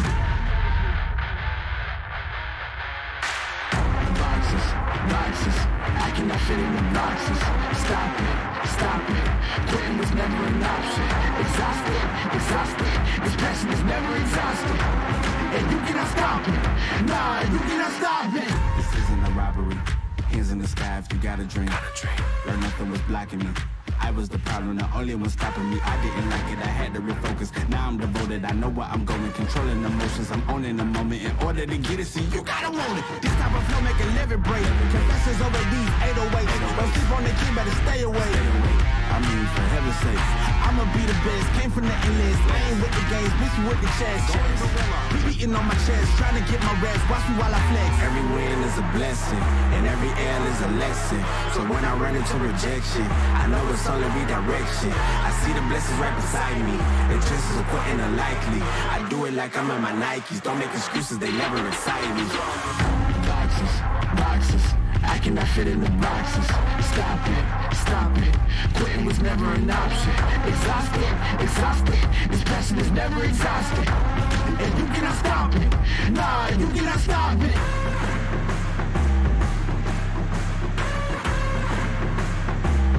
Quitting was never an option. And you cannot stop it, nah, you cannot stop it.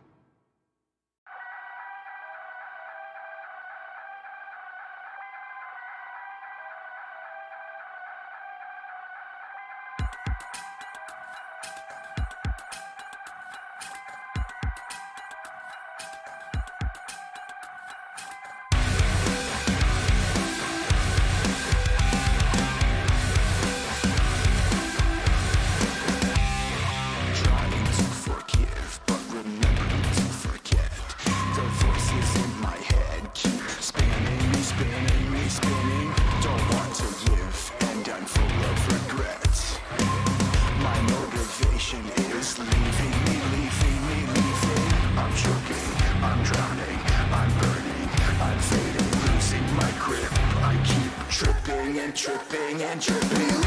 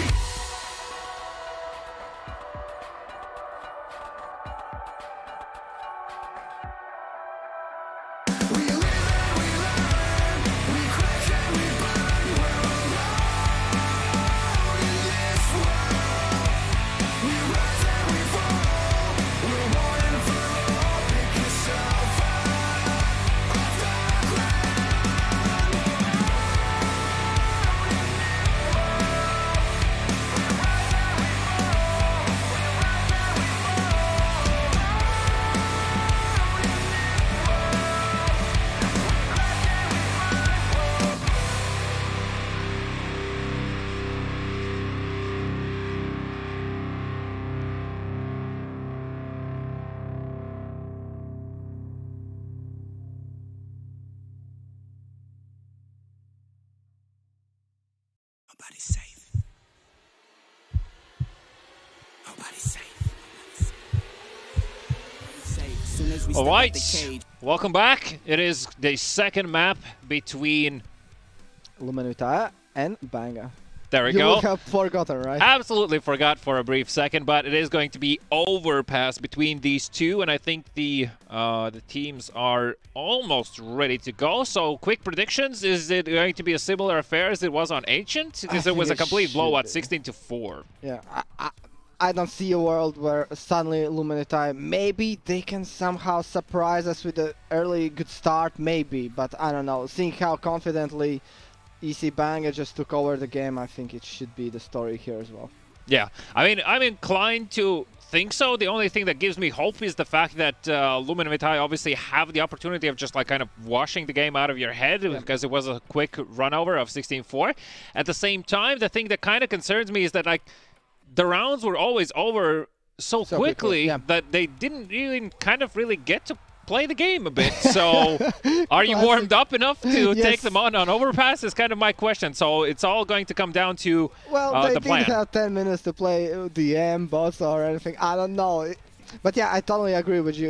It was like you blink and you miss it and the game is already over. And if you're a player in a game like that, it does feel like, okay, I did not actually get to shoot anyone. Yeah, what so happened? It definitely. I mean, happy to see that we saw actually a few knife kills running through as well. So let's see if that's going to be the case on overpass or no. As the map was chosen by Lumen Vitae, EC Banga have opted in to start on the city side, so no surprises here. Now the question is, can Lumen Vitae surprise their opponents with a strong first round? Actually, we still joined the fake knife round. Fake knife round, no worries. Nobody has gone crazy. This is just needed so we can start the game. Something's in the water. This is just needed to start the game. That is all. Come here.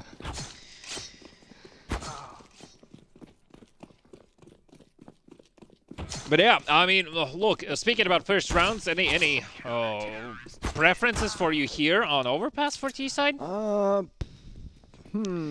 I guess connector into banana is often yeah, chosen. the classic. You definitely run towards connector at the beginning of the round, but if you turn towards A, yeah, you should just push towards the toilets, push back the defense, so to say, and then decide where do you want to end up. Or maybe, yeah, as you said, surprise through connector towards short, using one flashbang and getting possibly maybe there an early entry kill.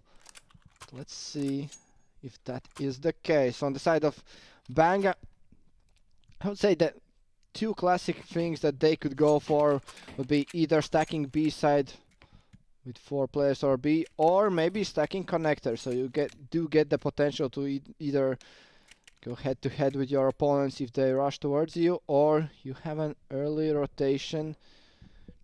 Do have 2 utility sets here from Lumen Vitae, so there is a plan. There's that. Well, I would hope so. But yes, obviously the utility would allow them.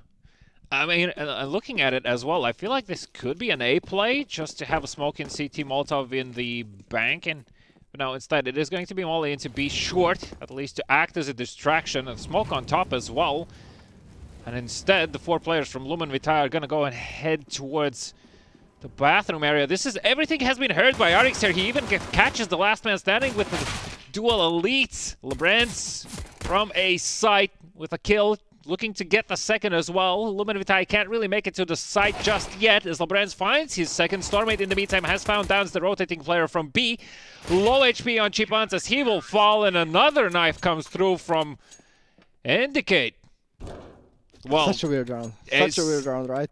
It kind of got torn apart, and I can't really put my finger on it. Was it just off the back of Irix's kill? Because at that point you already had 3 players close to A side. You should have just committed then and just... Yeah, that plus the fact that someone beat the molly on short. It was not timed very well. So if you see that no one is running towards short and actually using that molly, okay, it has to be an A play then, I guess.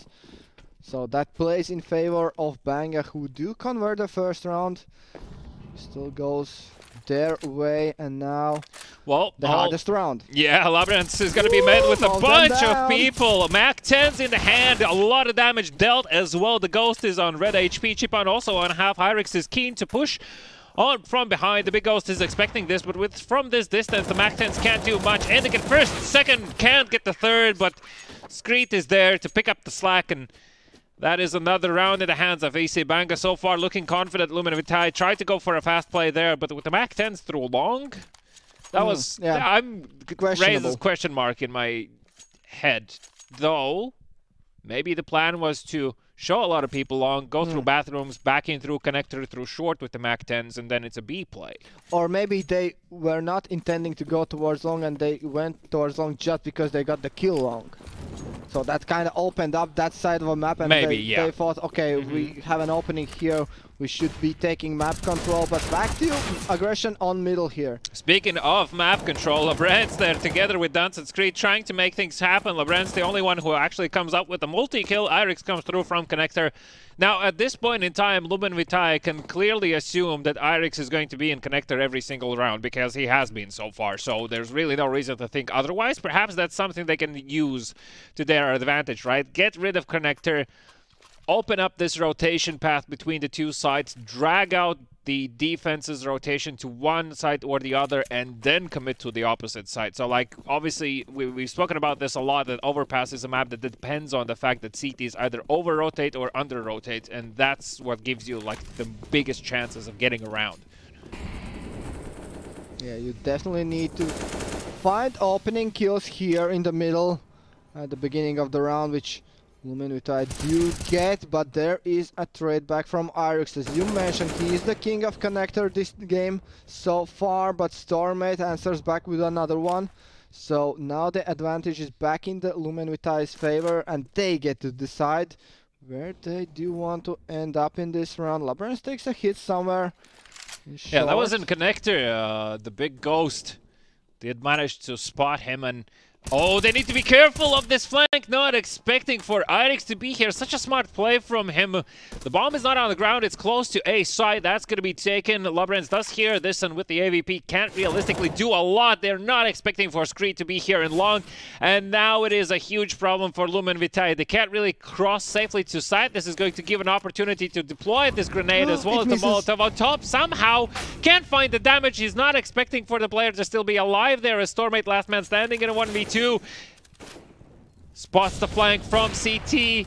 The Molotov pushes him into a corner, and that is going to be a defuse. The round falls apart for Lumen Vitae, and I feel like it was off the back of the fact that Screed was there in long. That's one of the facts, and the second one is look at... I would love to see a statistic how many steps did Irix take this round, because you just saw him in CT spawn, and back when he got the kill on the guy who was coming up the ladder in connector, he was nearly the T-spawn, so he went around the whole map that round, and that's... How can you expect that? Obviously, why would you expect Irix to be there? You expect him to be from behind there, together with Screed, maybe. And that is the factor that costs Militai the possibility to convert another round win here, maybe. So let's push the monster, they say. Yeah, they do manage to get rid of Duns now. It's just a matter of pressing into the site itself. Endicott hears a tons of player around himself. Screed opens up from short. Endicott has fallen, so AC Banga are forced to abandon the site, but not Labrens if he has something to say about it. Finds the kill. Screed also gets a kill in return. The bomb is not planted. It will not pay off. Are you seriously going for knife here? No. Stormman needs to play this out. He needs to get at least 2. That's true. That's true. So he's just waiting to see for information. So he finally decides to pull the trigger on Irix, but now his position is no, and Aerogratz is stuck there. Trying to help his teammate. He chips away at Labrens. Who blinks first? Who does make the first move? It's Labrens. Killing Aerograt, and now only Stormate. 45 seconds, he does have the time to at least play around with this situation. Is he gonna walk around as well? I know he wants to challenge the AVP in a 1v1 duel, rely on the fact that AWP might miss, but Willie expected the AWP is here. No, and AWP actually misses. Screed now exposes himself in short, doesn't have a lot of health as well. And Stormate waiting for this push, finds the kill as well, picks up the AWP. Great play from Stormate to play the situation out, used the time to his advantage, allowed for the stress to happen. Obviously wouldn't be possible if Labrens wouldn't miss that shot. Aerogratz as well, he was like kind of stuck in an awkward position. He did have a molly in hand he picked up from the CT, so he could have tried to deploy that into short to try and allow his teammate to walk in, but I'm not really sure what the comms were between the two. Yeah, plus the fact I think him just staying alive gives so much space to Stormate as well to feel a bit more confident when he goes in there, because he has that early warning system in terms of Aerograt dying and then knowing where the player is. So first round finally comes for Lumen Vitae, but as we usually say, you need to start chaining these rounds together if you want to have a good half. Oh yeah, this is going to have a devastating effect on Lumen Vitae if they don't get this round. Now, the good news is that there's like a 1 MP9, 1 FAMAS, 2 M4s, and a Deagle in the hands of EC Banga, so it's as real as any round, especially with Starman still on that AVP. To find a round second in a row, and the scoreline as well, like it's kind of hard to say on Overpass on T side. I'm always torn. I would say 6-9, something 6-9-ish would be okay for both teams, I guess. I suppose, yeah. That would be like the new default. It used to be 10-5. Yeah. Yeah, I agree with that. But so, now, cheeky boost here from Labrens. Yeah, it's hard to react and hard to spot. And he's back at it. Aerogratz is not gonna fall for these tricks. Or will he? He goes towards A still. Giving away one smoke, trying to pull a rotation there before their team commits towards B. No, Duns has this upfront position in A long, and this gives at least information to the teammates that nothing is happening towards A. They're going to be torn apart here in short. Stormate last man standing in 1v5 with the AWP in hand in 15 seconds. You can't really do anything. I'm not really sure what he's looking for here, only to find Irix, but that is about it. His position is now known, and will they kill him after time? Oh no, the shot is missed. And LeBrand didn't want to risk it too much at the very end. But if they really wanted to hurt him, they could have killed him after time because the position was already known, and that would have been an even worse fate for Lumen Vitae. So far, there seem to be some signs of what Lumen Vitae want to do, but it seems to be that there's a problem with having a backup plan. So if things don't go Lumen Vitae's way from the get-go, they seemed a bit lost on the map, and just I'm coming back to that situation with Irix's flanks. Those are not possible unless you have a good understanding of where your teammates and where everyone else could be on the map, right? So that means there's gaps. And speaking of those, Dance has found one, and that's a gap between the big ghost eyes. Ooh, damn! Props for that one.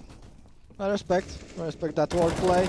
Still the same aggression from Irix. Arrogance at least trades back Stormate with another one. Somehow this turns around, but does it?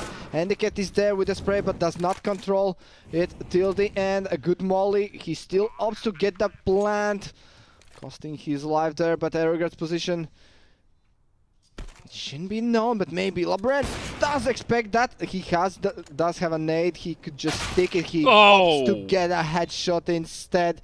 It's the 6th round here for Bang. They bang out their opponents. It was a nice attempt from Lumen Vitae, and actually at some point looked very hopeful, but LeBrand's just too present in his mind about the positioning. I presume he had heard already before where the last man went. 6-1 on Lumen Vitae's map pick, and so far EC Banga looking to run away with it as the entries continuously fall in their favor, and it's really difficult for Lumen Vitae to break through, be short, or any other position for that matter, without losing at least 2. Yeah, that's definitely true. Still the same action comes here in the middle part. At least a trade 1-for-1 is good enough for the attacking side, because now the defense is spread, but is it spread enough? Dance says no, I will take this action towards Monster now. So once again taking back the advantage that was gained by Irix at the beginning of the round. So 4 versus 3 and a stop button is pressed from Lumen Vitae. Still expecting the same aggression, but yeah, I'm puzzled sometimes when I see these pauses from T's being on a 3v4 situation. Normally, like, there's really no reason for teams to push in a 4v3 situation, especially being on the CT side. They can just equalize player count on both sides, so it's 2v2. But here comes the push. But they know that they might be tempted. Yeah, they want the kills, but Dance should at least trade the player here. The big ghost goes towards heaven. Let's see. Can they still somehow manage to bring back this round? Arrogance and Stormate opt to go towards that A long. 30 seconds left. There is a possibility that LeBrand just decides randomly that, oh, it's not going to be A, come towards B, but... Well, yeah, the problem is Discreet doesn't have a lot of information about Monster. Now with this peek into A long, the bomb has been found as well, and that is unfortunate. Stormate now stuck in a 1v3, 15 seconds on the board. Once again is going to be forced to save, but Dance was behind already, so Storman probably thinking that to be his back of his mind that, look, someone might be up close here. Didn't look like he heard, so he's gonna just stick to his grounds and stay in the bathrooms and hold on to that AVP. 7-1. Now this is just continuously being an absolute problem. So they find an opening, great. Instantly push on the other part of the map from EC Banga. No respect, find another kill, and suddenly it's a 3v4 that gets super awkward. Yeah, I think the story kinda repeats itself over and over again. As you said, yeah. Banga getting those entry kills and always being one step ahead. Or one step behind, I should say, with their flanks. Always on point. Now, finally, Stormate answers back with a cute little headshot on Dance. Irix doing the info play, juggling a bit, not expecting that player already has crossed. The trajectory was seen by Volts from where that grenade came from. He heard someone dropping, gets a few shots in his side, is gonna fall back. Actually sticks around. Labrance has managed to find Chipon, and Arix might be tempted to peek over this Molotov. He's going to do exactly that. Finds the kill. Was it the player that was shooting him, though? Now Volts has made a few steps. Arix definitely has heard this 4v3 situation flashing to Banana. Arix still playing around this smoke, constantly being aggressive, has made sound, so his position is known, but the problem is that Lumen Vitae are stuck in Banana. They're being pressured from all sides, and you can see there's even a long flank coming from Screet through T-spawn, so it's 100% going to be an A play. It's interesting that Andycat is the one here trying to take the first contact. If it would be Irix, then they could be thinking, oh, it's just the one player that we previously saw here, but I guess it's just because of the fact that Andycat is low, and maybe he even now gets a kill with 7 HP, and Irix can still go for a flank. Okay, that was a flash. I thought that was a no-scope. I thought it was a flash kill. Starmate can't realistically do much here. He's going to be found behind as well. That's why I paused so much. I thought, no way, he just jumped no-scope into the bathrooms or something crazy like that. 8-1 as Lumen Vitae still are looking for the pace. Now, things started off good with that killing connector. Props for that. More of that. More of that, yeah. Looking at the buy now, I guess it could be like a quick B play, maybe Hail Mary just going through the monster smoke with few flashes. Does not seem like that's going to be the case. Once again, just spreading out and going towards that middle side where Fountain did belong to Bang Up the previous few times around, and now it's the same story all over again. Yeah, Andycat already has found his first. No, there's players around him. Gets the second as well. That's the bomb on top of things. Chipon coming through the connector. Irix is expecting this. Still will fall. And now Chipon through the smoke. Can't find the player in balloons. Ooh, it's a struggle for both. But Andycat comes out on top. No one saw that. It's okay. Delete the word. Andycat is justified a bit more because, you know, he was not expecting for the player to come through there, but still, yeah, it gets awkward. It gets awkward. Like, I've had a few of those spray duels there as well, because the benches, like, they mess you up if you're shooting there from connector, so it's like you're shooting a lot in the tables. And in your head, there's that point where you know there's no turning back. Yeah, you're committed already. You are committed. Like, but you already know it's not gonna end well for me, but still I usually already make the call at that point. Like, I'm dying, so help. And yet you're the last player being alive. Well, Lumen Vitae are screaming for help here as Duns pushes through along with the AUG, does find the bomb, which is important, but will fall, so that's not a lot of residual information remaining in the hands of EC Bunga, but this push once again from Irix through connector, nobody present here. He could find the perfect timing to flank as Andycat finds Chipon through the smoke, and that's a lot of information gained. Irix is forced to rethink his decisions, but always that's info on top that comes with these pushes. Andycat will fall as his position was now Screet, though. Oh, he was spotted. That gets a bit awkward. It's 2v2 now. Zettergretz joins his teammate through connector. Lebrens in the meantime still holding on to those balloons just in case some information might have been misinterpreted. The jump not going to be heard as Screet is playing too far away from shore to hear that. He still does have a flash and a nade. I think the biggest problem Lumen Vitae are now is probably going to be the fact that they're not going to consider this corner in the first instance. That is absolutely correct, as Screet comes out on top with 2 kills and just continuously putting Lumen Vitae to the ground, not allowing them to advance further in this game. Now, we were speaking about like 10-5, 9-6, so 9-6 is not a possibility anymore. 10-5, looking at Lumen Vitae's buy, probably unlikely. The best we can hope for here for Lumen Vitae is Zonic's Law, which is 4 rounds, and then hope that the CSGO gods have come down on Overpass and like, hey, here's my blessings. Well, the big ghost was in heaven at one point, so maybe he took God with him back here on Overpass. But once again, we're back at rushing towards B, testing this defense, and Screet together with his colleagues is in place to take down the enemy players. Clean and easy, all 5 players staying alive here. 11-1. I don't see how can they even break this defense. It feels like Banga players are all over the map and they are winning every single duel, and even when they are not, there's someone else pushing on another side of the map and then winning his duel. Yeah, it starts to become quite the one-sided affair between these two. We need some sort of luck to shine on the side of Lumen Vitae. They try to push the agenda here in connector. Etiquette absolutely white, running through the Molotov. That's the sacrifice needed from Lumen Vitae to pick up the kill here. Irix surprised as well that there's already 2 players out of connector. Somehow neither of them find a kill. Lumen Vitae put on low HP, but that's the control round? Over B, but over Banana, give it up. And Irix is gonna catch him in from behind. What? Well, how's there no information? Why does Zerogrets doesn't look behind? Like, I don't understand. And now there's this flank cramming through from B bomb side. That's Cheapon. The Big Ghost does find Irix, so that's at least some control regain. Okay, so they need to work with Cheapon on this. Just go back through connector into B.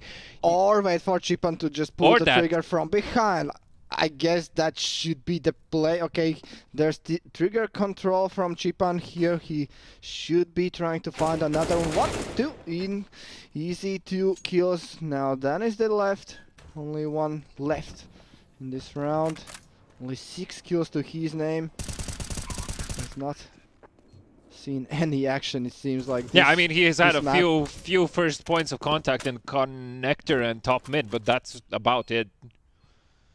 So finally, I guess it should be a round, maybe. Done? Yes. He does fall, Stormmate takes his head, and that is the second round for Lumen Vitae. Now, possibly we could be looking at the Zonix Law here with 11-4, if Lumen Vitae do keep up their antics from the last round.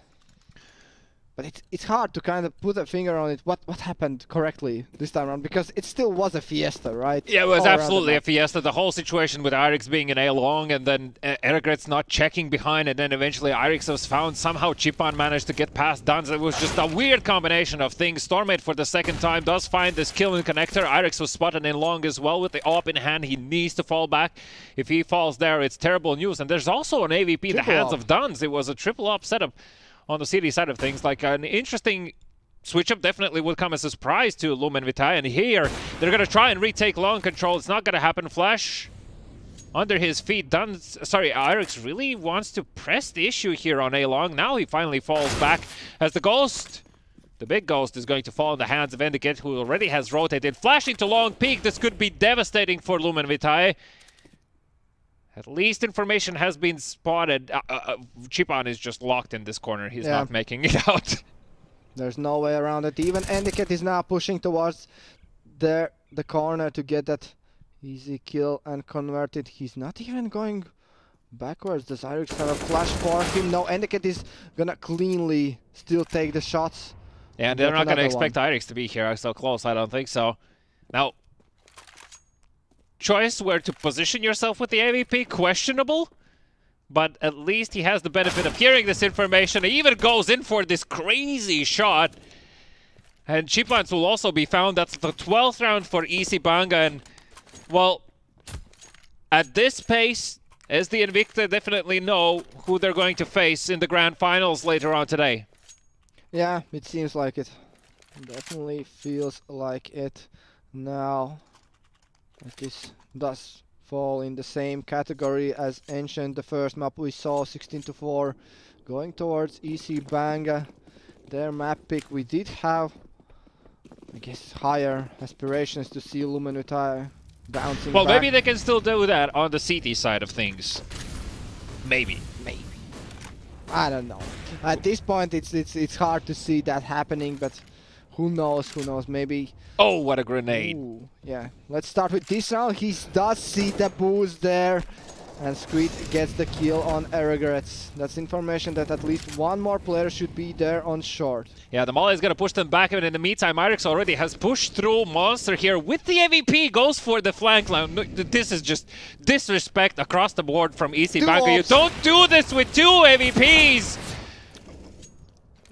Okay, that was not a double kill. Okay, I was already thinking, was that a double? They lined up so perfectly, but I guess it's just a leg shot towards Cheapon there 2 versus 2 situation, 55 seconds left. All the opportunities in the world for Lumen Vitae to somehow convert this to their third. Chipan still waiting for his teammate to join him. So the plan, I guess, is to go towards that B side. Oh, the grenade kind of gives it away right now. Labyrinth still not rotating, not believing. Now the flashbangs come through. Labyrinth starts to move. Screet in a good position, but cannot find the shot. Lumen. Okay, it's not Chipan's planting the bomb, so Nate should not kill anyone in this position. Flash comes through. Oh! How does he not find the kill? He finds the kill through the smoke anyway. Good flash over, peeking into waters, but Stormate does come out on top. It's a 3-round affair for Lumen Vitae on their map pick. Now, it was EC Banga who did have the opportunity to choose the side where they're going to start off. So this is probably like best case scenario for EC Banga, where they pick up so many rounds. So there's a lot of room for error.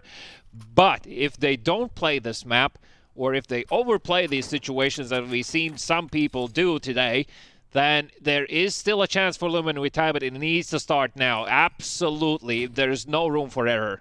Like, they need to get up to like 7 rounds. Yeah, plus I would say it's important for Banga just to close out the map now, because if I'm SD Invicta and I'm looking at this series, if I see my opponents being good on both Ancient and Overpass, then I'm okay, which map do I ban now? I don't know. Yeah. It gets tricky for them in the veto process. 4 guys in connector here, but somehow Banga just finds and... Hello! Irix finds 2, gets 3, goes for the 4th, can't find it, as EC Banga have found indeed an empty B bomb site. He wants that knife. Yeah, it's happening. It is happening right now. The doors are going to be closed. Like, he goes for the knife, gets it, as well as Stormate, last man standing in a 1v4, can't even get close to the bomb to think about defusing. The kit was lost long time ago, somewhere around top connector. Another knife kill. Screed wants to go for it, and this is just their EC Banga are toying with their food right now. Okay, this is just cruel. Come on, guys. It hurts to watch. It hurts to watch. Not like this. But yeah, clearly Banga showing their dominance. Unlike the first match, we saw the series that went to 3 maps. And it was a close affair, but not this one. Banga saying clearly that they are the favorites here indeed. We not misjudge the situation, the matchup, before the series began. Let's see if they can close out it just like that. With so many knife kills, they should be able to, like, right? Normally it wouldn't happen like this. Once again, the B bomb site is empty. It's a big push through middle. Antigate finds his first, looking for the second, does find it as well. That's at least one AK sitting save. with a knife there again? Dance. Dance. Oh my god, man! Not in this position. He's not having his 8 kills, by the way. I'm just saying, yes, you're gonna I'm gonna have to have a conversation with him. Like, why is there no 40 bombs on the screen?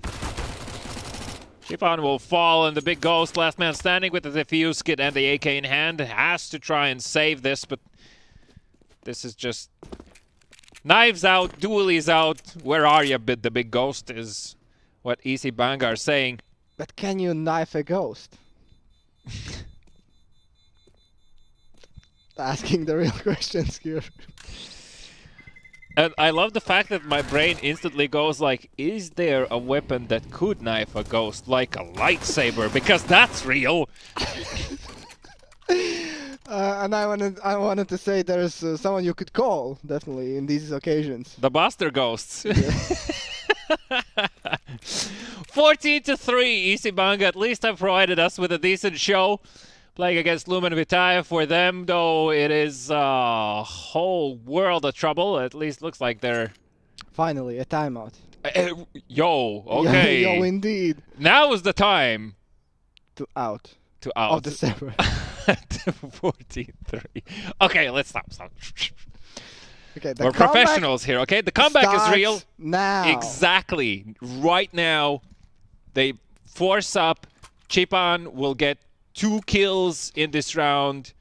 and then all hell breaks loose. Easy Banga doesn't know what to do. Lumen pick up the round. That's how it's going to play out. Watch this. Watch this. Are you watching? I'm watching. All eyes on Chipan, says Veneficus here. He is the B anchor. Being responsible, going, I guess, towards short, more or less here. But DC Banga know that Chipan is on Yeah, B they're side, avoiding obviously. him on purpose. That's exactly what's happening right now. Erigritz is going to hear a ton of people around him with the Mac-10s and with a Deagle in hand so close to the smoke. I don't know what he can actually do. He needs help from his teammates, but it's not going to come as they find the Mac-10 kill in the bathrooms. Grenades and backpedaling. Stormate trying to survive. Looking for that cross into the car, so doesn't see that happening. There is a push out from CT, a team kill through Molotov. Iris burns himself. It was a 1G, but in the end, everything turns out great. Chipan, no kills. No but kill. Erigritz got 2 kills. Yeah, I was about to say Erigritz. That's what I meant. 15-3. A quick reminder for those that were not present. It was 16-4 on the first map between these two. So 15-3. Easy Banga looking to improve their score line. Let's see if that can happen. As Lumen Vitai on that potentially last buy in this. Well, it is a best of 3 series, but it's been a very one-sided affair so far. And if this would be a comeback, we would lose our voices for sure. Yes, you need to talk to Dance, please. Look at this weapon. What is this weapon? 7-10, this weapon, it's like... He's throwing the game, literally. Absolutely. In the meantime, he has found a kill, though, and Screed also has fallen, so it is a 3v5 situation between these two teams, as Screed, well, might be pressing the issue a bit too much right now with the... you don't even know who buys that, right? With the M249, there we go. Stormate, last man standing with the scout, can't do much. Finds the tag onto Irix, finds the kills as kill? Not like this. Okay. Still, Stormate has the opportunity has a to deagle prolong only, the game. so Stormate can pick up this round, gets the spray through as well, picks it up, leaves them 249 hanging, and, well, Easy Banga. That's what you get when you fool around, right? Is this the beginning of the comeback story? Do we have any believers in the chat?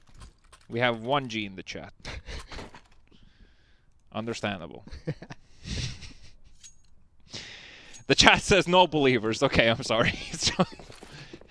Well, I still believe, okay? I believe in the underdog story. So Lumen Vitai has still all the opportunities to come back into this. A nice big Molotov flashbang over the middle, pushing through with the MP9. Irix is going to be prepared for all of this. Duns is insisting on using this big weaponry to push and spray through that B wall. In the meantime, though, Screed has fallen and, well, yeah.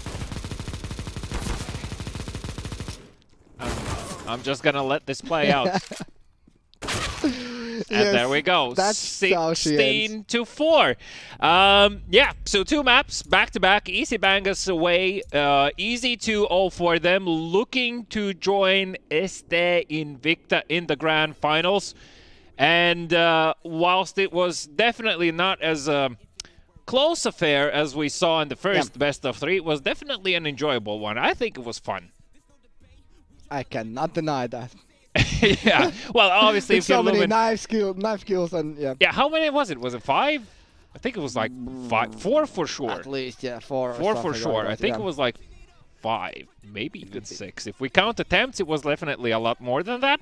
But yeah, so that is both of the semifinals done. So we will have a grand finals today to decide who takes that last place spot that is for June 10, the grand finals for Battle of Baltics here as a LAN tournament in the GOEXANIMO gaming room. 145k euros on the table for us, and of course medals, memories, a chance to write yourself in the CSGO Baltics history books. And I've heard, right, if you look at the tier 1 players percentage per capita playing right now, Baltics is not a bad place to be to look for new talent. That's so true. we might see something very special Find the next on the 10th. Brocky, Rops. Yeah, exactly. Well, we'll see if that's going to be the case here between Este and Victa heading into a game against EC Banga. But that is going to be slightly later. Let me check if I have a time for you guys.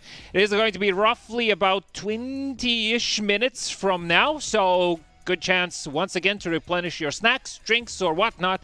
And then we will be back with the grand finals of the day. And of course, it's going to be a best of 3. And it's going to be a banger. It's going to be a banger. Down, going down, escaping from you. You feel tired and worthless. Where there was a light, now is darkness. It's consuming you to the smoke through your frame and face. Shoot out into as one sees their day. It's come so strong, feeling is going to be everlasting.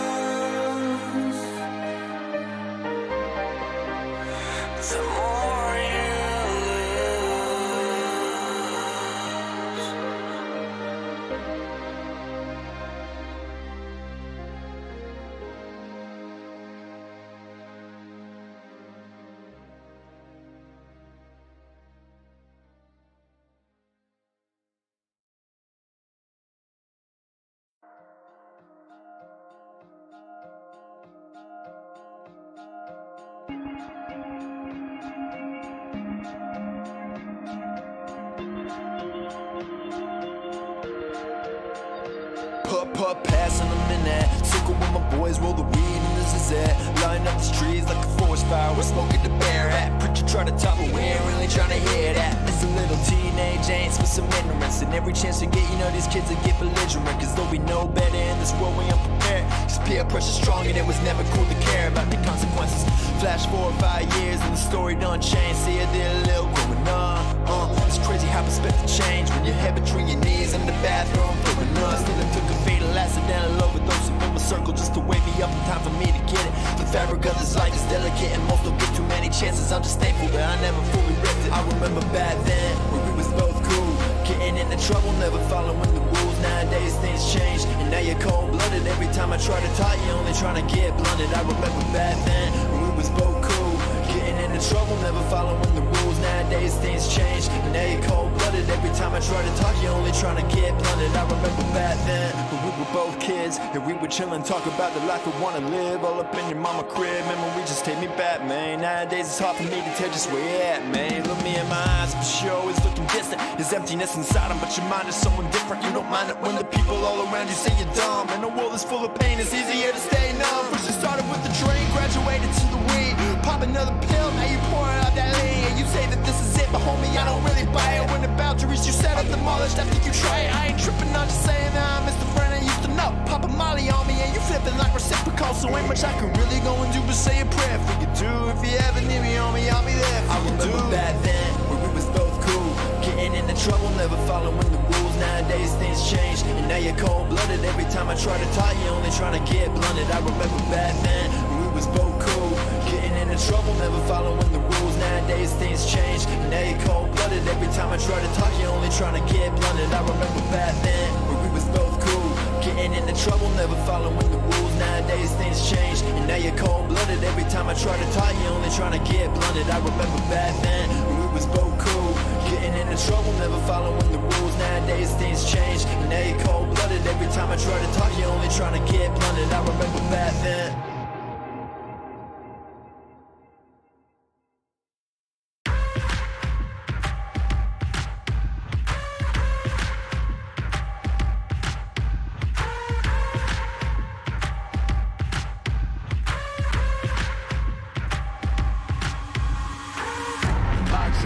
Boxes, I cannot fit in the boxes. Stop it, quitting was never an option. Exhausted, this passion is never exhausted. And you cannot stop it, nah, you cannot stop it. I had to switch up the flow, show you the way that it go. God is good, but his life is hard. But it gets better when you grind small. I'm just really trying to leave a mark. We tired of being who they say we are. That's the baton, we gon' take it far. Always been real, we don't fake it all. Tired of 9 to 5, just make enough to survive. Only living on the weekends. You really thinking that's why I'm alive? Busting out the scenes, time to live my dreams, do the things deep inside of me. This life, it continues with fighting me, but I don't have quitting inside of me. I will not jump in these boxes they throwing me. Talking to God and there's so much he's showing me. Shaping me, growing me, taking me sowing seeds. A growing tree, y'all get a load of me. Yeah, don't let them slow on me. I get the bag like a grocery. I'm on my grind like I'm supposed to be. And I do not care if you notice me.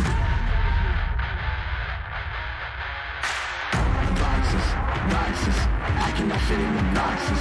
Stop it, quitting was never an option. Exhausted, this passion is never exhausted. And you cannot stop it, nah, you cannot stop it. This isn't a robbery, hands in the sky if you got a dream. Learn nothing was blocking me. I was the problem, the only one stopping me. I didn't like it, I had to refocus. Now I'm devoted, I know where I'm going. Controlling emotions, I'm owning the moment. In order to get it, see, you gotta want it. This type of flow make a living break. Confessions over these 808s. Don't sleep on the key, better stay away. I mean, for heaven's sake, I'ma be the best. Came from the endless, I ain't with the games, bitch with the chest. Be beating on my chest, trying to get my rest. Watch me while I flex. Every win is a blessing, and every L is a lesson. So when I run into rejection, I know it's only redirection. I see the blessings right beside me. The chances of quitting are likely. I do it like I'm in my Nikes. Don't make excuses, they never excite me. Boxes, I cannot fit in the boxes. Stop it, quitting was never an option. Exhausted, this passion is never exhausted. And you cannot stop it, nah, you cannot stop it.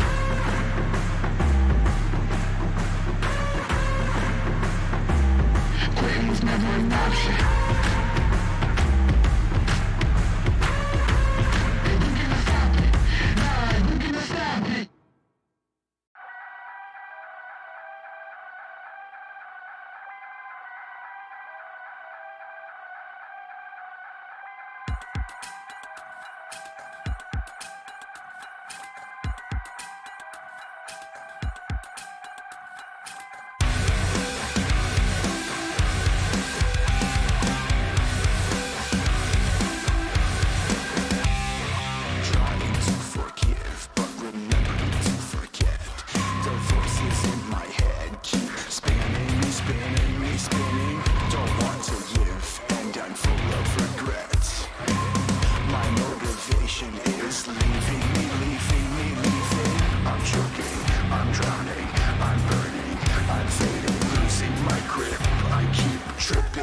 tripping and tripping. We live and we learn, we crash and we burn. We're alone in this world.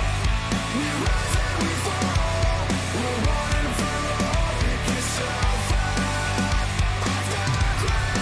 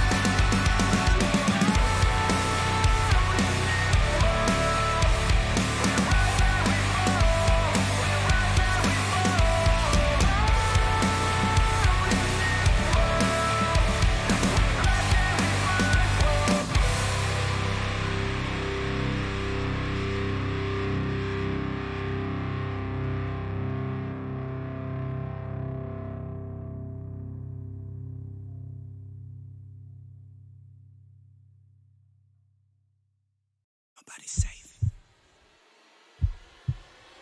Nobody's safe. Nobody's safe. Soon as we step out the cage, we raising all of the stakes. Make no mistake, either you stay in your place or we putting you on a plate. Look at our face, we put the fear in the dirt. We had to struggle for change, pick up the pace. We put in infinite work, that's why we stay getting paid. Y'all running late, we moving on to the next. You still been stuck in a phase, there's no debate. We draw the line in the sand, we say it straight to your face. They underrate, so we put the team on our back. We took the city to state, what it's gonna take. Another S on our chest, another beat in the grave. We innovate, we always switching it up. They can't predict what we say, come out the cave. They see the blood on our shirt, they see the teeth in the face. They watching tape, still trying to figure us out. They think we came here to play, they sending snakes. They trying to give us a curse, they want us taking the bait. But that's okay, we keep on dodging the bull. We keep on saying Olay, blocking the way, thinking we flip in reverse. But we keep rushing the gate, stopping the rain. We know they sit on the throne, it's looking easy to take. We not afraid, we put the fear in their bones. Ain't no more running away. They tryna trace, they tryna follow our steps. They tryna copy the wave. Boy, that's so lame. That's why they keep getting curved. You gotta stay in your lane. They wanna claim that we not giving them work. Like this is minimum wage. Boys, you crazy. Why you keep feeding the beast? Now that you open the cage, nobody's safe. Nobody's safe. Tell them don't start. Nobody's safe. If you come in, please don't drop your guard. Nobody's safe. If you come, you're messing with a star.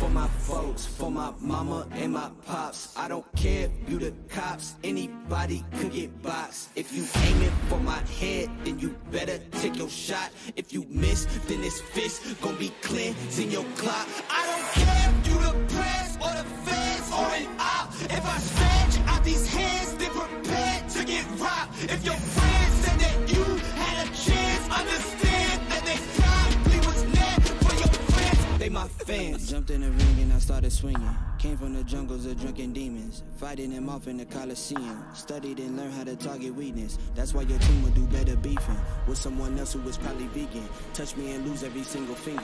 Touch me and watch how I turn the scene into massacre. As soon as you have the nerve to try to step to me, I will snatch your turf and manifest scratch that. I will snatch your earth. You tried to breathe to see how the asthma works. We don't compete. I'm not in a class with earth. My boys are down the ball. If I say the word, the team is down the hall. If I call the serve, I snap them. Best believe that a massacre.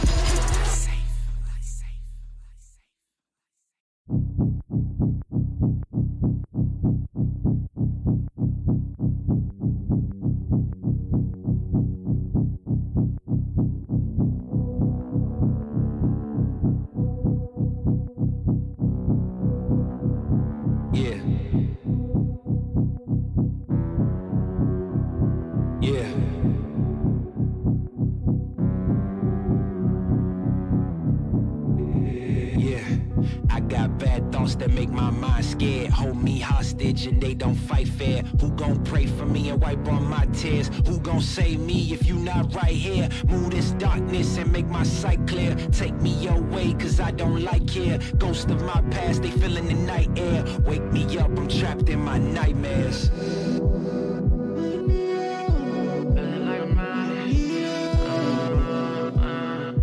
Wake me up, I'm trapped in my nightmares.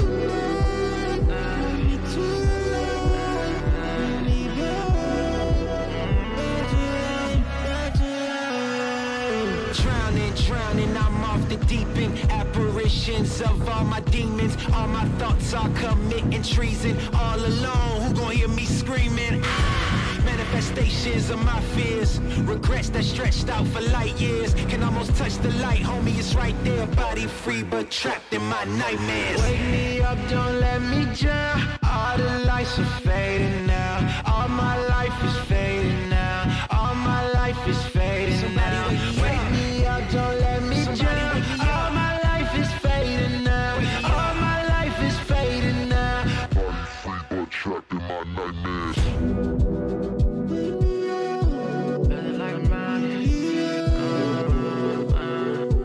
Wake me up, I'm trapped in my nightmares.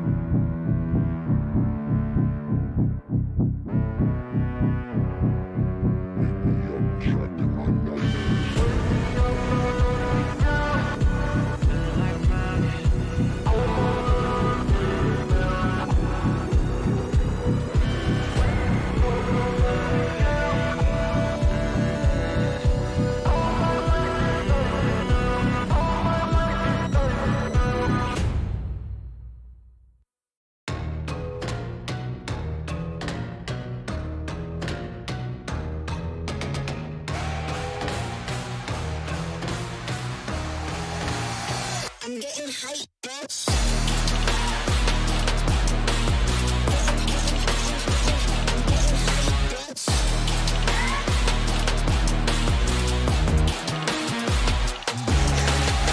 These brothers my guys, know that they fly, know that they ride or die. I keep boys by my side, CJ Ike, now I gotta roll with ice.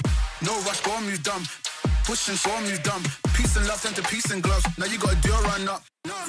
Generations caught up, look how things will switch. People they're quick, now they wanna move out the bits. Boy wanna draw to bitch, nah. Unless you heard it from me, then you ain't heard it from me. Got it from me, all that energy extra. They wanna see me with the hitters. Child, leaving them beanies alone. Me with a squeeze, I get no feelings involved. Child, leaving them beanies alone. Me with a squeeze. I'm getting hyped, bitch.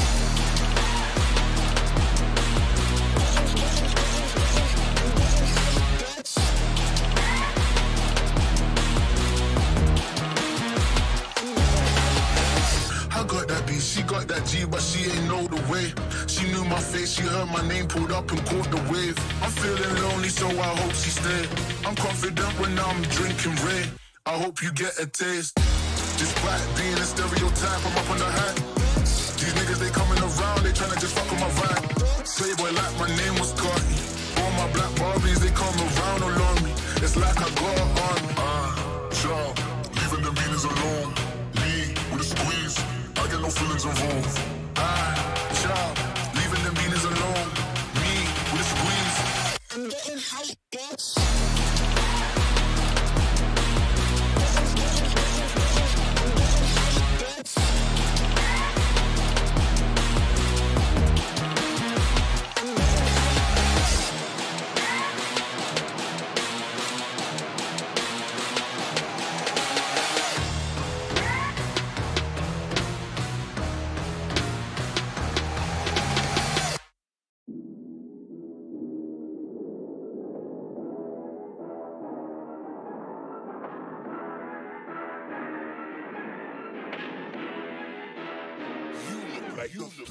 Really, y'all don't know this, y'all in danger, I'm a threat. I'm a gamble with your life, cause you know that it's a bet. It's a bet. You know I ain't letting up, my foot is on your neck. Take my word for it, it's a promise and a threat. Really, y'all don't know this, y'all in danger, I'm a threat. I'm a gamble with your life, cause you know that it's a bet. It's a bet. You know I ain't letting up, my foot is on your neck. Take my word for it, it's a promise and a threat. I ain't never really wanna flex my gifts, but I think it's my time, let me check my wrist.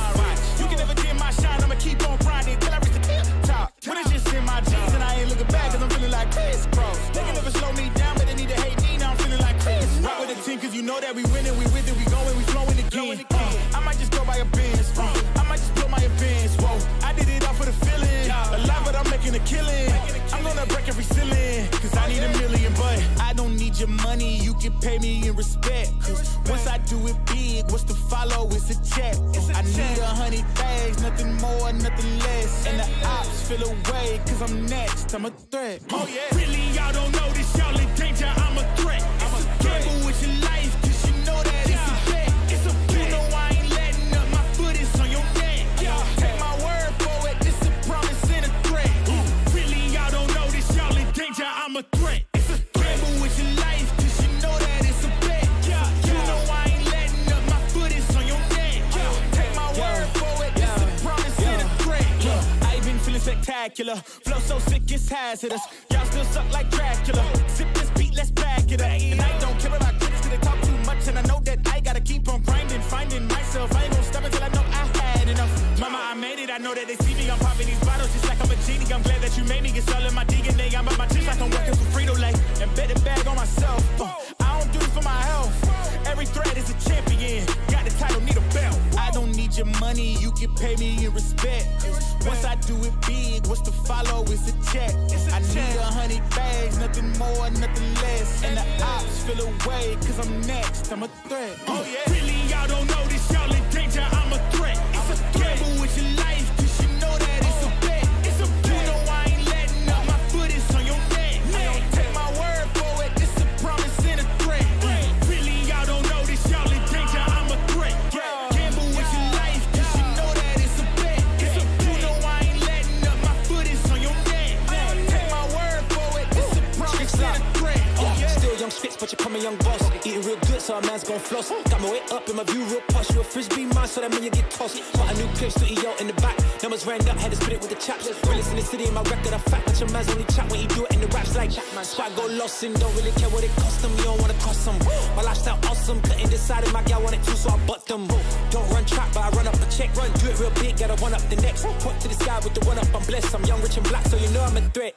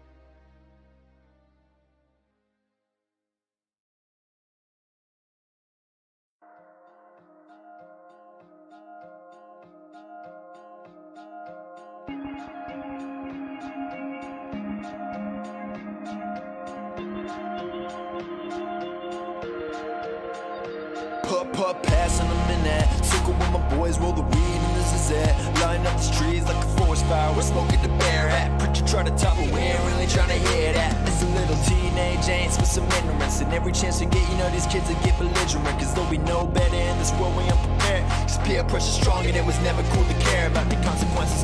Flash 4 or 5 years and the story done changed. See, I did a little growing up. It's crazy how perspective change when your head between your knees in the bathroom throwing up. Still it took a fatal accidental overdose in my circle just to wake me up in time for me to get it. The fabric of this life is delicate and most don't get too many chances. I'm just thankful that I never fully ripped it. I remember back then when we was both cool, getting into trouble, never following the rules. Nowadays things change and now you're cold-blooded. Every time I try to talk, you're only trying to get blunted. I remember back then when we was both cool, getting into trouble, never following the rules. Nowadays things change and now you're cold-blooded. Every time I try to talk, you're only trying to get blunted. I remember back then when we were both kids and we would chill and talk about the life we wanna live. All up in your mama crib, memory just take me back, man. Nowadays it's hard for me to tell just where you're at, man. Look me in my eyes, but you're always looking distant. There's emptiness inside them, but your mind is someone different. You don't mind it when the people all around you say you're dumb. And the world is full of pain, it's easier to stay numb. First you started with the drain, graduated to the weed. Pop another pill, now you pouring out that lean. And you say that this is it, but homie, I don't really buy it. When the boundaries you set up demolished after you try it. I ain't tripping, I'm just saying that I miss the friend I used to know. Pop a molly on me and you flipping like reciprocal. So ain't much I can really go and do but say a prayer for you do. If you ever need me on me, I'll be there for you. I remember back then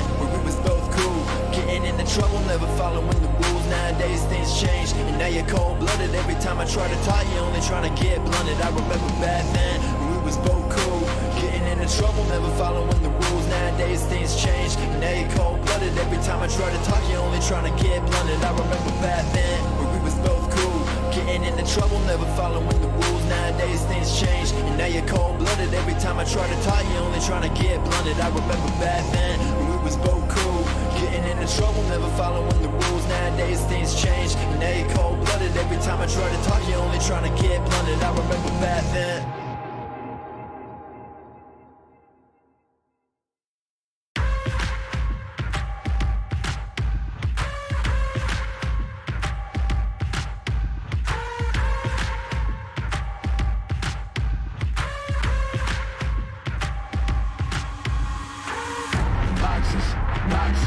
I cannot fit in the boxes.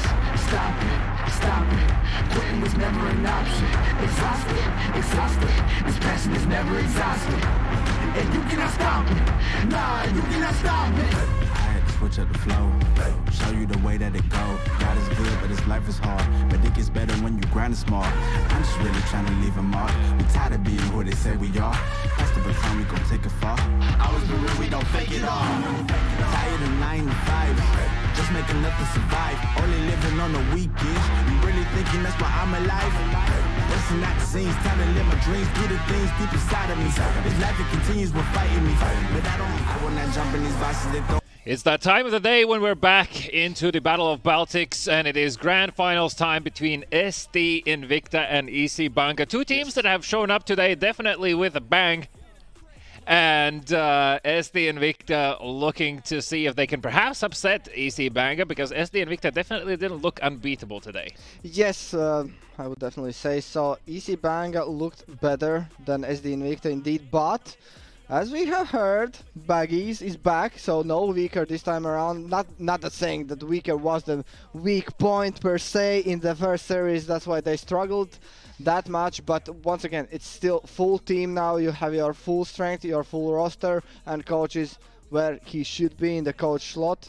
So yeah, exactly. And just to quickly run over the maps that are going to be played. So SD Invicta did choose to play Anubis, and EC Banga are going to respond with the Overpass pick, where they just recently had a very convincing win over their opposing side. And if we go the decider route, once again, for the third time today, we see Inferno as the decider map. Yeah, I would say both teams are fine with this veto, in the sense that, as we predicted, yeah, SD Invicta looked at the previous series and we were like, okay, that tension looks too good. Nah, not gonna mess with that one, and right back at them, throwing the Vertigo ban from EC Banga. That might be just a cautious ban, not wanting to just play the map. So yeah, we are gonna jump into the first map, that is Anubis. Yeah, well, it's time to see why SD Invicta chose to play this map. Easy Banga have actually also opted in to start on the T side, so we're going to see how Easy Banga choose to approach this. So we definitely saw some backwards and forwards affairs previously from SD Invicta, so I can't say I've been left entirely convinced as to how this map will pan out, given that it is their map pick. Yeah. But I like to be proven wrong, you know, in this case. Like, we often look at matchups between certain teams and looking at the players as well and how the maps have been played beforehand. Oftentimes, it's a completely different affair, especially the second time of the day when you get to play this map as Easy Banga. Well, for them, definitely have come to show their knives. But I don't think we're going to see that many knife kills against SD Invicta. Yeah, could be the case. And I think Easy Banga had the advantage of seeing how SD Invicta bleed in this map, so to say. So how they could be broken, and let's see if that's the case. If they take advantage of that. Yeah, exactly. Well, the bomb is going to be heading towards B. It's tucked into the corner. A wide sweep coming out from Fieri, all ready to put down Labrenz. That's the bomb on the ground. Sitivo does manage to spot a player crossing over. That's information passed over to Tuck to watch out that you're going to be rushed down. He does manage to get the first kill, struggles to get the second, eventually does. Baggies comes in with the dual elites. And it is going to be the round for SD Invicta. I think that the fortunate part was that Labrenz was actually found with the bomb already. That kind of gave it away. Yeah, at that point, yeah, the jig is up and it's already obvious. Okay, they're coming mid, it's a B split. Yeah, unless Tak falls instantly there, which he didn't, then there was really no chance of Easy Banga coming back into this. Now, despite the fact that there was no bomb plant, Easy Banga still are going to force up in this round and actually opt in to pick up 3 Mac-10s, 1 Tech-9, 1 Deagle. Should be another fast play coming out from them. First, of course, waiting for this utility to land in the middle. Will it be a drop into waters? Just like that, rushing through the smoke, but looks like Sitivo was in a good place to shut it down, but only gets 1. And now the push continues, but Screech with a bomb in hand is the first one to fall. Yeah, it's an absolute massacre right now. Easy Banga tried to push the agenda perhaps slightly too far, too early. They had plenty of time to work with, allow for the defense to spread out. Instead, they opted in to try and get into B once again. Yeah, sorry, correct me if I'm wrong, but SD Invicta were the guys playing 1 player in middle all the time on defense, right? Yeah, and it was only at the beginning of the round as well, so they would often give it up afterwards. So Easy Banga definitely had the chance to try and play this one out. Instead, once again, some investments put down in this round, but not as many. Yeah, why I'm mentioning that is, let's see if they are going to try to take advantage of that. Tak, 2 big kills coming out from him. Leaves Easy Banga in a 3v5, make it 2v5 as only Dance is able to respond with a Deagle shot. Looking for the second, gets it as well towards the middle. Don't tell me he gets this one in connector as well. Narrowly misses the legs. 2v3 is definitely a lot more doable, but the bomb is on the ground, and Endicott is worried that someone is lingering around here. That's information at least about he does have the bomb, so technically he could go for that B side, which is completely open. He doesn't know it, of course, but sooner or later he could be figuring out. Yeah, I think Toizera was convinced that there's no way someone could have made around him, and instead Endicott does pick up the FAMAS, but that is going to be the reason of his demise as he falls to the weapon switch, and eventually Baggies comes through. Baggies. And it's a 3-0 beginning for SD Invicta. Definitely looking a lot more confident than it was in the first part of the day. Maybe that little pause gave them opportunities to talk things over, because they do seem to be a bit more organized. And, well, as you said, right, Viker's presence as well perhaps was a factor, and they couldn't really play their normal set plays. Yeah, and you never know how the roles clashes, because if your coach is not comfortable playing the substitute player's position, so to say, then you start to move around pieces, and it's just not your game. So yeah, as you say, now we are back at it with full strength in towards middle, but this time around Dance gets the better of Tak, and Sitivo also falls. What indeed? I thought there's no way Dance is getting that. Now he finally falls, but it's still a 3v4 affair for SD Invicta to try and scramble back into this round. Molto put down in the cameras as Labrance is there to take the attention, but instead it's Screet actually drawing the rotations from SD Invicta. As Screet will fall 2v3, so it's a nasty 1v1 trade situations across the board happening, but still favoring EC Banga being one man up. And Irix is still adamant that someone might push from A when realistically SD Invicta, if possible, they probably would gamble here. The problem is that EC Banga doesn't know they're quite split up. Yeah, any second now, Irix will get this information. It's crucial for him not to lose his life here. He gets the, even not doesn't get the kill, but that's, I think it should be good enough. Yeah, Labrance knows that this position is compromised now. He could be opting possibly maybe to push towards it. No, it's going to be a save. It's going to be a save here. Okay, interesting choice. 2-2, you have a kit. Maybe I would look towards maybe getting one early kill and then deciding, or at least just looking into it, but... Now he comes back with 5 HP? Okay, that's... Did they really think it's B? There could have been a world where they thought it's B, and then it makes sense, but then why come back with 5 HP already at that point when it's so late? Slightly beyond me. Obviously, SD Invicta have some money reserves, but still, I mean, we've seen so many teams, even today, lose out to the fact that your economy is poor on the CT side, so by all means, just feel free to save. There's no shame in that. Anywho, SD Invicta bow down to EC Banga this time around as they put up the first round on the board for themselves. Irix at the Mac 10 on still the back of those 2 kills. Yeah, exactly. Like, insanely good. Getting those entries seems to be the name of the game right now for EC Banga. Let's see if they can continue up with the same. Endiket is still actually looking to find a frag, so does Irix. Tak has started beautifully this game so far. Toy0, what a shot! Mid-air knocks out Irix out of this round. A lot of damage dealt onto Dance as well. Fiera is going to put down the smoke here. Endiket could technically go for this timing, but it gets a bit awkward as Dance draws this attention.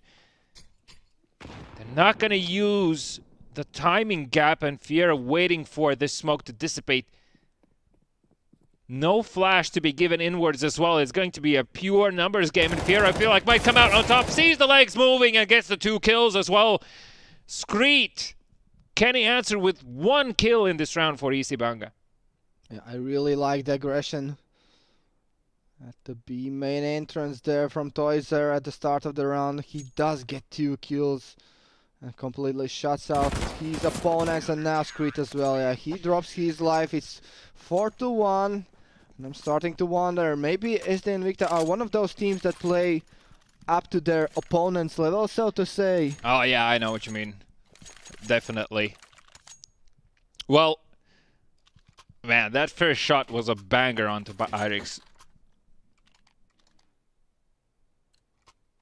Yeah, no way in hell Irix gets out of that one alive. Yes, like, you're just completely deleted from the server. And yeah. Well, for EC Banga, right, so it's a partial investment in this round. Dans actually has opted into force fully, but we've seen what he can do with just Deagle in his hand, so I would say to some degree it is justified. But EC Banga, looking at their weaponry, they're more or less relying on the fact that SD Invicta will fumble and make a mistake somewhere here on the map, which seems unlikely right now as the smoke fades downwards. The connector Fiera might get some information early on. In the meantime, Baggies has found Dance. That's the AK on the ground. Endiket already has managed to pick it up. And Baggies. Here's the players running around, so at minimum, once again, a lot of information get from him. He actually pushes through! Gets his second of the round. And it's all falling apart for EC Banga. Now they look lost. Now they look confused. Tak is already there to control the B lobby. Yeah, Endiket, 2 huge kills coming out from him, though. They can try and use this time window, but they don't want to rush it still. 45 seconds. Toy0 close. Can't get the second kill. Is going to force to fall back, and now it's really awkward.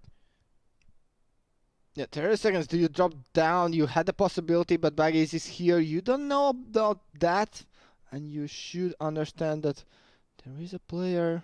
They should A side. I feel like somewhere 20 seconds. Oh no, they're gonna opt in for this A play. I was kind of hoping they're gonna go B. Instead, they hear Toizera running. That has to be a misinformation. Someone made the call. Oh, it's B. That's why A player is starting to rotate around. Baggies is not gonna be given a freebie just yet, but there's EC Banka players are on low HP. Indicate forcing the issue. City Ball will fall, and that leaves Baggies in a 1v2 so far. Great game from him. No defuse kit though, no grenades. Runs to pick up the defuse, and Indicate hears it, gets the kill from the sideline. Second round on the board, and that's an ace for Indicate. Yeah, actually true. Yeah, so what a way to put himself on the scoreboard. EC Banka though, what looked to be an absolute fumble in the beginning of the round, recovered by Indicate. That has to hurt if you're SD Invicta, yes. Absolutely. And that, as you said, right, the call that is going to be B is pretty much the reason why they lost the round. Yes, because the A player starts to rotate around without even acknowledging the fact that they could be in the middle part, in the cameras there in front of him, so... Oh. And now, no more B aggression for you. Last time around it was Indicate who shut it down. This time around it's Screet who deals with the player on B, and then still in the middle.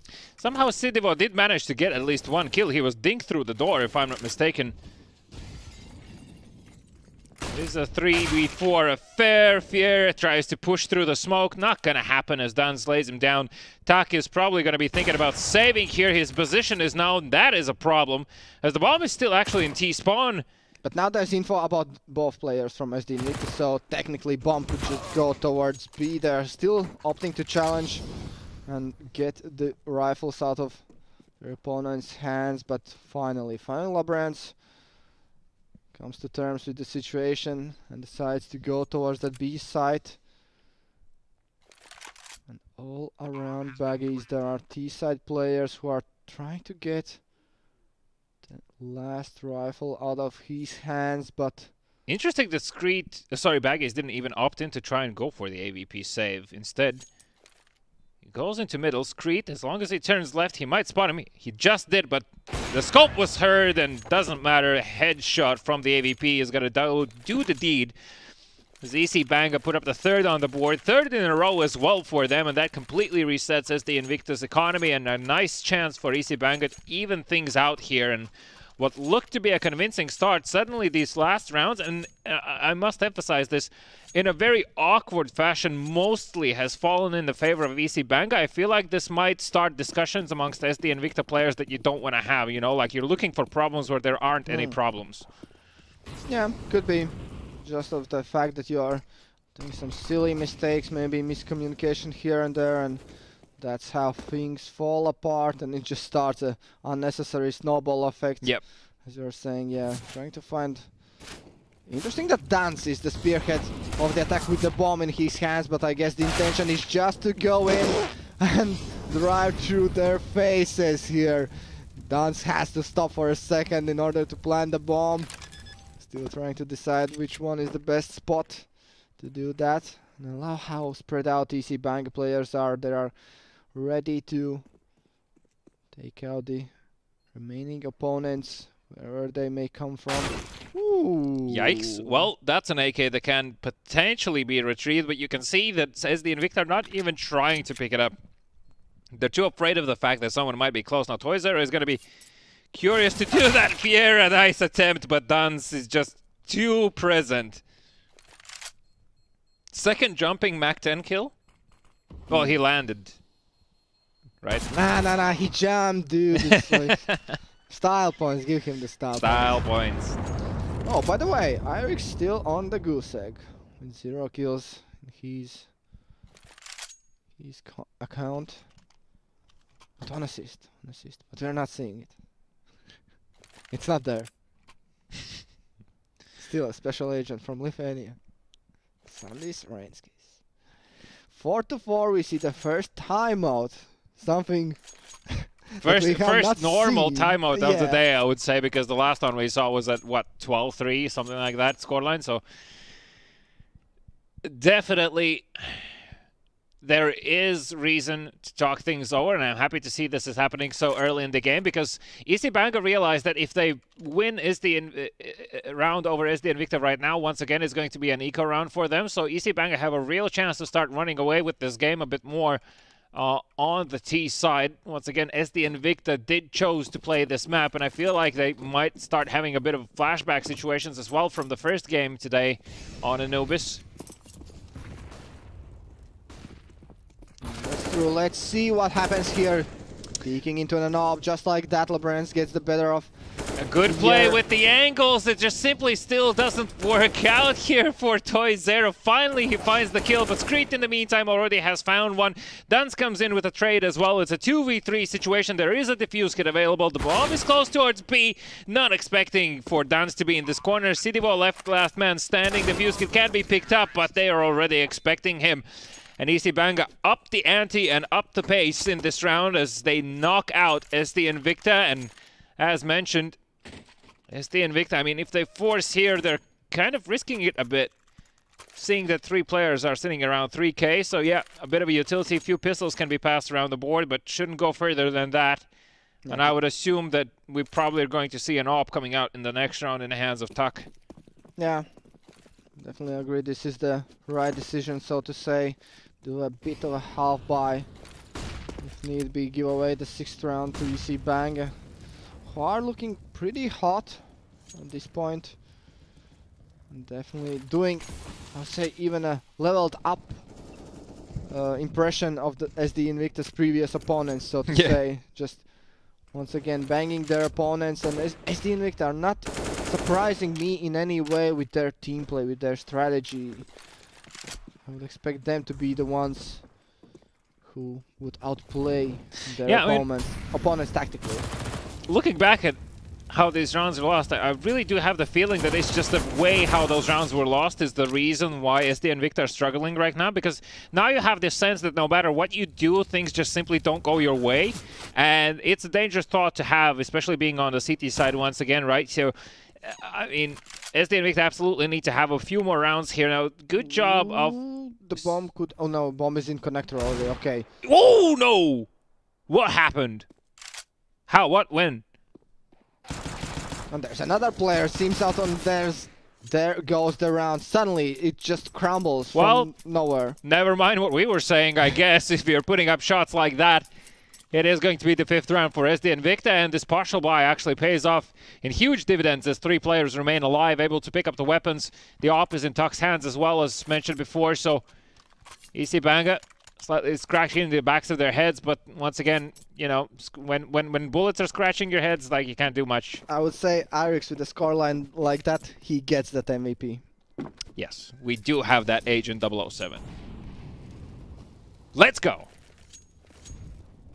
Speaking about going, he has an assist. It doesn't count. Flash into B lobby in the meantime. It is actually going to be an A-take coming out from EC Banga. Molotov put down, no smoke extinguished just yet. It's a very late trade coming in from LeBrance. And Citybo will be knocked out instantly. It is a 3v4 retake, and Toy Zero is already close, forcing the issue too soon, and there is going to be prompt a save from SD Invicta. Nice switch up from EC Banga, though it got a bit dicey with that Molotov in A-long. Why is there nobody ready with a smoke in hand is beyond me. 3rd spawn easily could do that. Either way, things work out their way. Irix could be getting his first, maybe final here. But you can see the nurse in him as well. He knows here comes the first one. Finally, he's off the goose egg. 6th round for EC Banga, and yeah, you're correct saying in the fact that why is no one just smoking the molly early on? Well, I'm just thinking, like, you know, it's not like EC Banga thought that SD and Invicta don't have nades or anything, so this is something that you should be expecting that the defense is going to try and molly. Preemptively, just figuring out, okay, who's going to be the one who's going to smoke the molly if there is one. Yeah, it's totally like agree with on that. Dust 2 rushing B on T side, right? Like, you always have a guy that's going to smoke the molly if it's going to be put down. Dedicated smoker. In the meantime, SD and Invicta with the AVP in hand won't find the action in middle. Citybo needs to be careful. I feel like he might find a stray bullet in a moment. The grenade did a lot of damage over to Tak, but there's already 3 players close from Easy Banga into B. Toizera that comes up huge with 2 kills here. Fiera just now needs to survive. The Molly is on the bomb as well. Nobody can do anything about it. Down Smolly ahead. But it's a 2v4 once again for Easy Banga to try and come back into this. Irix getting close. Did he hear the reload? Doesn't matter. Fiera there with the bullet, expecting for this play to happen. Well, Dance's position is known. There's already flank in the form of Baggies. He's locked him in. Now it's a matter of time, and you don't need to wait for long, as it is a 6-6 affair. A very close one at that. And we didn't even manage to say our predictions in this game, but I mean, if there is a game of the day to have a 3-map series, it should be this one. Yeah, I totally agree. And looking at the score line right now, I think I'm happy in the case of SD and Victor that I already have 6 rounds in the bag on the quote-unquote weaker side. And when we switch sides, I do see SD and Victor possibly pulling ahead finally in their map pick, unlike they did in the first series of the day. Once again, aggression here in the water, not seeing anything here, decides to go away, but Sidivo is still pushing there. Everything comes down to timing. Irix is expecting it, and who's gonna win that duel? It's Irix who falls, so Sidivo did find the kill. He keeps pushing. Yeah, it's the map already has been cut down in awkward ways, and it just keeps getting worse and worse for Easy Banga now. Toizera not expecting for Dance to be so close. Tags off the offer as well through the door. With a slither of health, Tak is able to escape. Now, this is a lot of info still for Sidivo, and this angle is somehow not winnable by him. I'm not really sure how that works out. Great presence of mind there from Easy Banga, but Bag is on the flank now. Nobody's gonna check this. He misses his shots. That's information to Lebrenz. They know the offer is low on B as well. There is no grenades to work with for Easy Banga. You can try and run boost over. Tak just playing the patience game, playing time, waiting for rotations. The teammates are too far away. He cannot allow himself to die. The bomb is going to be planted for Heaven. They smoked themselves? I think that's a smoke of Easy Bang, right? Just no, that was theirs. CTs? Yeah, Baggies. Okay, is going to fall to the smoke. Dance's position is known. Fiera, both players are known where they are. Dance in a 1v2 can't do much. SD Invicta will pick this up. I'm pretty sure I saw the grenade tracer that is CT smoke, so I was kind of confused. Why would he ever smoke? I guess so he could just like safely jump peek? Or was it... Oh, I'm being told it was a flashbang, not a smoke. Okay, so this was then an Easy Bang smoke. Yeah, My it should apologies. have been. I guess, yeah, because, you know, I'm thinking, okay, well, okay, so you jump peek, spot the info, and then what? You're trying to figure out like you're doing the mental gymnastics. Oh, it's a next level play. Why would I smoke this? I will take this and use myself, right, in these situations. Yeah, no. That one was from the terrorist but side. This is what I'm speaking about, right? Like, Anubis is still full of innovation, so you never know these days. Double flashes, push it to log. Downs is too quick. 2 kills in his account. Baggies is up in heaven. They're not going to expect for him, so at least 1 kill falls into account of Baggies. He overplays it almost, manages to get the second. Fiera was spotted as well. That's at least information given to the teammates. Tax is going to be tagged through... Oh, it's not even through the smoke. It's Irix in middle with the Mac-10, who's been an absolute nuisance, and last man standing is Tak. He's going to get the kill onto Irix, but the bomb already has been planted. He doesn't have health to play around this. Op in hand, no kit. Oh, actually, he does have a defuse kit, but still, you know, Easy Bang not going to push the agenda too far, and it is going to be the 7th round, so well played from them. And slightly unlucky on the timing, I would say, on the side of SD and Victor. They had the flanks in place, but they were spotted, so it kind of ruined everything. Yeah, plus it seems like they were kinda ready to take aggression from T side in A main, but Dance is just better, and he's definitely unleashed 19 kills in his account right now, and the first half is not even over, so he is going for that 40 bomb you were telling us about. Yeah, well, if the game keeps going around and around like this, all the opportunities in the world, right? Putting down 20 kills almost in the first half is definitely a signature of a 40 bomb. Yeah, maybe that's what Irix said, like, I'm not gonna take any kills, my kills are your kills. Ah, okay. Feel free to kill them all. Sharing is caring, Sharing is caring, like a team, like a proper team, who knows. 7-7, we have come to this scoreline by the virtue of us not understanding kinda who is the better team yet. Yeah, it's hard to judge. It's a backwards and forwards affair. One moment it looks great, the other moment looks terrible as Fiera is going to crush the hopes of EC Banga, who are running through them all. So 3v4 situation instantaneously. Still information known about other EC Banga players, so there are 3 SD Invicta players sticking around here as Fiera does manage to find Indicate Dance. Great kill on Cidivo, so that leaves the A side open, but Fiera just below the bomb. Yeah, did Fiera hear the bomb player? That's the question that needs to be answered, because if he did, then he should tell his teammates that there is a possibility that once again B is open. We have seen this scenario play out previously. Labyrinth has nades to work with this. Obviously, the concern here is where is Tak with that AVP? Yeah, I guess Tak should be like clearing mid right now and then turning back away towards B, because surely compromised. Surely Labyrinth uses his smoke here early just to at least cut off one rotation route and start to plant the bomb. Instead opts in for the peak. Now it's time to play. 35 seconds, Tak on the rotation, scopes in. And Fiera as well, he's gonna be expecting this, he finds the kill. And now it gets really awkward for SD Invicta. No fake cam this time around. Labyrinth's full force ahead. And Tak hears him. Yeah. Wishful thinking here from Labyrinth, hoping that Tak is not going to be that close. Good shots from Tak, though, to secure the 8th round for SD Invicta. And just by the smallest of margins, SD Invicta come out on top in this first half as the teams swap sides. Yeah, I looked at the tab and Irix did not have any MVP, so he's not getting it. He's not getting it. Yeah, I mean, look, all jokes aside, it's about time when we start to see a few more kills from the hand of Irix. He was good playing against the previous team. On the Warpass, yeah. Now it's kind of silent, and it's getting to that point where it's really going to be felt on the map if it's not going to happen. So the man, the myth, the legend on the screen, trying to poke into B lobby in the meantime, though. Dance opens up with 2! Can't get the 3rd. But still, that's information to give it away. The dualies are going to be picked up. Irix struggling to find his first here. Between the two, Labyrinth as well on the rotation is going to take a big ding to the head. It is still a 2v3 situation. Endicott forcing the issue.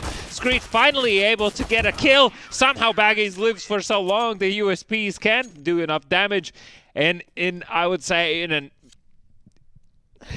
by the twist of their teeth, luck, whatever you want to call it, and whatever the phrase is, EC Banga managed to scrape up the first round, but it got so awkward so fast that I am not convinced. Yeah, it was so dicey. If we take away Dan's 2 kills at the beginning of round, everything else was like, what is this? Are these sealers like trying to shoot in the legs, in the bodies, not in the heads?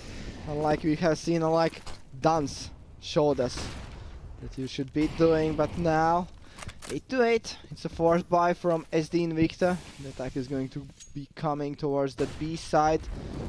With a smoke, Dance is ready once again at the right place at the right time, but Squid actually steals 2 kills from him. Takes another, and Irix gets his second. 9-8. Yeah, that was a quick throwaway round from SD Invicta. The general gist of the round was just to see if they can perhaps maybe get a plant through. Didn't really happen, didn't come to fruition. Toyzera opts in for a Tech-9 buy. And with the money reserves, there is going to be AKs next round, but not a lot of utility if everyone opts in for similar options. They even go for armors. That's kind of dangerous. Like, I mean, they're going to be on a relative low buy in the next round if they don't manage to find at least a bomb plant here. Yeah, that's true. I definitely agree with that. And it's interesting, how do you feel when you're SD Invicta and Dance He's in the first round in the middle, in the second round in the B. You're like, okay, where do I go to avoid this guy? He's everywhere. And you just not. Yeah, You know what I mean? absolutely. Well, the bomb is heading towards A-Long. A flash given. And Endicott comes up with the first. Needs to get the second one. Can't get it done. There's already a player run past. That is Toizera. And Endicott with 2 kills. Beautiful third on the top. I love that Endicott swings like towards his team. Like, oh, dude, there's a guy running towards you from He's middle. like, watch out, watch out. Okay, well, 10 rounds on the board for EC Banga as SD Invicta are looking to finally start to grab rounds back to their name. And, well, apparently I was off on my calculations. They do have a decent-ish buy with an op on top. No room for fakes, though, so it is going to be just a matter of committing to one side and looking for these pushes early on. Labrance recognizing the problems, at least he falls back and doesn't overcommit to the fight as well. If he falls, that the site is absolutely open, and that's a different set of problems EC Banga have to deal with, given their buy. But I know, I actually felt a bit weird from Labrance that he sold his teammate a bit too early. I felt like he could have gotten one like a trade kill and then fall back still. But yeah, I guess when you put it like that, it's better to be cautious than to be sorry and give away the site for free. Yet 4 against 4, the situation does favor the attacking side, so Irix is tasked with holding middle here. He should get this kill, but he does not overpeak his angles. Nice. The sound cue is there, and he gives it away to Screed, who does convert the kill, but suddenly... Yeah, suddenly Tuck and Fear both find kills.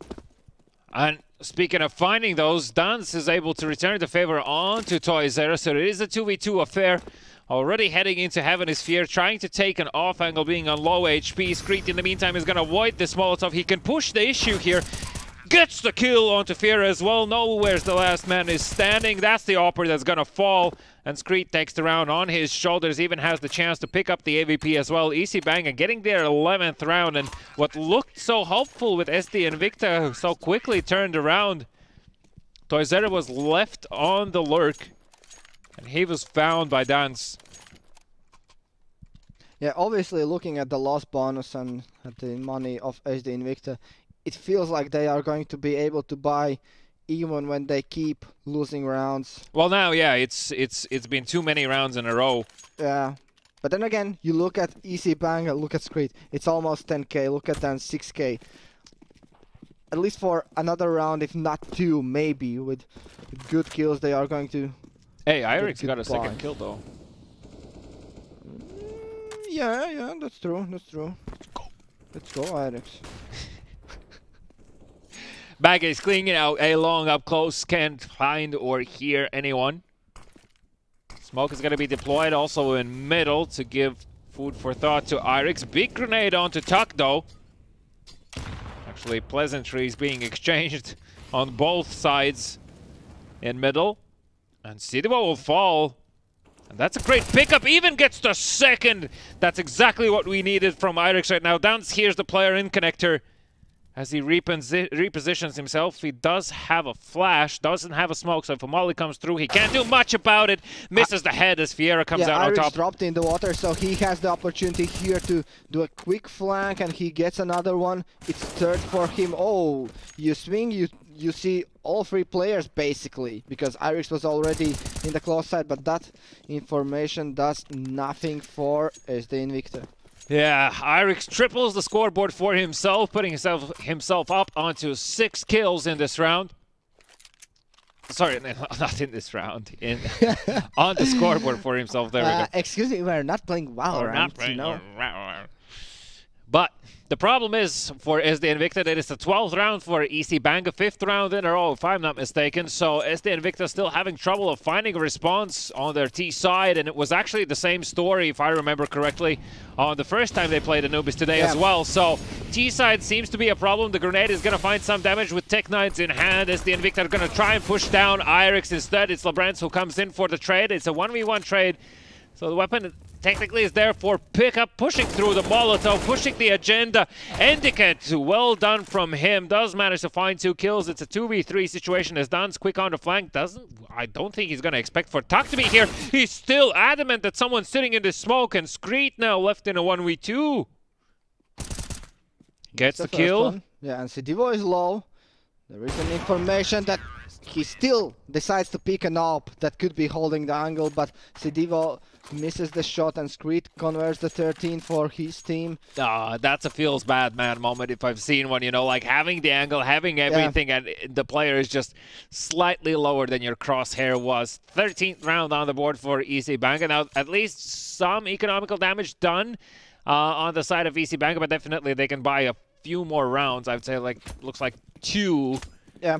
So the Invicta need to find those chained rounds together. It was a good start, and for me it's always like, you know, builds confidence. If I see that we can like do so much with Tech 9s, why can't we do more with AKs in hands? And that's exactly what Fiera is going to try to do. Good Molotov there as well to cut down the rotation. There are still 2 players on that A site.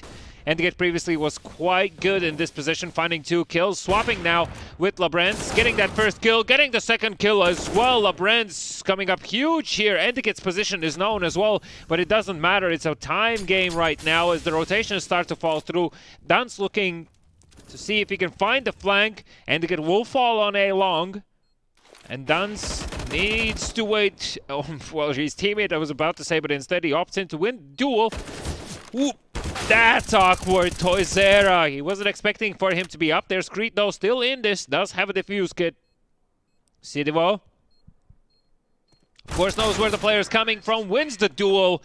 And a super important round for SD Invicta. And Sidivo gets his revenge. The same 2 guys left in the previous round where Sidivo missed his shot on Screet. This time around, he gets the better of him. And he does get his team towards that possibility of coming back into this game.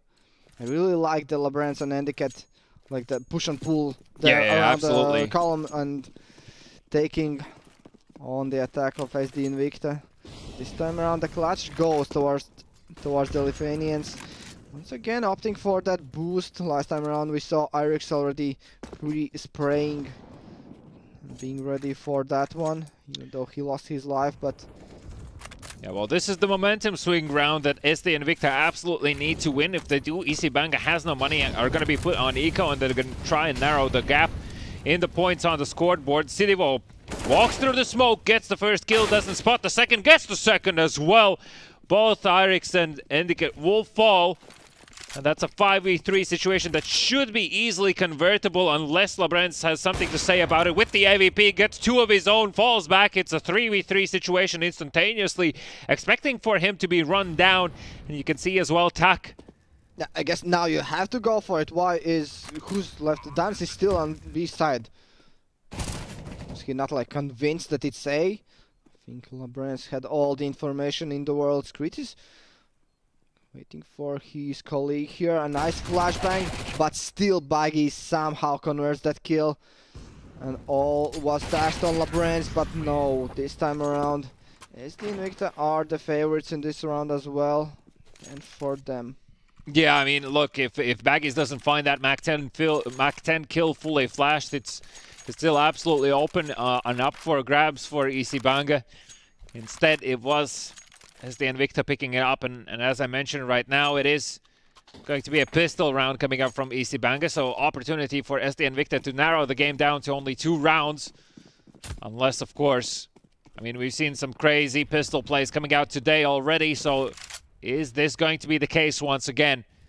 It seems unlikely. There's only a single armor in the hands of Irix. The rest are even without, so it's either hit or miss. And it seems to be the latter right now, as Baggies will find the Molotov kill on the Endicott and another odd kill on top, leaving Irix last man standing in a 1v5. So best he can hope for is maybe get a weapon here. Yeah, who knows? Maybe he gets and a couple of kills, but he's stuck in the smoke. And yeah, Sidivo is aware of the fact that there could be a player next to him. It was an eco round, so now once again back towards the rifles and a double up from EC Bank. A screed. What? Wait, what? It was no. But he dropped it. Eh? He dropped it to Labrens. Oh, okay. It was the switch was so quick that the hood, I think, showed both ups. Oh, okay. no, they don't have the money for it. Saw two ups and like, okay. Never mind then. Disregard what I was saying. I'm old and I don't see things correctly, I guess. Let's see if EC Banker can believe their eyes. It's a straight up B play. Fiero finds the first kill onto Don. Smokes put down. Not gonna help him survive on that platform. Screet is going to fall. The bomb is going to be planted. Irix playing around the smoke. Good job from him. That's at least one. Gets the second one as well. HE on the ground. Can he get the third? No. It is a 2v3 retake scenario. Labrans misses his AVP shots and it's an absolute disaster right now for EC Banker. That was the last investments they could put up in the previous round. Once again, putting down on pistols. SD Invicta have managed to scratch their way back into this. It was 12-8 at one point. And now, looking in the eyes of the 13th round, SD Invicta. And most importantly, they need to secure this win on their map choice. Like, we haven't seen them play Overpass today, and I'm not really acquainted with how familiar SD Invicta are, but EC Banker definitely look confident, so I wouldn't want to challenge them on that without having a map in reserve myself. Yeah, I agree with that, and we are back at it at the B bomb site. Already early smoke grenades coming out here from T side. This time around, just slowly creeping in. And now, finding the first few opening kills, Buggies and Fear gets the better of Irix and Screed. The bomb is planted, and I don't see a way how Banga could get back into this round. No, it's just about looking for exits at this point. See if you can bring a gun into the next round to stabilize the economy. If anything, tuck 2 big kills with the Deagle in his hand. And Fear struggling to stay alive, jumping, gets stuck. Labrens actually puts up 2 there. And it takes the whole team to put him down, but that is the 13th round in the favor of SD Invicta. Look at the money at SD Invicta, guys. The swing was real. They are fully loaded to play with guns for the rest of the regulation time, if need be. So no easy way out for EC Bang out of this one. Yeah, I really like the B approach in the last couple of rounds from SD Invicta. That was something that was missing, it seems like, the whole half, the whole game here.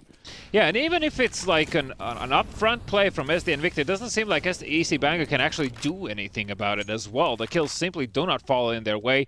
They try to hold on as much as possible. It looks hopeful for a brief moment, and then just more SD Invicta reinforcements come through, and that is end of the round. Yeah, plus at this level you're always like looking, okay, there are smokes here, but what does it mean? Yeah. It could be a fake. Get out your tinfoil hat and start guessing, right? Yeah, you never know. You do not want to over-rotate, and even now, like, giving away middle and seeing these smokes, yes, Irix has to look into it. Understand what is happening here, but an entry kill from Fear. At least Dance responds back. And Indicate somehow staying alive. The AVP kill also falls in his way. He gets 2 kills, leaving Baggies and Cidivo last man standing in a 2v4. And it very quickly falls apart here for SD Invicta, able to pick up the round. That is the 14th and a very important one. As you mentioned, SD Invicta can buy till the end of the game, but at least with these picked up AKs, EC Bank at least stabilize a bit more their bank, which is still looking on the broken side of things, if anything. Yeah, I think we have not seen a quick A rush from SD Invicta, guys. That's something that is still up their sleeves that they can pull out just suddenly, surprising Labrans, who's... Yeah, they tried in the first part, in the beginning of this second half, that's what I tried to say, but because Endicate was so good with Labrans playing there, it looks like they were kind of deterred from trying again. A big nade finds a lot of damage onto Cidivo and Tak. Boosted over the smoke in middle. They hope that someone will just dry peek this, and it's not going to be the case as Irix puts down a Molotov as well, preventing any early pushes. Now, Endicott has taken an angle that's quite good on A, but it only takes one shot. Fear, I was expecting for him to die there already. Right, how are you taking so much damage? I guess he was in the far corner when that molly landed. This time around, it looks like EC Bang are kind of okay. They are fine with giving away middle part of the map. They want to put an emphasis towards the B side, the side that fell last 2 rounds. And learning from the mistakes, throwing away the bomb, not risking to just die out there with it. Yeah, it should be a matter of just playing the numbers game right now. But as I say that, Baggies does find the entry onto B. Endicott is still there. Sorry, that's A site. And as I say that though, Duns gets 2 kills on that B bomb site. Labrance also finds the bomb. Baggies, last man standing, won't be able to do anything. That's 15 on the board for EC Banga. That is map point in this best of 3 series on the choice of SD Invicta, and that must feel bad.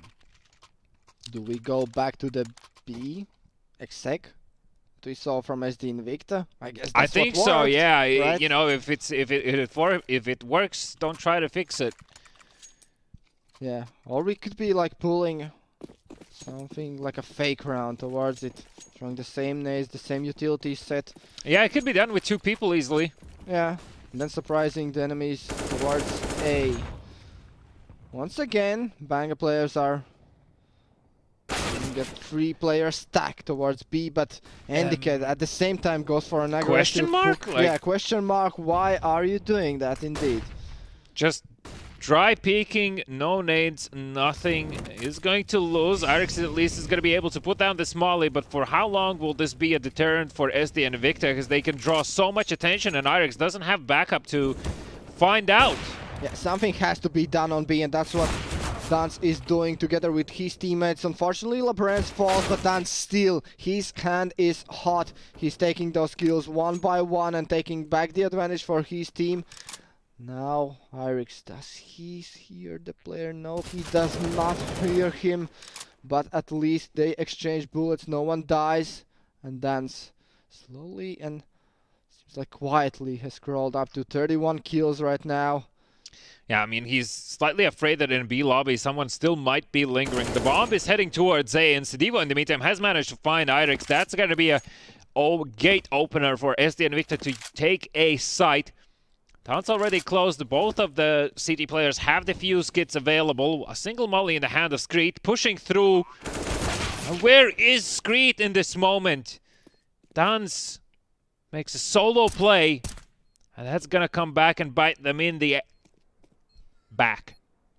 Hey, that could be the case here unless Screet pulls out some heroics. I guess that's, yeah, a questionable push from Dance. I can see the world where if he does get the kills, it looks like oh, I'm the hero, I closed out the game. But it started with Endicott, let's be honest. That was uncalled for. When you're 15-13, just dry peeking A long, when you know 100% the enemies have a buy without a flash and anything, are you really hoping they're gonna make an error like that?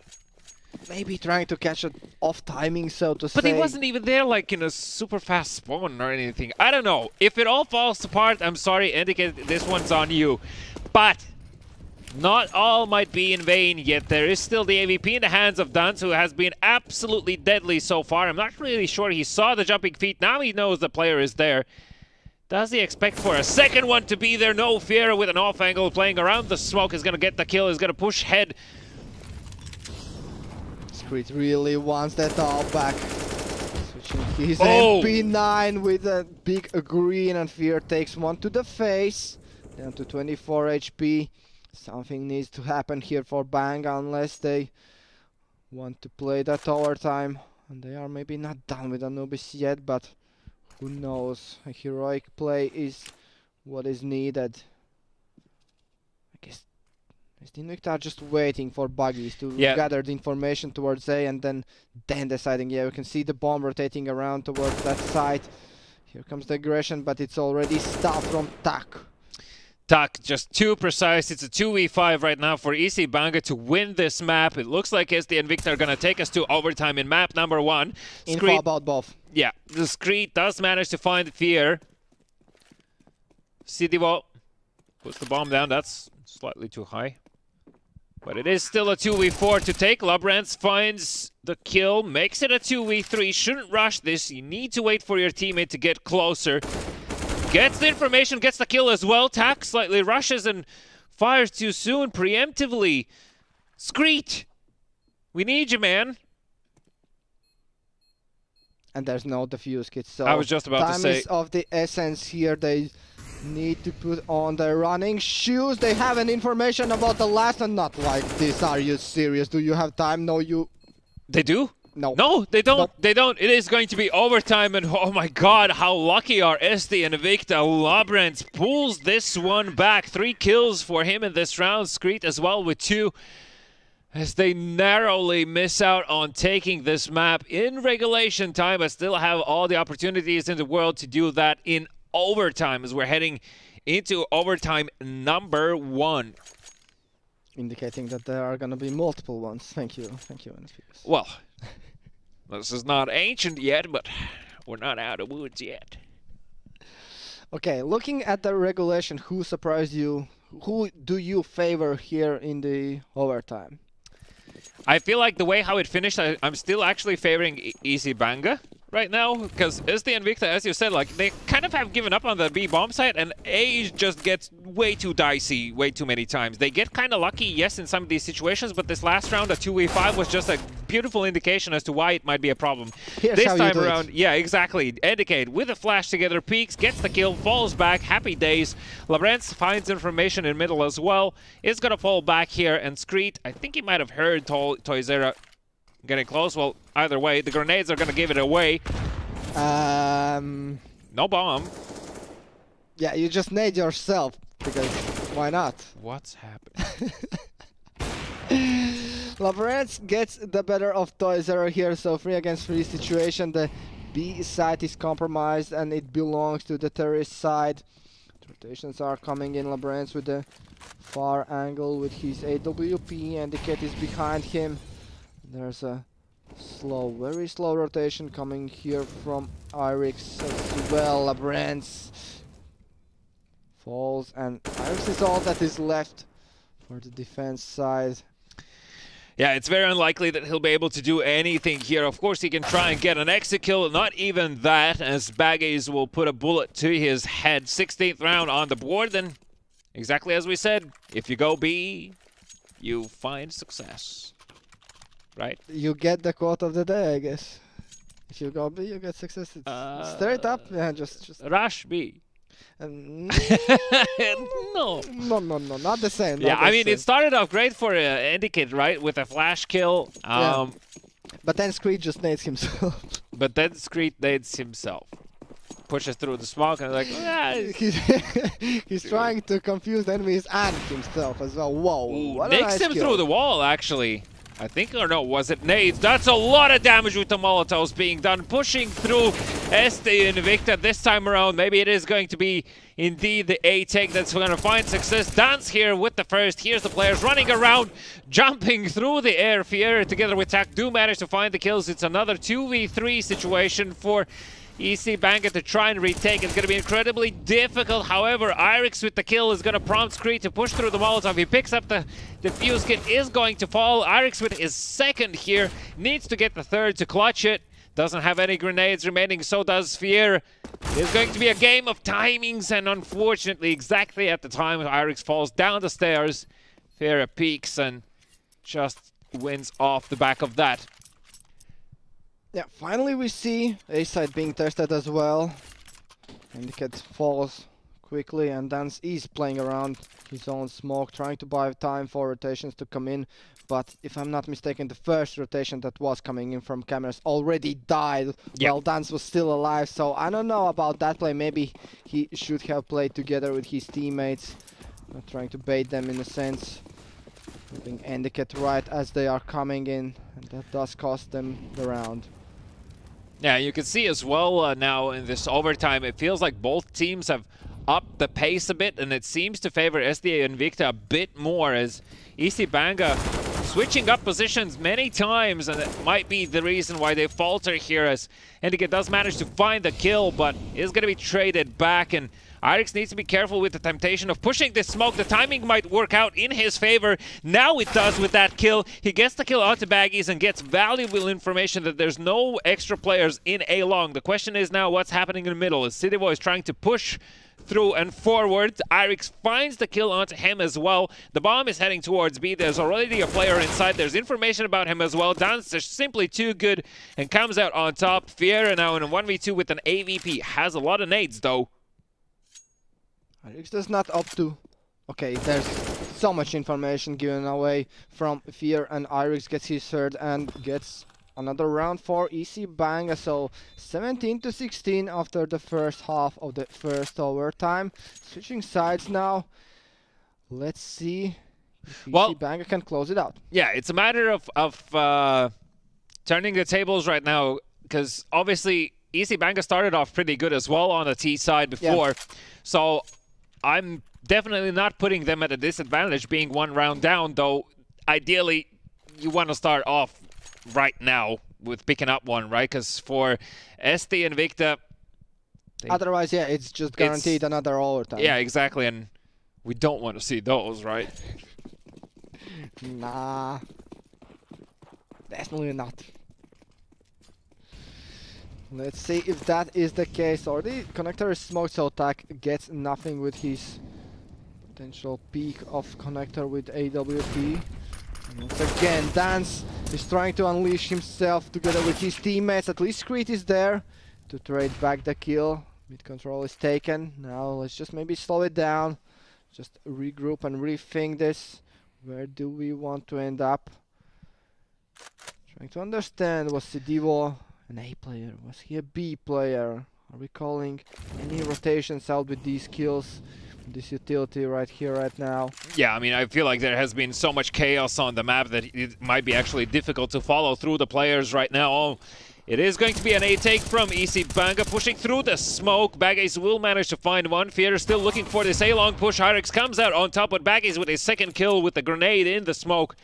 Here's the players taking the side. It is a 3v2 retake situation for SD Invicta. Fake plan coming through to see if they can perhaps maybe provoke Baggies to peek, and he does so, finding a kill through the smoke as well. Labyrinth will fall, and that is going to be the 18th round secured. Second overtime, potentially map, well, it is a map point, potentially map taken for SD Invicta, but so far this is exactly what we were hoping to see between these two.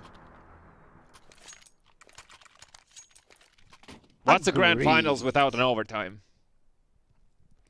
Semifinals. Yes, you guessed it. What do I get? Another overtime. Another overtime. Congratulations. Let's go, EC Banga. Well, for it to happen, EC Banga has to take 2 rounds in a row. Now let's see if that's going to be the case. Baggies and the boys has been, I would say, quite sharp on the shots, as him and Tak are leading with 28 kills. Make it 29 for Tak, as he's looking to peak the second time around. Labrans, though, has managed to respond. Baggies, though, can't get this kill. The grenade might just do it. Labrans escapes with his life. Tak, not willing to give up this lobby control. Good flash over. Toyzera, Molotov behind, so this is going to push the agenda for Screet as he's going to fall. The T's are trickling into the B bomb site. A second kill coming out from Tak, and Toyzera there as well, leaving only Labyrinth in a 1v4. A whole minute to play with not a lot of health, as he will fall as well, and that is going to be in the 19th round for SD Invicta, picking up that first map of their choice, and it was a very close affair between the two. I mean, definitely an enjoyable game. Yeah. At the end of it all, it feels like pace-wise, EC Banga slightly fell apart. And well, the kills also didn't really find them if I start thinking about it. So I have to give mad props to Tak. I feel like he was quite impactful on the side of SD Invicta. Is there anyone else that you would point out? I would say the whole team just showing the character and being there to actually convert their map as a victory. That was really, really important here because, as you were mentioning, yeah, we did not see them playing overpass. We saw banging out their opponents on overpass, so I don't know what's going to happen on the second map.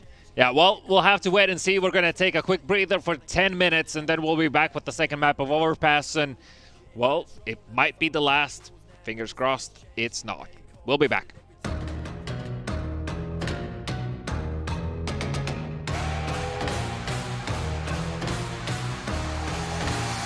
I'm getting hyped, bitch.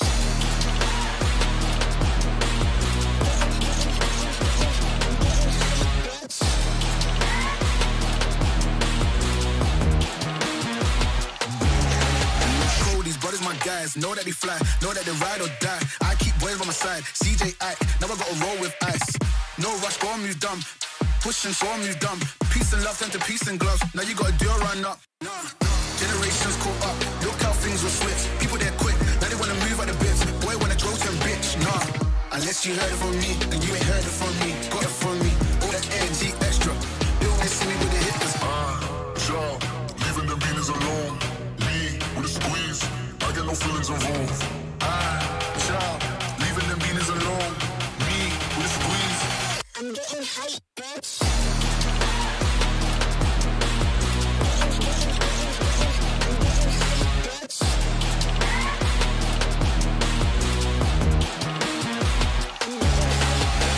I got that B, she got that G, but she ain't know the way. She knew my face, she heard my name, pulled up and caught the wave. I'm feeling lonely, so I hope she stay. I'm confident when I'm drinking Ray. I hope you get a taste. Despite being a stereotype, I'm up on the hat. These niggas, they coming around, they tryna just fuck on my vibe. Playboy like my name was Carty. All my black Barbies, they come around all on me. It's like I got on. Child, leaving them beaners alone. Me, with a squeeze, I get no feelings involved. Child, leaving them beaners alone. Me, with a squeeze. I'm getting hyped, bitch.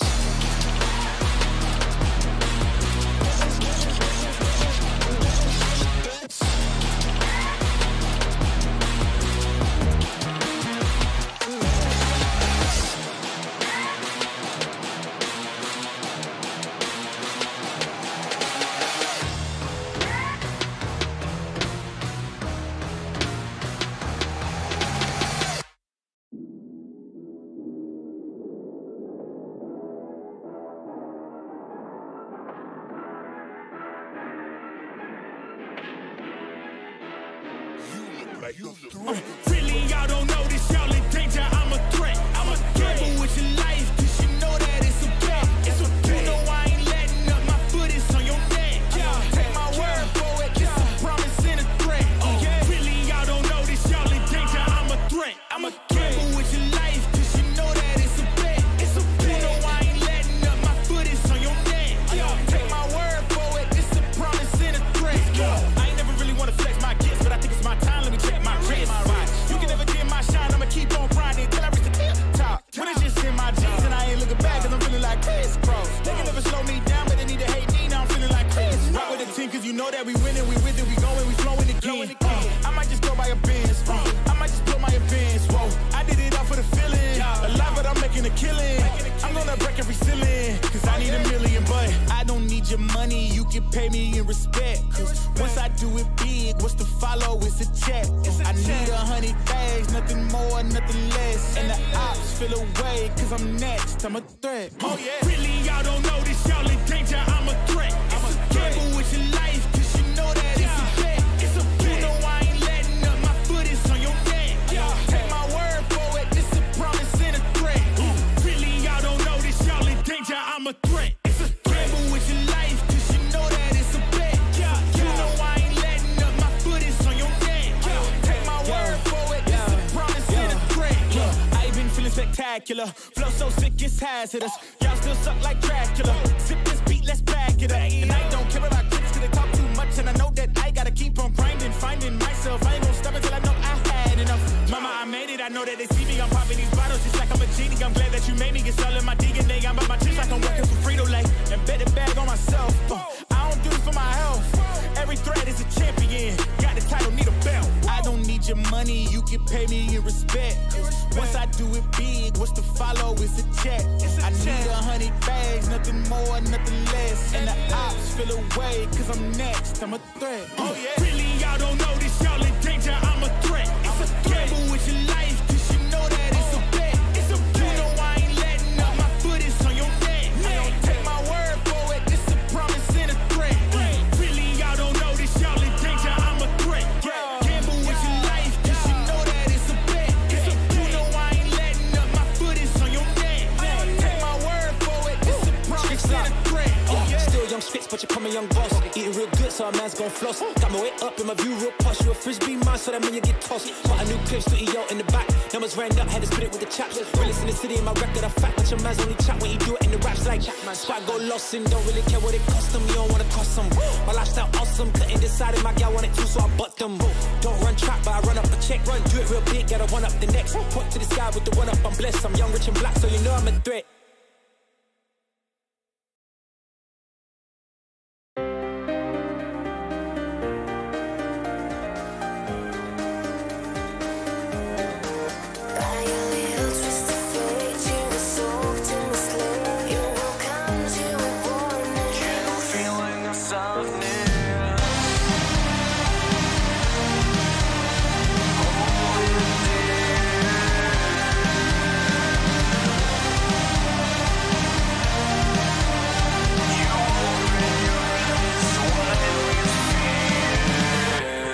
Sun going down, escaping from you.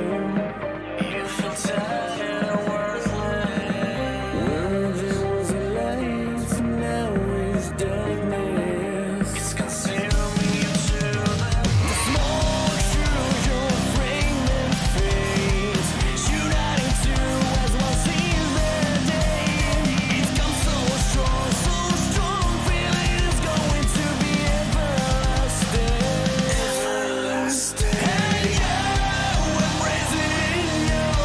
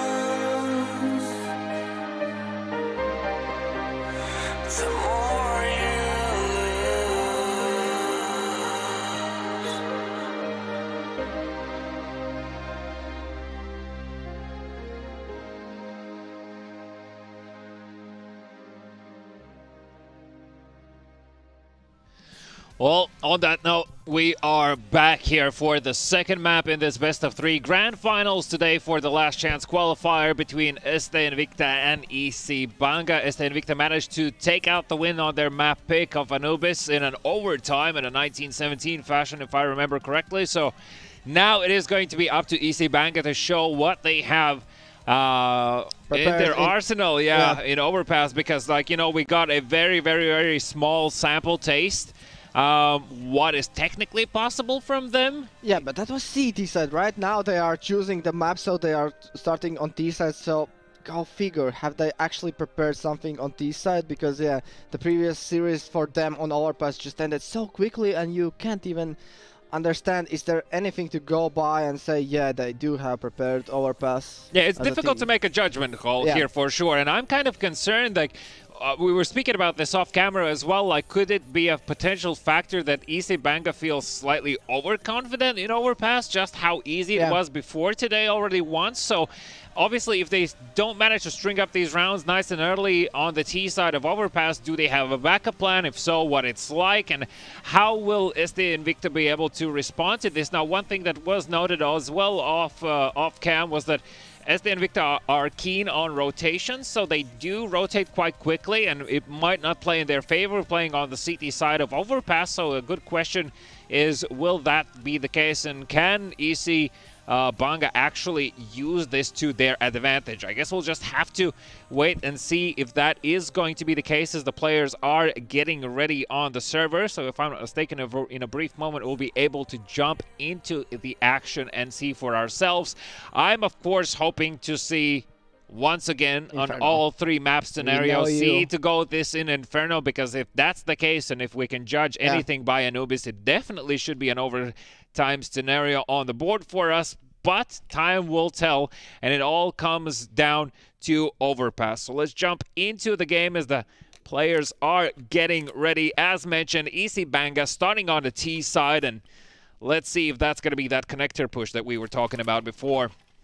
Yeah, I was more leaning on the side of ST Invicta, maybe already converting this one as well, because yeah, I'm not convinced, so to say, from what I saw from Banga on T side, so to say, we did not see enough. But then again, I just checked ST Invicta's ESEA, the whole season they did not play a single Overpass, so go figure, maybe so it's that's a dark horse kind of situation. perma-ban actually, who knows? Yeah, well, Sidivo peeks into middle, sees a few players running out, is gonna fall back, not to be overrun. Baggy's there to pick up the slack if that is needed. Sidivo comes through with a kill, Baggy's with the second as well. Indeed, the bomb has fallen, it's a 2v5 now.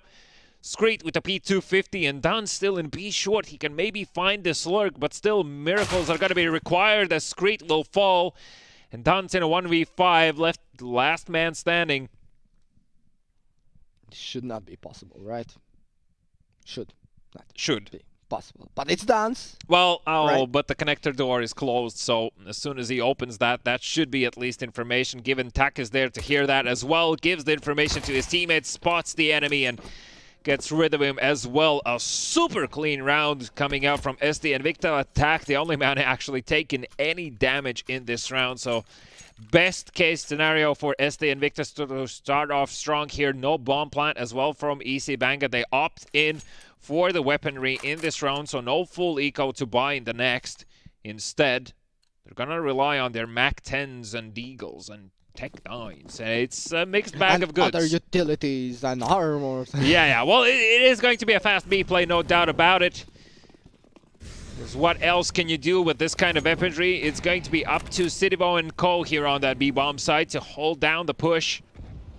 One player connecting, making noise, that is Irix, but that's all she wrote, and already finding these kills through the smoke as well. Good flashbang there. It was actually a team flash, and now Baggies comes in to help out as well. Dance once again, last man standing, gonna fall through the smoke with a single shot from the USP. All that investment for nothing. Such a weird round. I get Irix trying to get his opponent's attention with his connector play, but yeah, after that it's just kind of fell apart. There was already a player walking out through monster smoke before the flash pops, then the flash pops in in the opponent's eyes, in his own eyes as well, and it gets awkward quickly, and this is the part I was worrying about. Right now, it looks like SD and Invicta have a very convincing way of taking the action here. On over past Molotov into short as EC Banga are stacked up towards middle. Yeah, while we are on a quote-unquote throwaway round, I will let you know that Irix, Labrance and Etiquette also are playing on ESA together with EC Banga roster, and they did manage to get to playoffs in a ESA intermediate division. Okay, well, EC Banga forcing the agenda now, do manage to find the kill in connector as well. That's a 3v5 situation for SD and Invicta to look to come back into. The problem is that EC Banga still have no armors, and Screed is on low HP as well. The bomb is making its way towards A, but there's also already rotations happening. We do have Toyzera and Fiera here. Cityval on the rotation. He saw the bomb player. Instantly the rotations comes in, he gets one kill, he should be getting another one, but even if he falls, there is Fear and Cityval behind, having his back, so they do convert the third round. As I was saying, throwaway round, they do get the first two entries. I'm like, okay, is this really falling apart like this? But not this time around. A good conversion of the pistol round with another two bonus rounds for SD Invicta. So this is where we are rubbing our hands, and let's see what do EC Banga have in store for us. Yeah, indeed. Like, it was their map pick, and you know, if the first time we saw Overpass today, it was just down to shooting. It's not going to be enough, I feel like, this time around. Fieri, they're going to take control over Connecton. Tak does hear the players in Playground, understands he might be overwhelmed. He's going to take a step back, takes a shot, takes a kill as well. And that's one player already out of the game for EC Banga as more information passed to his teammates that A-Long is going to be taken by EC Banga. Fear also finds Irix. It's a 3v5 very, very early on in the round. Dan's up close and short, hoping to find this rotation. I don't think there's no way someone made a step from Monster, and do they now? He makes some steps on Dance, even does not react in time, so Cityval gets that kill. If Dance would get that one, maybe somehow EC Banga gets back into the round. Yeah, well, Baggies already has made a flank through T-spawn. He's already at top mid. Toys that are jumping for information. He's going to spot the shoulder. Screed is going to knock him out, but vice versa, Given, and Tak comes in with the last. It is the fourth round for SD Invicta. Yeah, I really like how Tak played that early round, playing aggressive in the middle, asking for a flash, peeking in, hearing all the steps, repositioning, taking that first duel, and I think Overpass from all the maps in the map pool is one of the maps where you have to show on defense that you're an aggressive upper, you are feared when they are coming towards A, and then suddenly, bam, you're in B, actually. Yeah, exactly. At some rounds, so it's just going to force EC Banga to use a bit more utility early on. Extra flashes to try out and clear these corners. One-way smoke given to Tak. It allows him to peek in. He's going to play the same as before. The door as well has been exploded into connector. This actually benefits the CT side a lot in the early game. Down's now trying to sneak through. Instead, it's going to be Fier who finds the kill, and Baggies comes through as well. Fier actually putting up 2 in that situation. It's a 2v5 yet again, and SD and Victa are just running away with the game right now. EC Banga, I feel like, I mean, you probably need to call a timeout after this and just calm your opponents down, calm yourself down, recollect your thoughts, because so far, nothing is going the way of EC Banga. Look at just how many kills they have. They have 4 kills and 5 in the 5th round being played right now. That's not a good sign. And it's not a good sign for Labranche, hanging out in party. All the balloons are not for him to celebrate about. It's only Irix that is left right now. He does have a rifle in his hands, but no, his position is already known, right? Yeah, I don't know. There's nothing you can do. Toyzera, maybe he falls, but now at this point, Fear should get this kill, and yeah, that's the 5th round. And I really like how SD Invicta are playing this back and forth with their setup in connector. One guy takes attention, the second guy is there to also join the fight if need be. And once again, yeah, question marks. It's another Tech-9 round coming out from EC Banga. Now, obviously, they are getting to that point where they'll be able to afford AKs every single round. Obviously, that's not entirely the position you want to be in, but nonetheless, You have to give mad props to SD Invicta, starting off the CT side exactly how you need to give you the maximum advantages early on. Tak is going to fall down, recognize the fast push here. Fiera as well. They're going to try and push down the offer. They don't know that Fiera is here. Now they do, as he puts up a kill, spraying through the smoke, almost gets the second. Unfortunately for him, he will fall. Tak, though, still up and close and personal. Tak saw that rifle being picked up, so he knows that there's at least one player there. Another one should be expected. He gets the better of Arix, and yeah, Tak is the last final bullet man in this round. So 6 in the bag for Baggies and his colleagues. Only 10 rounds away from getting their spot at the LAN finals. Yeah, Fair as well, putting up a monster performance. 11 kills, a single death to his name. On the other side of things, Entiket and Dan still looking to find a kill even in this game, and it seems weird to say that even. Yeah. The guys who were the loudest on Anubis, it seemed like, especially Dance with his performance. Seemed like nothing can stop him, but he's stopped multiple times here. At least this time around. On the 7th round, Screed finds the opening kill. But Tak is... Whoa. Okay. That was a banger of a shot coming out from Screed.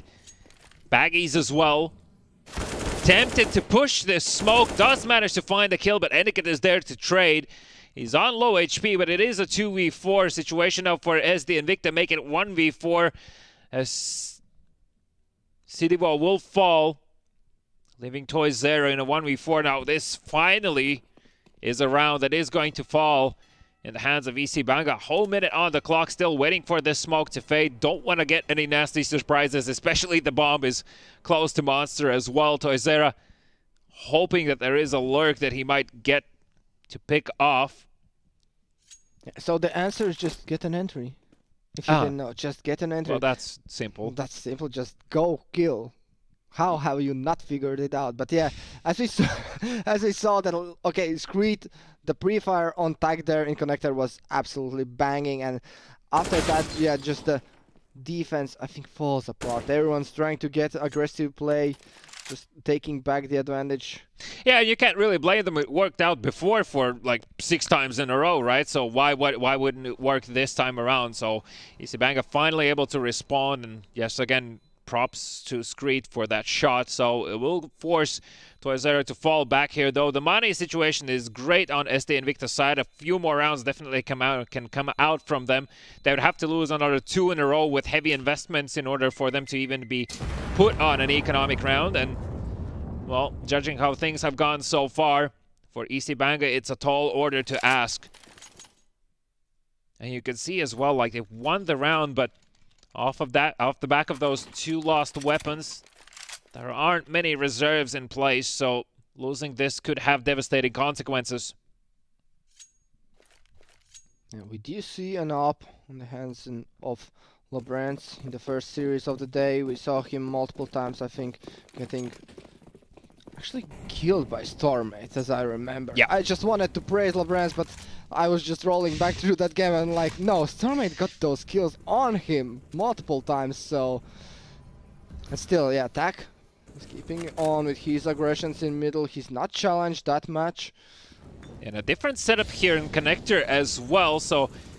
Person on the stairs is just drawing attention as Fiera is gonna... Not actually going to put down the smoke, opts in to fight as the Molotov extinguishes. Baggies gets the kill, and it's a 5v3 once again. Nuns needs to come up huge here. He gets the first kill, gets the second as well. That's first 2 kills on the board for him. Citybo there to trade, and that's already information and control over the B short side. As the bomb is still stuck in connector in the hands of Labrance, and in the meantime, though, Arix walking into connector, so they're clearing out this position, hoping maybe they can challenge Citybo here in short soon enough. Yeah, a lovely position from Cityval. He misses the first bullet. He's forced to get out his USPS, but still gets out the kill and dinks Labrance down to 25 HP. 1 versus 2, 40 HP. Where did Tak get his damage? Oh, he fell. Yeah. Just fell in City. I'm like, okay, who tagged you? Where are you? Yeah, it's a difficult round to ask from Labrance to take, especially given his health. Has the weapon for it, but I have a sense that TAC might check this at the right time, and exactly that finds the 7th round for the team. There is still money to buy for EC Banga, but this one is the one they absolutely have to take. If they don't take it, it's going to be back to Tech9s for EC Banga, and that's just going to allow for SD Invicta to continue growing the lead in their favor. So far already, I mean, 7 rounds on the CT side on Overpass is a serious statement indeed. Yeah, definitely. Another round would mean that SD Invicta are the ones winning the first half already. And it's hard to see how EC Bang are going to stop them at this point. Quick play into short smoke. The Molotov is going to be put down as well. Danz is going to be burning up. That's at least information given that there are players here. They try to make use of the chaos and put down extra smokes, but look at the health on the side of EC Banga. Only Baggies has taken any shots in return so far. Smoke up in heaven to try and ask and provoke any side of plays from the CT side, but this is not what EC Banga was hoping for. 3 players fall without answer.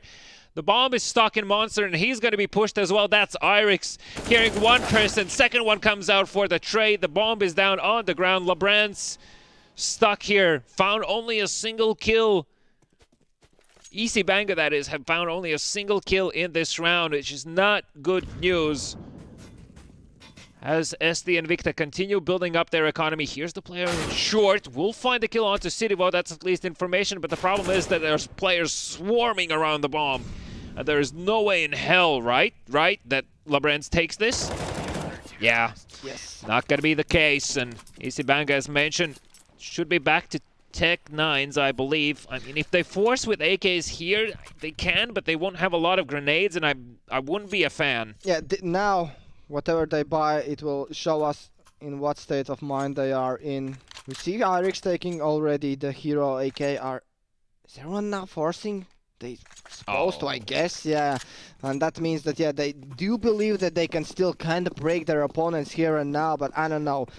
Now I think there is a clear reason why SD Invicta banned Ancient and decided to leave Overpass in, like trapping kind of their opponents here. Oh, you liked Overpass? Let's play Overpass, guys. Yeah, it seems to be the case. Irix trying to win his duel, and Monster does so, but on the other side of the map, TAC in the meantime takes out Endic, and A long misses the second shot, is going to be forced to fall back. There is a close player behind Screed with the MAC-10, can't do much.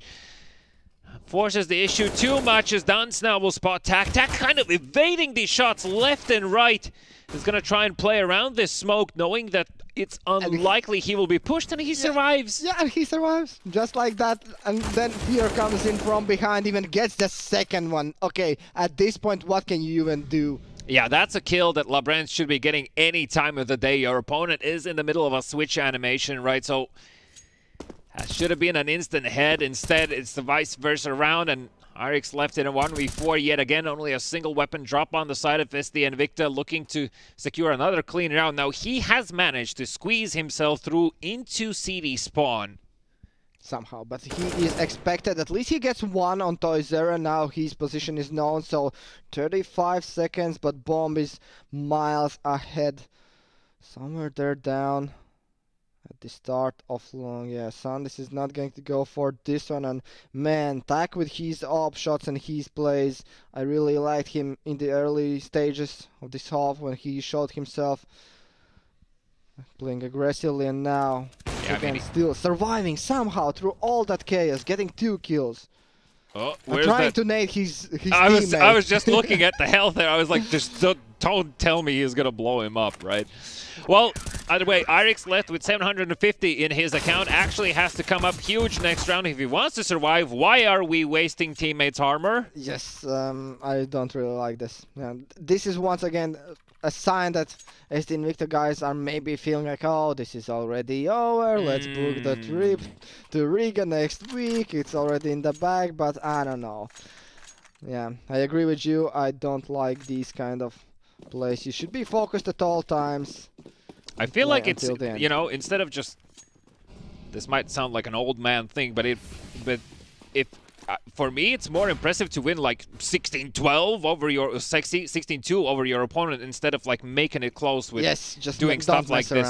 Yeah. Just wipe them out. Make everyone else like respect you. See that like you're running everyone over like with super small score lines instead of making it close because of shenanigans. Plus, like that. Once again, I'm thinking of the fact that okay, if SD and Victor get to the LAN finals and everyone saw this map, they are going to be afraid of maybe SD and Victor's overpass. Exactly. So, who knows?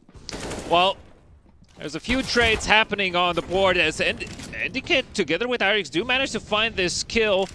And that evens things out. It's a 3v3 stuck behind these mollies. Is going to be able to fall back here, though. Baggies with this flank is going to be crucial for this round. Irix will fall. The second player's position should be known. Baggy's still looking for that flank as Endicott is already up and close. The bomb still hasn't been spotted. Endicott finds the kill, but Baggy needs to find the bomb. He will find Endicott, though. That is Baggy's forcing LeBrans to rotate. 40 seconds, enough time to get inside B, but it's still a 1v2 scenario that needs to be played out, and Baggy's already making his way towards B site. Yeah, Baggies is playing his role proactively here. Got the kill on flank. Now the smoke gives away the position of LeBrans, so any second now he's gonna possibly hear the digits being squeaked in the bomb plant, and Baggies is saying to Sidio, just chill out, dude, I got this. Okay. If it works out, okay, but if it doesn't, I'm like, the armor thing, this one, I don't know, like. Yeah, well, obviously, SD and Victor are trying to get under the skin of EC Banga as much as possible right now. That definitely will not help. There is still no timeout being taken by EC Banga as well. Like, we saw that being done on the first map, so why not now? Why not talk things over and get a clear idea in your mind? And who's actually calling for EC Banga, do you know? Should be Irix, I suppose, right? Okay. Well, I guess, yeah. I mean, he's well-versed in the strategies, so... But who knows? At this point, who knows? That might also be like a free-for-all type of deal, like everyone's just suggesting their ideas, what they want to do individually, and asking for help from their teammates. Or who knows, at the scoreline of 1 to 10, maybe everyone's just like... Yeah. Well, look, kills-wise as well. If you look at over at EC Banga, too many impactful people have tapped out and haven't shown up. Screed, Endicott, Dance. Sidivo was not seen. Based on how Dance is trying to peek this, so Sidivo has a potential to play spoiler there. And Baggies even is going to rotate over off the fact that Fiera is still controlling connector. The bomb is heading towards B. Dance jumps over him. Oh, okay, no. This is the play. This is the play. Let everyone through. No. Let everyone through. Oh, it's happening. It's happening. What? Why does he check? Did someone see him in the radar? Maybe? Somehow? I don't know. Oh, this is an absolute disaster right now. Irix last man standing in 1v3. 30 seconds remaining. And it ain't gonna do much in this round for EC Banga. 11-1, and what a play coming out. It's like Spidey senses or something. Yeah, something's wrong. It's too quiet. It's too quiet. No one's smoking monster. Why no is nobody peeking checking? Monster. No one's like shouldering monster. Something's wrong. Yeah, that's that paranoia in the back of your head kicking in, right? But still, like a super convincing half here for SD and Victor. And this is what I was speaking about in the beginning of the match, right? Like, how much can EC Banga actually bring to the desk? Was this the false confidence off the back of that previous overpass map? Do they feel like they've shot out all of their bullets already back in Anubis? Baggies with the spray in middle does tremendous damage over Endicott as well. And now even here, well, Sidivo just mows them over. Absolutely one-sided affair right now for EC Banga, and I bet it's dead silent in TeamSpeak. Yeah, it could be the case. Dance and Endicott, the two guys we were praising back in Anubis. The hot prospects of EC Banga are very quiet right now, and nothing, literally nothing is working for EC Banga this time around. Only one round to their name. 12-1. Yeah, I don't know. How do you pull this one back? Even if the EC put up the extra 2 rounds here and get 3, that's still a super narrow gap to work with. So As the Invicta need to come up with big mistakes right now, and so far they only seem to find headshots as Arik is going to be dinked down to 10 HP. I think there's a P90. Etiquette, I think, spotted someone. There goes the P90. Yeah, might be getting carried away with those BM plays. Yeah, and it's weird seeing that, the armor thing, the knife thing, with me knowing that behind them in the coach slot is weaker. Someone who is so experienced as you and I in the Baltic scene, and how is he allowing things like that? Yeah, I'm not sure. I would definitely be calling for people to like stop messing about, right? Like, you know, things can still take a twist for the worst. Cityvo there, comically enough, failed to jump on the No one saw that. fence. No one saw that. It's a tricky fence, I know it. Yeah, in the meantime, Baggies has found Screed. That evens things out as the defense is already heading towards A. Cityvo comes up with a kill. Fear there as well. Cityvo with his second in this round, leaving Dansol last man standing. Bomb is nowhere near in sight. It's dropped over towards A. 35 seconds, can't do much. And it is going to be another round for SD Invicta. And it's just, I mean, let's let flowers in the chat. Our condolences. You're already calling it. Well, it's hard not to call when we see stuff like this. Time of death. Time of death. Where were you when Easy Banga was banged out of the server? 13-1. No hope inside for the Latvians here. It does seem like we are going to have 2 Lithuanian teams at the LAN finals next Saturday here in Riga. Even Auto Sniper now for tech, so why not? I support this. I support this more than P90. Yeah, definitely. Absolutely. Auto Sniper is underrated. Though it is expensive, but it's the last round on the half, so you can afford yourself. Though, where does he go with it? Number 4. He's heading into Banana. Okay.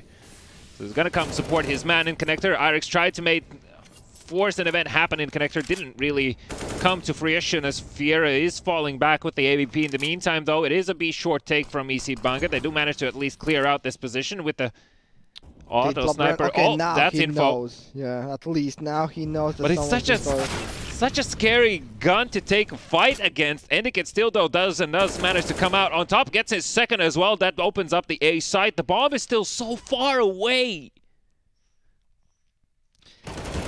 Yeah, okay, at least Cityvo did kind of try to check the position of Screed, but he gets the better of him, so now we're down to 2 versus 2 situation. And this is the thing, like, this is why I don't really like messing around, because it feels like trivial between the scorelines of 13-2 or 14-1, but it's actually such a huge difference. Yeah, of course. I think just too many teams in general don't look at it from the point of view of how many errors the opposing side are allowed to make, right? If you look at from that perspective, if you know the opposing side can only like fumble basically in a single round, then it's a huge difference. Oh, so Zera is going to be left in a 1v2. There's no shame in going for this as it is the last round of the first half. He does have a defuse kit and a kit with Screed. Here his position, the Molotov is going to be put down. He's going to run through the flames. Still has decent health remaining to try and go for this. Gets the first kill as well. This is very doable. Spots the player in long, but Indicate will come out on top, and that is going to be a 13-2 half. And look at that scoreboard. Yeah, there's nothing to look at the side of EC Banga. Everyone, I don't know. They are gone. They're kind of missing in the server right now compared to Anubis. They truly did give their all, so to say, in the first map of the series. And despite EC Banga picking and choosing this as their map in the series, I don't know. Looking back at it, it might have been a mistake. And as you were saying, yeah, the false confidence from the first series, from the semi-final game, might be backfiring, but who knows. If they want to mount a comeback, then it all starts here and now with the pistol round. So already quick in the action, we have SD Invicta guys jumping around the same stack that happened from them in the connector. Is once again present from the EC Banga guys as well, so the trade does not go in the favor of the Lithuanians, and somehow I think that Duck knows Arix is there, right? I think he has an idea that Arix might be sitting around. Now the bomb is still far back off, waiting for any rotations, and the timing plays in his favor as well, as Arix does manage to find the kill, looking to get his second Indicate. is actually expected, but still, you see Banga come out on top. Now, I was about to say, you know, apart from SD and Victa, who are probably smiling right now, there's one more team that smiles. Can you name that team? From this tournament? Yes. Are you looking at the seedings for the LAN finals? No. No? Who's smiling then? Lumen Vitae. Because They're looking at the game, they're like, yep, this is what was done to us, and now this is what you get. Karma, right? Karma. Yeah, Lumen Vitae definitely are smiling watching this. Shout out to you guys if you're watching. In the meantime, though, as the Invicta, Tech9's up close and personal to B, straight into the site. The first kill falls in the hands of Endigit, gets his second as well. Toyzera able to respond, but it's a 2v4 affair. If they could put the bomb down, that would be great. Toyzera expecting for a fast rotation. It's not actually happening as Endigit finds one more to his name. The bomb is going to be planted. That's at least money gained, and the investment justified in this round, as the Invicta will be able to buy up. Actually, as I say though, well, they went full in, so it's gonna be a bad buy next round. Why do teams do this? No, seriously, like, this is some sort of new meta I'm not aware of? Are people not counting money anymore? No, but this is a classic. It's the classic option of either you force by the second round, and at the third round, if you lose it, you just get a pistol or something, and then you buy the fourth, or you just do a full eco and then buy the third round. But right? I'm like just speaking from the perspective, like realistically, their objective is only to plant the bomb, so you're already playing for the next round. Why not have those AKs in this round instead of playing with like a scout? So you're saying not force buying the second round? If you haven't gotten a plant, yeah, I'm not. If you didn't have a bomb plant in the first, I don't see the point of first buying in the second. I don't agree with those, yeah. Absolutely. And now I don't remember, did they have a plant? No. No. Right? In the first? No. Oh, okay. Oh, right, yeah. If they would have, they would have bought Galils and AKs. So yes, actually, yeah, that's true. That's why? True. Why do this? Well, their map, oh, sorry, not their map. Their lead, they get to decide what they do with that lead. I'm just saying. This is their game to throw away, if they wish to. If I was Blade from Navi, I would be like, oh, stop force buying. You are getting a Fashka, yeah, after the game. What is this I see? All right, well, jokes aside, the buy round starts now in the game as well, as EC Bang are trying to make a case for themselves to come back into this. It is going to be a quick play into connector coming out from Irix to see if he can grab any early information. Labren's not going to spot anything in middle as his smoke is going to land near his feet. Sidivo makes his presence known and forcing Irix to go back. The door has been exploded in short, and this favors the CTs as well as the kills that start to fall in their favor. Fear now only able to respond with a 1. That is still a 3v4 situation that needs to be played out. And who is that? I'm seeing Endicate on A long is playing aggressive, slightly risking it. If he gets checked, might be bad news, but really there's no reason why SD Invicta should expect this kind of a flank so early. Yeah, I actually like the information play now that we have already gotten 2 kills. He does pull the trigger early, so to say. No, don't fight, don't fight! Right. You're pulling the Blade cosplay again, right? He does get 2 kills in the end, so it does pay out somehow. Yeah, but I agree with you. He did pull the trigger a bit too early in an uncomfortable position, and then... No, it's just like, if you don't get the kill in that situation, just don't fight. Stay alive. You're already a problem enough. Yeah, that's true. Well, Bagace is going to fall. It's the 6th round on the board for EC Banga. Starting to get back into this. The question is, at what point in time do SD and Victa start to feel really uncomfortable? It shouldn't be now, but obviously that idea in the back of your head that the opposing team is starting to come back into this, and dare I say it might actually even out the scoreboard in a few more moments. Something to think about for SD and Victa, but the luck is on their side, being on the T side, so the equipment is a bit cheaper, so they can continuously invest if they just keep on losing. Yeah, plus the loss bonus is gonna start racking up pretty quickly, even though they kind of half bought this round. They are going to fully buy the next one, whatever happens in this. Here comes the B execution. And a lot of action happening, but still the kills start to fall in the favor of SD Invicta, as I say. So it's a 2v2. Suddenly it's very doable. Jumps into the water is Irix, and he dies, as does Baggies. What is happening? It's a 1v1. There's such a long time available on the clock still. And Fear, though, I mean, he should... Yeah. He's considering the push. But it's a game of chicken right now between the two. So at what point does Fear start moving? Does he move back towards B, or does he go... I would wait another 10 seconds probably before I would go back into B, but it seems we're on a similar path. And there's no utility for him, so he still has to check. But yeah, timing is on his side in the sense that Labrance... I'm not really sure they're actually aware of the fact that Labrance has an AVP still in his hand. Now he hears the bomb plant. He was open towards heaven. Oh, he thinks that he's behind the... What? Wait, he threw the molly from heaven, so why are you checking short? I guess he was planting the bomb in a way where he didn't see where the molly was coming from, but how is that really possible, though? That's strange. That is very strange. That was a weird round, to say the least. Well, wouldn't be the weirdest thing we've seen today, so let's see if the weirdness continues. Knife kills. We haven't seen any knife kills yet, right? Well, we saw one. The series? Yes. Who knifed who? I don't remember who knifed who, but SD Invicta did knife someone from EC Banga as they were planting the bomb on B side. Remember? Ooh, true. Yeah. So there was one. Not 5, but 1. It's better than 0. Better than 0. And again, crossing over into Monster. Doesn't really hear anything early on as the Invicta decide to play this one out slower. Putting down the smokes. Trying to grab short control. Nice and quietly.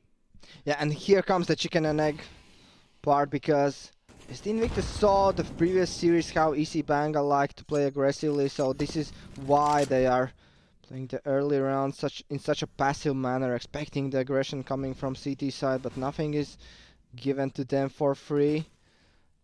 Let's see at what timing the Scree decide to push the long position, and now when he does so, Labrance can also adjust his position towards the toilets. Bomb is still far away. If Screed continues pushing, there is a potential risk he might find this. Now he hears the players and sees them as well. Gets the first, gets the second kill. That's a huge problem right now. SD Invicta needs to go back and pick up the bomb before they can even try and commit here. They don't have a lot of utility to spend for this. Endican is going to spot the legs, gets the player as well. That means the bomb can be picked up. Baggies finds the kill, but it's only 30 seconds remaining as now Fiera left in a 1v3. His position was already known. Danz is already pushing. This is going to be another round for EC Banga. SD Invicta, as convincingly they looked on the first half. The second one falls on deaf ears. Silence. Silence, indeed, yeah. And this is where karma comes in. You start to think, yeah, why are you just messing around in the first half? And you can already see the mindset of the Lithuanian players. And we know EC Banga are not ready to give up. Inferno. So you're feeling it. Yeah, I really liked in the previous round the info play that Screed went for in the long. I think his team getting the first 2 entry kills and then converting it into an round victory. A nice one-way here from Endicat in connector. We did see a similar one-way being used in the first half from the SD Invicta guys, so... Oh, that's a big nade. Yeah, as it all is quiet on A, so it should be obvious that it's B. Danz looking to see if he can lock down this push into the side. Screed as well pushing behind the smoke. His position is not checked, does a lot of damage. Is only Tak able to respond. Burns in the Molotov as well, standing last man on the B site, and Danz is activated now. If you recall, EC Banga finished the half with only a measly amount of kills in their account. And look at the tab now. It's SD and Invicta who are failing to find any responses, being shot straight out the waters, 30-9. And this is absolutely comeback territory now for EC Banga. Yeah, I already wanted to mention, this is so not over. You're looking how hot right now. Once again, we were mentioning Dance and Endicott at the halftime. I think they had 4 kills each. 4-4-3, yeah. Like, they have awakened. They have finally come into the server and they are here to play. They believe, and I don't know what is going to happen here. Only one though. Toizera gets the trade kill instantly, but that's the information about so many players. Banga should be able to capitalize on this one. Interesting to see as well that SD and Invicta actually managed, well, decide to push still continuously towards that ace-8 off the back of this. Labrens does manage to find the kill through the smoke. That's the bomb drop. Is going to be picked up. Going back through the bathrooms here. Irix might find the rotation. Toizera needs to be careful. Not even twisting, turning his head. But speaking about twisting heads, Fiera does so with 1 HP remaining. What can they possibly do here? Cheeky boost. Nice try. Hello. I guess they should understand that that was a boost, not a jump shot. But at this point, do you want to be chasing around your opponents? Just let them play out the round. They are the ones who need to come towards your side. Absolutely. Plus, they have EC Banga do have the man advantage, though. Labrens peeks into long, confirms the presence of the terrorists still being here. And only 25 seconds remaining, so SD and Invicta in this round, like, I mean, their best bet is just to try and go for kills more if they can. It's not equal money in the bank accounts on the side of EC Banga, so still some control might remain if they do manage to find some. Baggaze is going to be sent in. He is going to fall, and that is the bomb locked out. 1 HP player, last man standing, does manage to dink Labrens here. Well, tags up his opponent as well in the form of Screet. But it's not going to be enough, and that's the 10th round on the board. It was 13-2, 8 rounds in a row. Yeah. If I'm the coach of SD Invicta now, I'm kind of... First of all, I'm kind of mad. Still mad. now for different reasons. Where are the tactical timeouts? Like, still, for a team like that, not taking any, not trying to calm down your players and thinking more about what are we going to do, because as you were mentioning, 8 rounds in a row, it's obviously that EC Banga are with a momentum in their hands. A single round is all it takes for EC Banga to start to stress out about this, but until that happens, SD and Invicta can't count that EC Banga are going to make rude mistakes, especially now when they feel this comeback so close, right? You almost can taste the third map. And it's just about not making silly mistakes. And speaking about those, how is Baggies allowed to be here? Yeah, that's weird. I guess it was a miscommunication. Someone saying that, oh, I have a cross from shore, so no one can walk out Monster, but timing played in favor of the Lithuanians here. But Screet is there to get 1 kill back. Fierce Scope should have been heard. I guess Endicott is here to deal with him. He gets shot in the back as well. He's going to fall as well, and this is the round that SD and Invicta were looking for. And actually, in what fashion it's going to be lost as well. This is going to be absolutely devastating for EC Banga's morale. A player for free manages to find his way into B side. Fear as well gets the kill. His teammate also, Irix and Labrens, already on their way to save the weapons heading into the next round. So let's see what the money situation says. So Labrens can definitely drop, Irix as well, and the rest can buy up. They should be fine, but first of all they need to actually save the weapons. That gets Labrens, so there is an option to throw away that op, and Irix won't be able to retrieve it in any sense. Yeah. We'll get away with his M4 though. And this is something. Yeah, this is actually like super uncomfortable territory now for EC Banga, because obviously they can reinvest into this round, but as soon as they lose, look at the money reserves. If they lose this round, it's 15 on the board for SD and Invicta, and they're going to be down to a force buy. Yeah, if you lose this, then it's like, it was all for nothing. Yeah, it was just 8 rounds in a row for the show. Well, let's see if that's going to be the case. Obviously, SD and Invicta managing to put up a single round after 8 in a row from EC Banga. you know, speaking about momentum, usually that shouldn't be enough to completely make the swing happen. Toysera playing close to the Molotov. Really wants to take the fight here, but the smoke is going to prevent him from doing so. There's information about Irix being in the connector, and he's going to be put down. That is Tack with the impact kill that the team was looking for, but Lavra is there instantly to trade and fall back. Still a 4v4 situation, favors the T's. And to get a lot of information, pushes through Monster. Yeah, 2 players doing that. So Screet is going to go towards clearing the short side, while Endicat is looking for the bomb, but in meanwhile, yeah, Dance. Baggies continues pushing through B bomb site. He knows B is completely empty, but the bomb has been found. What is happening right now? My head is exploding. And I think Baggies is also like looking back at Monster and thinking like, okay, someone has to have pushed, right? Yeah. There's no way no one is here. Yeah, it has to be the case. It has to be the case. The players are walking up and heading towards the bomb. Yeah, and that is why we see them walking around the map. They should be... Okay, now they know Endicat is here. Endicat gets a 1C Divo. Efficiently trades it back, and only Labrans, the guy who previously shot himself on A, makes noise, and that's the 15 for the Lithuanians. Here goes the comeback. It does seem. I mean, it was nothing, I guess. It was so good, so bad, so good, so bad in this round. I couldn't make up my mind who am I rooting for in the end of it all. SD and Victor do manage to put up that 15, and here's the force buy we were talking about, right? Like, so Easy Banker took 8 rounds in a row, and the money reserves were still only good for a single buy round after that, considering their big investments in the AVPs and obviously full utility, diffuse kits, etc. It's a tall order to ask now to take another 5 rounds in a row. Obviously, they were capable of doing so beforehand. Lebrans almost loses his life, but that could have been a trade there. Tack as well. Low HP. Toysera wins his duel in the connector, can't win the second kill though, and it gets too good with the MP9. They're stuck. Wait, how is he there already? Once again, back behind enemy lines, and Baggies meanwhile opens up the B side.